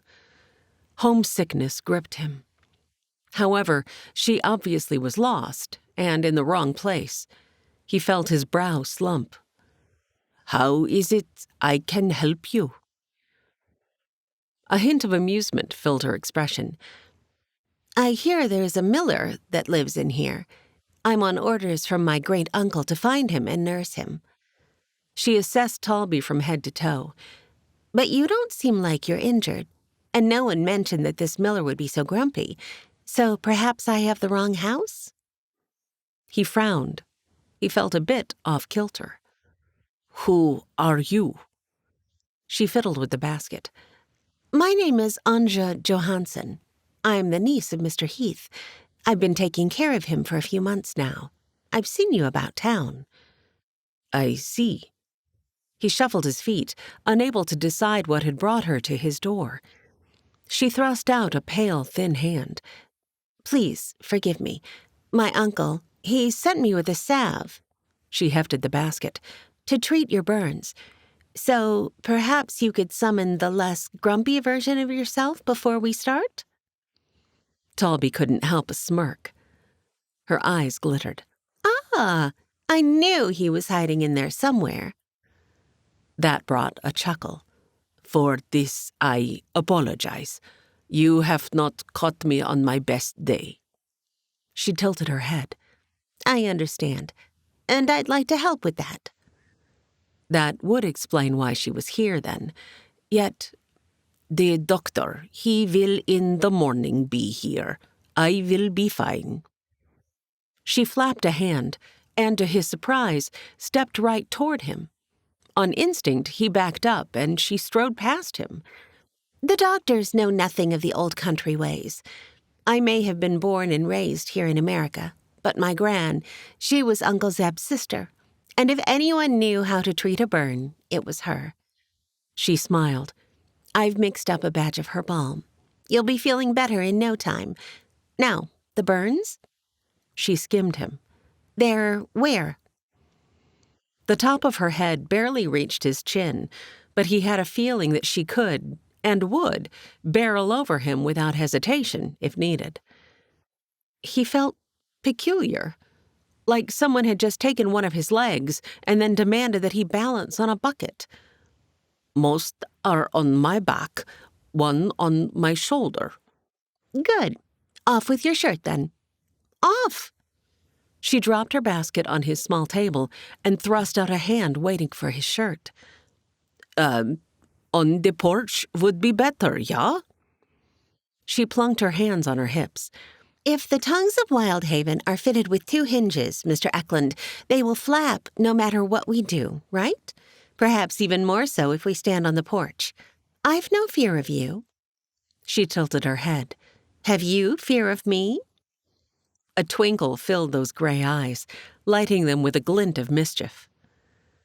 With a huff, he tugged his shirt over his head, attempting, and failing, to keep his face impassive as the material pulled free from the burns. "'Twas only your reputation I thought of." She snapped his shirt and folded it with deft hands. "The good Lord is the keeper of my reputation.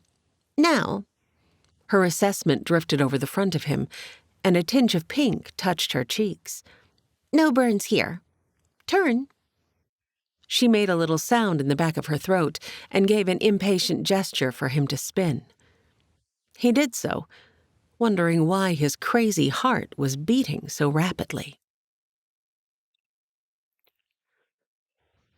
Anja Johansson had never been more thankful to have a man's attention fixed away from her. There was something unsettling and yet, oh, so attractive about the way this man had watched her.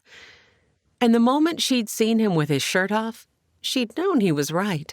They should have taken this onto the porch, because she'd never felt this curl of attraction for any of her other patients.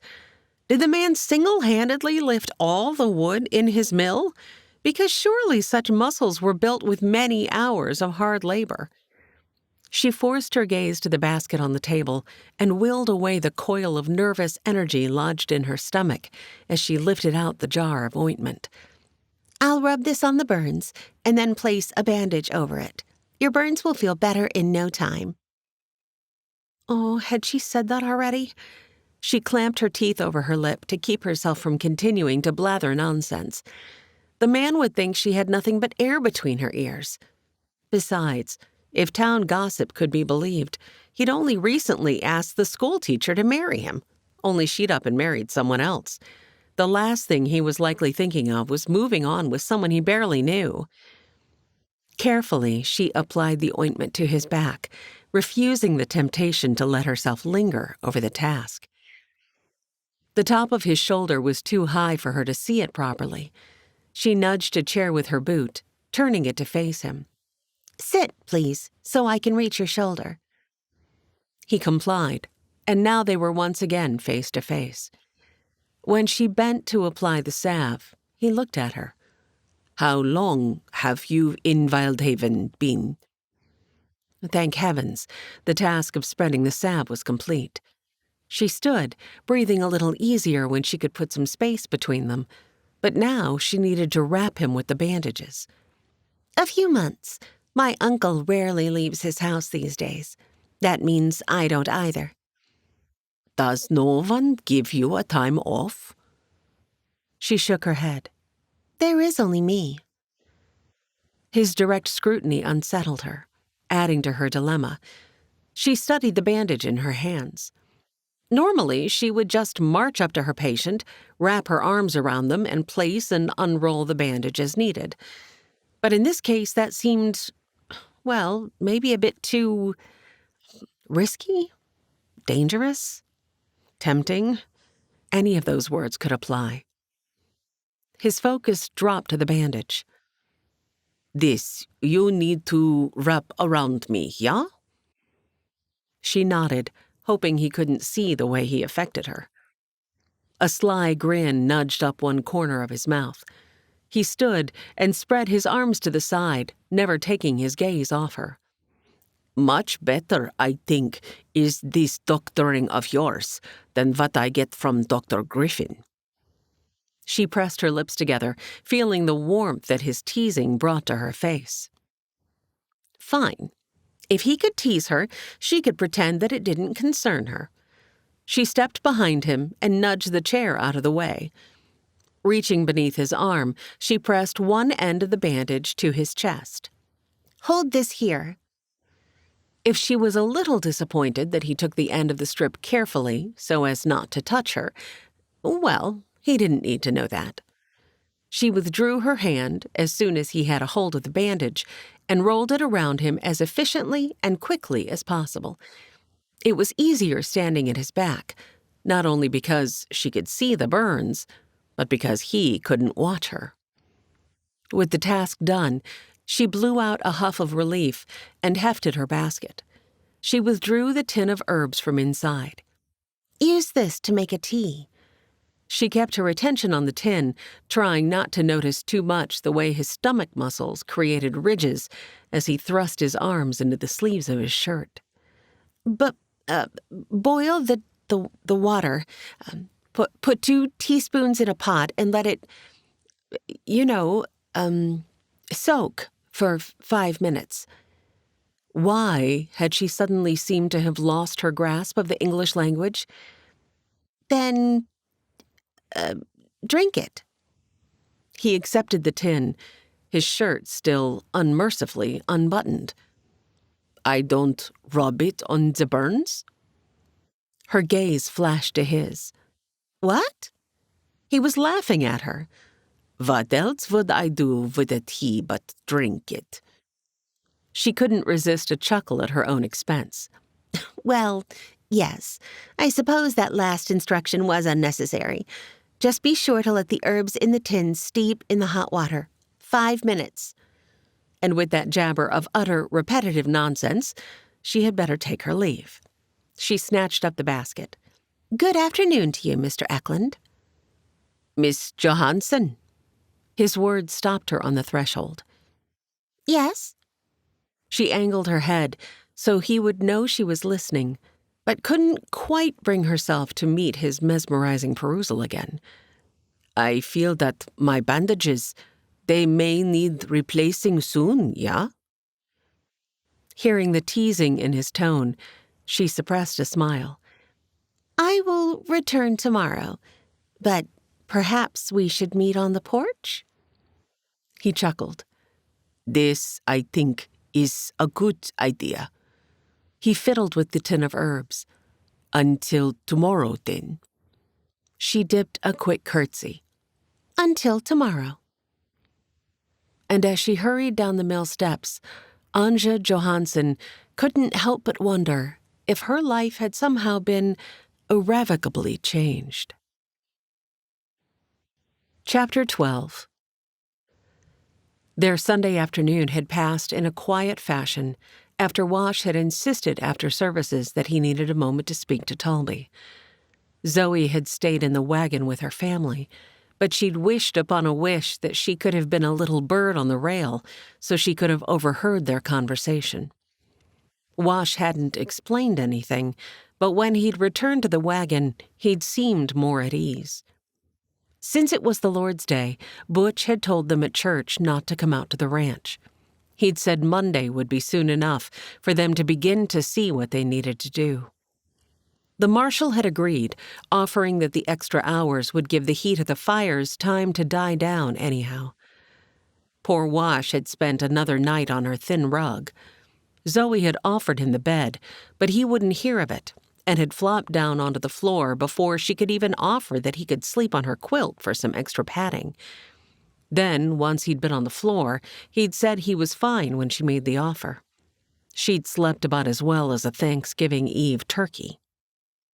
So now, on Monday morning, as she and her family rode with Wash toward his father's spread, she found herself ever so thankful that she'd given her students the week off. She carefully covered a huge yawn.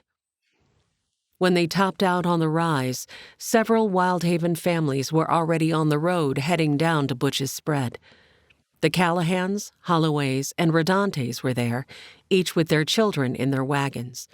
The Griffins, too, with Rose and their 2 girls on the back bench. Parson Clay, Aurora, Kin, Cora, and Tommy fell into the line directly behind them, and Cain pulled onto the road with his siblings after that. Zoe settled a hand on Wash's arm. It was wonderful to live in such a caring and giving town. Wash covered her hand with his own and gave a nod of acknowledgement. As all the families pulled their wagons to a stop beneath the large maple on the far side of the Nolans' yard, Zoe was surprised when Wash hopped down from the wagon and made his way to the middle of the yard. He waited a moment until the townsfolk had come down from their wagons and gotten their children gathered on a blanket with Rose Pottinger in the back of the Griffin's buckboard. Then he raised his voice. "If I could have a moment." Zoe clasped her hands, holding her breath. What was he up to? Would he embarrass her once again? The gathering quieted by turns as each faced Wash. He fiddled with his cane for a moment, waiting for everyone to quiet and pay attention. Finally, he lifted his gaze to Zoe. For one long moment, he watched her. His eyes softened and turned glassy, and then he tore his focus to the head of his cane. He jostled it in his hand and then lifted his focus to those gathered, blinking rapidly a few times. "First, I want to say thank you for gathering here to support us today." He pressed his lips together, clearly attempting to compose himself. Zoe pressed one hand to her chest and took a step, but that was as far as she made it. Just as surely as she'd been overwhelmed with dislike for his actions the other night, she was overwhelmed with love for him right now. He pressed on. "I need you all to know that I've apologized to Talby Eklund. I misspoke the other night. I should not have accused him of this." He motioned to the ash heap that had once been the Nolan's barn. "And now I want to apologize to you all. I've not been at my best, and He broke off with a deep frown, staring off into the distance as though it were too painful to see any disappointment in their expressions. Zoe strode forward before she could think better of it. She stopped by his side and looped her arm with his, looking up at him. When he looked down, she gave him a nod of support and what she hoped was an encouraging smile. Wash swept the gathering with another look, intently pausing to meet each person's scrutiny. "I just needed each of you to know that I'm sorry for the way I acted, and thank you for being here, despite my shortcomings." "That's what friends do." Kin spoke from the back of the group, where he stood with his arm draped around his wife's shoulders. "It is indeed." Cora gave Wash a gentle smile. "Right. Well, thank you." Wash raised a hand toward his father. "Pa, you want to wrangle us all into a semblance of order?" Butch stepped up beside Zoe and Wash, his hat clutched in his hands. "Like Wash says, we're mighty obliged to each of you for being here today. This spread..." He glanced around the land and the house. "Well, it's been in our family since my pa bought it from the original owner over 40 years ago now. Actually," he grinned, "that's not quite right. Pa bought this place from a man who'd won it in a card game. That man didn't want the place, but needed the money. Pa was looking for a place to settle, and I'm certainly glad that the good Lord directed us to this part of the country." He sniffed, fiddling with his hat as he cleared emotion from his throat. "Today, well, I'm not quite sure where to start." He glanced at Wash and reached out to settle a fatherly hand on Zoe's shoulder. Her heart expanded with love for this wonderful family. "My boy, he needs a place for him and his wife. But without the barn..." He shook his head. "We'll do both." Marshall Holloway stepped forward. Butch cleared his throat again. "Thing is, I don't rightly have the funds to..." "I'll pay for Zoe's and my cabin, Pa." Zoe darted her husband a look. They had the money for that? She wasn't even sure if she was going to have a job after today. Butch, too, leveled them with a questioning look. Wash gave his father a nod of reassurance. "I have some money saved up from my time in the cavalry. We'll be fine." A measure of reassurance whipped through her. That, at least, was a relief. Jackson spoke then. Mr. Eklund has asked me to extend his offer of half off on any lumber we need. And of course, Maud and I will pay our own way too, Pa. Butch blinked hard. His lower lip trembled, and he fiddled with his hat some more. Well then, we'll be all right, won't we, boys? He gave an emphatic dip of his chin. Yes, we'll be all right. With Eklund's generous offer, I'll have enough set by to purchase the timber for the barn, and I'm sure Olin will grant me a small loan that'll cover the cost of nails, new tack, and the needed hardware. Relief cascaded through Zoe. She leaned hard into Wash's side, relishing the warmth of his arm wrapped around her shoulders. The people of Wyldhaven hadn't let them down. They were all going to be just fine.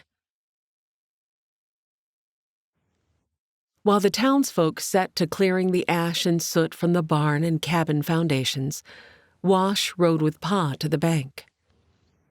Pa pulled the wagon to a stop in front of the bank, and Wash started to get down, but then noticed Pa wasn't moving, so he sank back onto the bench beside him. He waited a moment, but when Pa didn't speak, he asked, "What is it?" Pa's jaw worked from side to side. Ain't never taken out a loan before. Never needed one. Always made do until we could afford to buy what we wanted. Wash dropped a hand on his father's shoulder. Don't worry. With your reputation for hard work, Olin won't deny you, and we'll get the loan paid off in the next few months. Meantime, we can slaughter one of the pigs, or an extra cow. Pa shook his head. Don't have 'em. What? Pa's shoulders drooped. I haven't wanted to burden you, but something ain't been right out at the place for several months. We've been losing stock right and left. Fences cut, cattle killed, that sort of thing. Wash collapsed against the back of the wagon bench. Had he been so much in his own world that his family hadn't felt comfortable coming to him with their troubles? He'd always been the one Pa leaned on for help. Pain lodged in his chest. He couldn't continue in the way he'd been going. He didn't like himself very much right now. The trouble was, he didn't know how to repair the man he became when the pain overwhelmed him. Realizing Pa was still sitting quietly by his side, he offered, Well, the boys and I can do some extra fishing and trapping to make up meals. Then we won't need to buy any meat. A smile quirked Pa's lips. That fishing'll be mighty hard on you, won't it, son? Wash grinned, despite the heavy feeling in his chest. We all have to make sacrifices. Instead of laughing, as he'd expected him to, Pa sniffed, blinked hard. You've already made plenty of sacrifices. Ain't right that I should ask you to make more. You've been the best son a man could. Pa's voice broke, clipping off his words. Guilt crashed through him. He looked away, dropped his hand. Maybe not so much lately, as evidenced by the fact that you didn't feel you could come to me with the problems. Pa shook his head emphatically. Don't you talk like that. With what you've been through? Well, a lesser man would have turned to dust by now. And the problems? He flapped a hand. They started before you came back. Little things at first. A cut fence, a caved-in drainage ditch. I didn't think much of them at first. But then they kept happening consistently. And then the sow was killed. Shot and simply left in the forest where she'd been foraging. Wolves had gotten to her by the time I found her, so there wasn't much evidence left, but I could see the bullet hole in her skull. He sucked his teeth. By that time, though, you were home and you were more important. Did you report any of this to the law?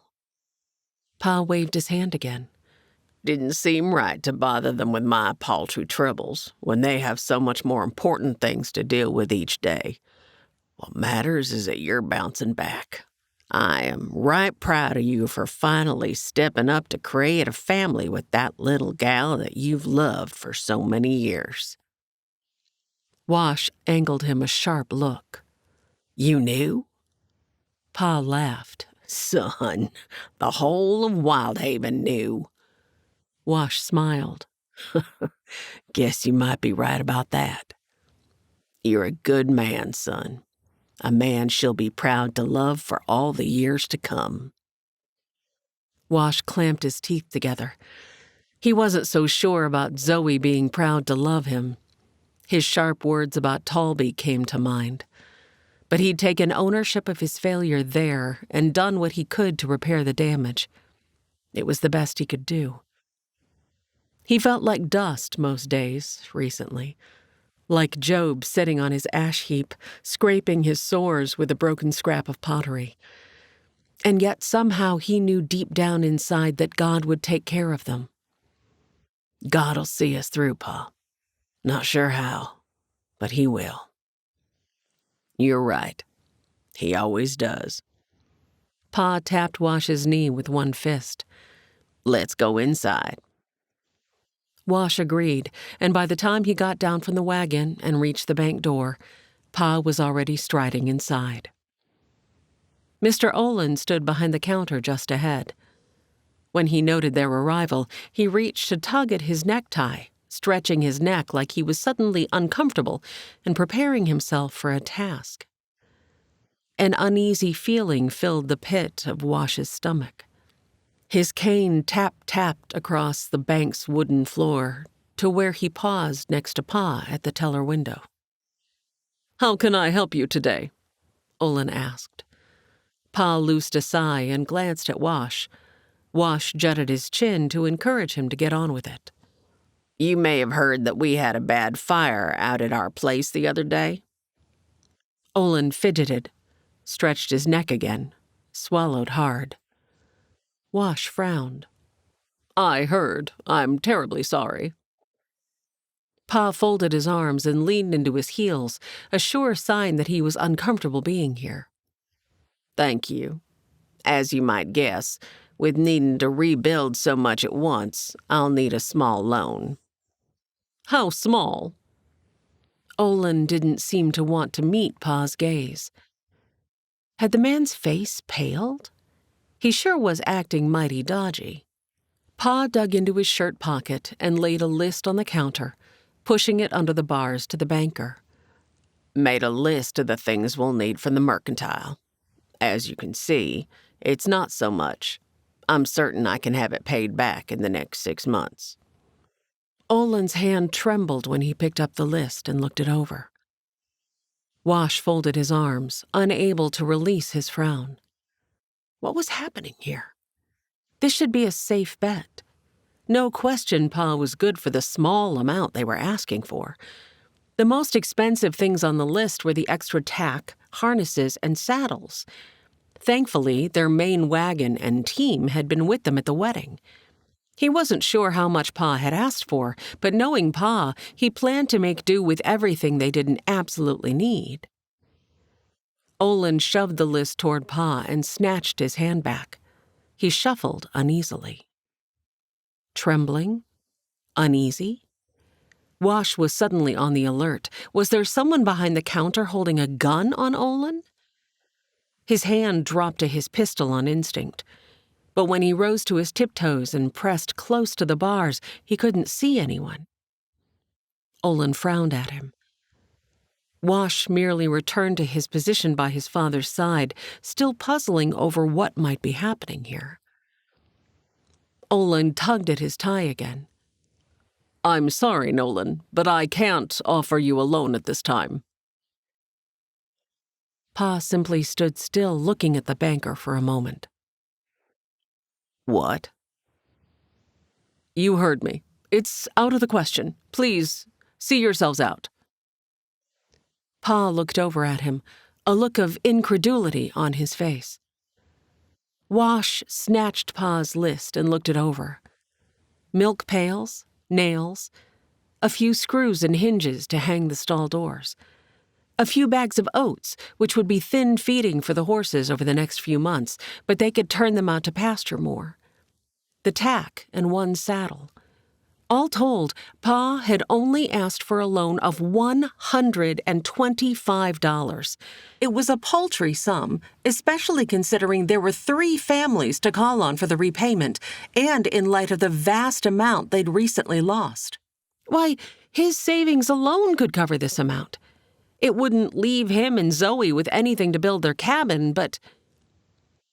Wash thrust the list back at Pa. He made sure Olin could clearly see the glitter of ire in his eyes as he spoke. "You have a good day, Mr. Olin. I hope it treats you kinder than you have treated us." With that, he nudged Pa toward the boardwalk, letting his cane thump out his irritation loud and clear. On the boardwalk, Pa's shoulders slumped. Now what? Wash drew in a long, steady breath to calm the tympanic beating of his pulse. "I have enough, Pa. We don't need the bank. Let's go to the mercantile." "You're sure?" He nodded. And as he hauled himself back onto the wagon bench, he couldn't help but consider that if he hadn't gotten shot, and that by a rich, irresponsible kid, he never would have been sent the stipends each month that had allowed him to save up what he had. He frowned at the sky, rubbed the ache in his calf. Had God used his injury to prepare the funds that he'd known they would need come this very day? Wash shook his head. It was too much for him to wrap his thoughts around at the moment. Chapter 13. Zoe was covered in soot when she heard Wash and his pa return with the wagon from town. Her hands were nearly black, and Belle's poor skirt might never recover, but she was quite proud of the little pile of things she'd been able to salvage. 2 cast-iron pans, 1 milk pail that would need a good scrubbing, and several pieces of melted metal that she presumed had once been the silverware. It certainly couldn't be used for an eating utensil now, but perhaps they could sell the silver to the assayers to offset the cost of a new set. She'd also saved a few of the canning jars, though many of them had exploded in the heat of the fire. She likely wouldn't trust the one she'd saved for canning again, but every kitchen needed a few jars for this and that. Herbs and tea or coffee. They would be perfect for dried goods like beans and grains, too, after she gave them a good wash. Sadly, none of their clothes had survived. And neither had anything else, really. The little pile of things at her feet were the only things she'd salvaged. Wash was leaning heavily on his cane when he approached. "Didn't find any unburned papers by any chance, did you?" She shook her head. "Afraid not." When he twisted his face in discouragement, she pressed, "Why?" He thrust out a hand in frustration. "All my papers to prove I was injured while enlisted were in there." After a moment to inhale and then exhale, he added, "It shouldn't be a problem. I'll just have to get new ones issued." Zoe looped her arm with his, looking up at him. "It's not like they'll be able to deny that it happened." He glanced down at her, and humor crinkled the corners of his eyes. That was not what she'd expected. She pulled back slightly, a bit of unease touching her. "What is it?" Wash leaned close. "You've just got a bit of..." He pressed his thumb at something on her cheek. "Oh, well, that didn't help. One moment." His hand cupped her cheek, and his thumb rubbed a little harder, but after a moment he stopped with a grin. "Never mind. You can wash it off later." Zoe giggled. "I'm sure I'm quite a sight." "You sure are." Wash's low words sent a wave of warmth straight through her, for his tone hadn't indicated that he minded what he was looking at in the least. "Were you able to get everything we'll need in town?" Wash sighed. "I need to talk to you about that." "What is it?" Mr. Olin refused to give Pa the loan. He didn't. Why, everyone knows what a hard worker your father is. I know. Wash looked grim. Something isn't right. But that's not the worst of it, Zoe. She waited, not wanting to press him to share more than he wanted to. He looked down at her, reached to sweep one of her stray locks behind her ear. I had to give Pa my money to get the things to rebuild the barn. We don't have the money to rebuild our cabin. Oh. Relief zipped through her. Was that it? Well, that's not a problem. We can stay on at Ma and Papa's place until we can build our own. He winced a little, and she grinned up at him. We'll get the bed situation sorted out. Mine's a bit small and it might be cramped, but it has to be better than the floor. Besides, she glanced around to make sure no one was within hearing distance, then lowered her voice to be doubly sure her next words were private. It might not be so bad, right? She felt heat sweep through her at her temerity, and when Wash's brows shot up and his throat worked, she bit her lower lip to hold back a giggle. There's something else we should talk about, Zoe. Oh? Hey, you two lovebirds. Quit staring at each other like lightning just struck and get to work. Jackson's laugh floated to them from the other side of the ash heap that had once been Wash's cabin. He was reclaiming the rocks that had made up the chimney. Wash tossed his brother an irritated glance. Zoe's giggle spurted free. Looking back at her, he tapped her nose. We can finish this conversation later. Before he could walk away, Zoe shot out one hand to clamp his arm. What? She hesitated. Would he be upset with her for saying what was on her mind? Maybe she ought to rethink her words, but it was a little late now that she'd stopped him. She pressed forward. Be careful today, huh? Don't overdo? Holding her breath, she worried her lower lip. Would he take that as her calling him an invalid? Be upset with her like he had been right after the wedding? She watched him as he looked over the busy work taking place all across the valley. The group up by Jackson's place was already sweeping off the foundation. That home hadn't been much more than a few logs notched together. Down by the barn, several men were hefting a large beam that seemed to have been spared from most of the damage. A few others were stacking together a few still usable boards. Others were sifting through the rubble for anything metal that might still be salvageable. Zoe knew that work like this would be hard for him with an injury such as his. After a long moment, Wash lowered his gaze to hers. Dr. Polson wants to do another surgery. Zoe's heart gave a thump. He must not remember that she'd overheard that conversation. Was he considering it? Everything she'd heard about Dr. Polson was that he was a talented doctor. But even a talented doctor couldn't fix what was damaged beyond repair. The question, of course, was that none of them knew whether that pertained to Wash or not. But she wanted him to try. Not for her sake, but for his own. If there was even a chance that he could have less pain in his future, shouldn't he take it? And what do you think? Wash shook his head. I don't know. I've already had 2 surgeries. Not sure if you knew that. No, I didn't know that. Wash fiddled with his cane.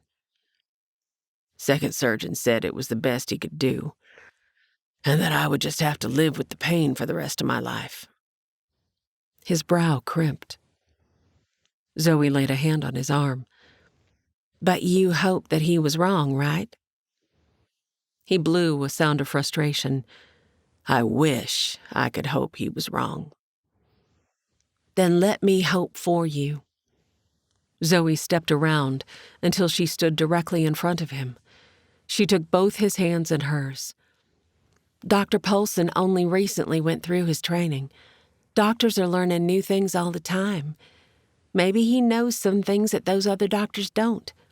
And maybe he can help you more. Isn't it worth the possibility? Not for me or anyone else, but for you, Wash, only for you. He looked down at her, uncertainty in his gaze. I'm not sure, Zoe. I'm really not. She felt the warmth of his fingers on her cheek as he stroked another strand of her hair behind her ear. What I do know is that I want to provide for you. And I can't see a way to do that in my current condition. His thumb trailed gentle caresses against her cheek. But when I think about facing another surgery, he shook his head. I'm just not sure. You two working or canoodling over there? Jackson groused teasingly. Wash's good nature crinkled the corners of his eyes. He hefted his cane a couple of times in one hand. His words remained low, for her ears alone. If I did have the surgery, maybe I could put this to good use beating that no-good brother of mine. Zoe smiled, but she wasn't ready to let their conversation end. I think you should let Dr. Polson try to help you. It can't make you worse, right? I mean, there will likely be a bit of time you'll need to recover from the surgery, but after that, well, if it doesn't help, you'll be right back to how you are now. Wash pressed his lips together grimly. Surgeries cost money, though, Zoe. She hummed her agreement as she squeezed his arm. Let's pray about it. If the Lord wants you to have that surgery, He can provide the funds, right? Wash waggled his head. All right. We'll pray about it. Zoe smiled. Good. Now, we better get to work before Jackson comes over here, snatches your cane, and starts beating us with it. Wash laughed. I wouldn't put it past him. He pointed to the large maple. I'll be over there seeing what I can salvage at the tack they're piling up in the Rodante's wagon. Do you need water or anything? Zoe shook her head. I'll come get some in a bit.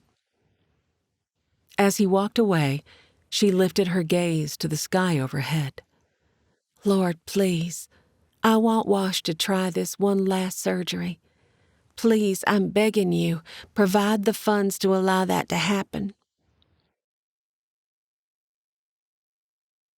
Charlotte sat beside Reagan as they pulled the wagon away from their cabin.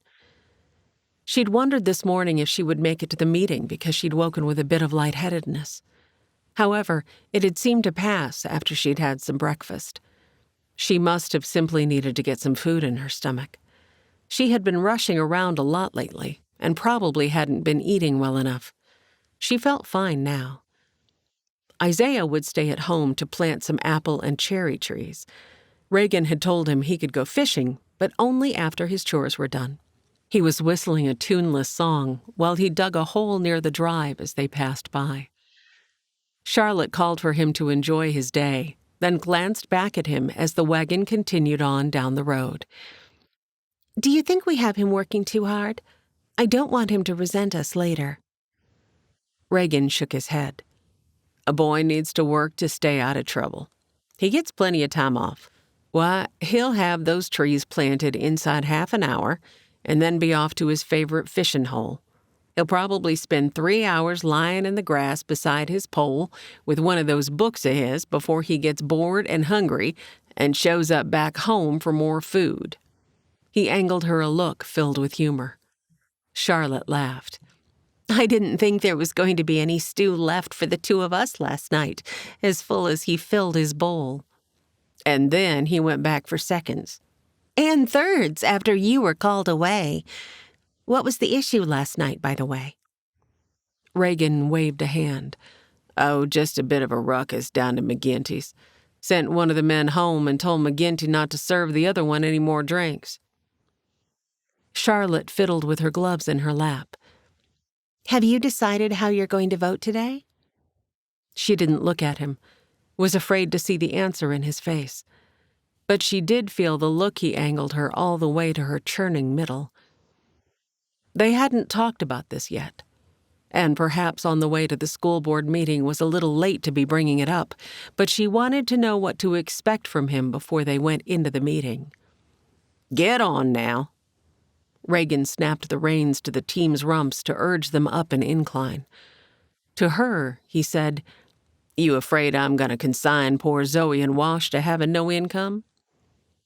Charlotte shifted on the squeaking seat.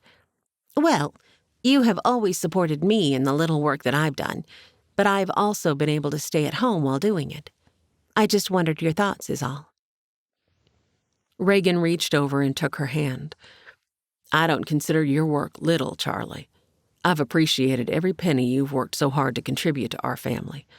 Lord knows that when I decided to become a sheriff, I had no thoughts about pay or providing for a family. Everything you've done has been a huge help, even if it does sting a little that you can bring in more by making pies part-time for Dixie's than I do by working my tail off to keep our town safe and peaceful." Charlotte leaned across the bench to plant a kiss on her husband's lips. You've kept everyone in line so that customers are comfortable coming into town, which has allowed Dixie's to be prosperous. And that allows me to make the money that I do. A peaceful town is good for everyone. Reagan squeezed her hand. "I'm not going to vote no to Zoe keeping her job." Charlotte felt herself relax a little. Good. But She slumped against the back of the bench. I'm afraid that the other members of our board will not be so forward-thinking. Beside her, Reagan gave a sly smile. "You just leave that up to me, Charlie. You just leave that up to me." Charlotte eyed him. What do you have up your sleeve? Reagan grinned. "You'll see."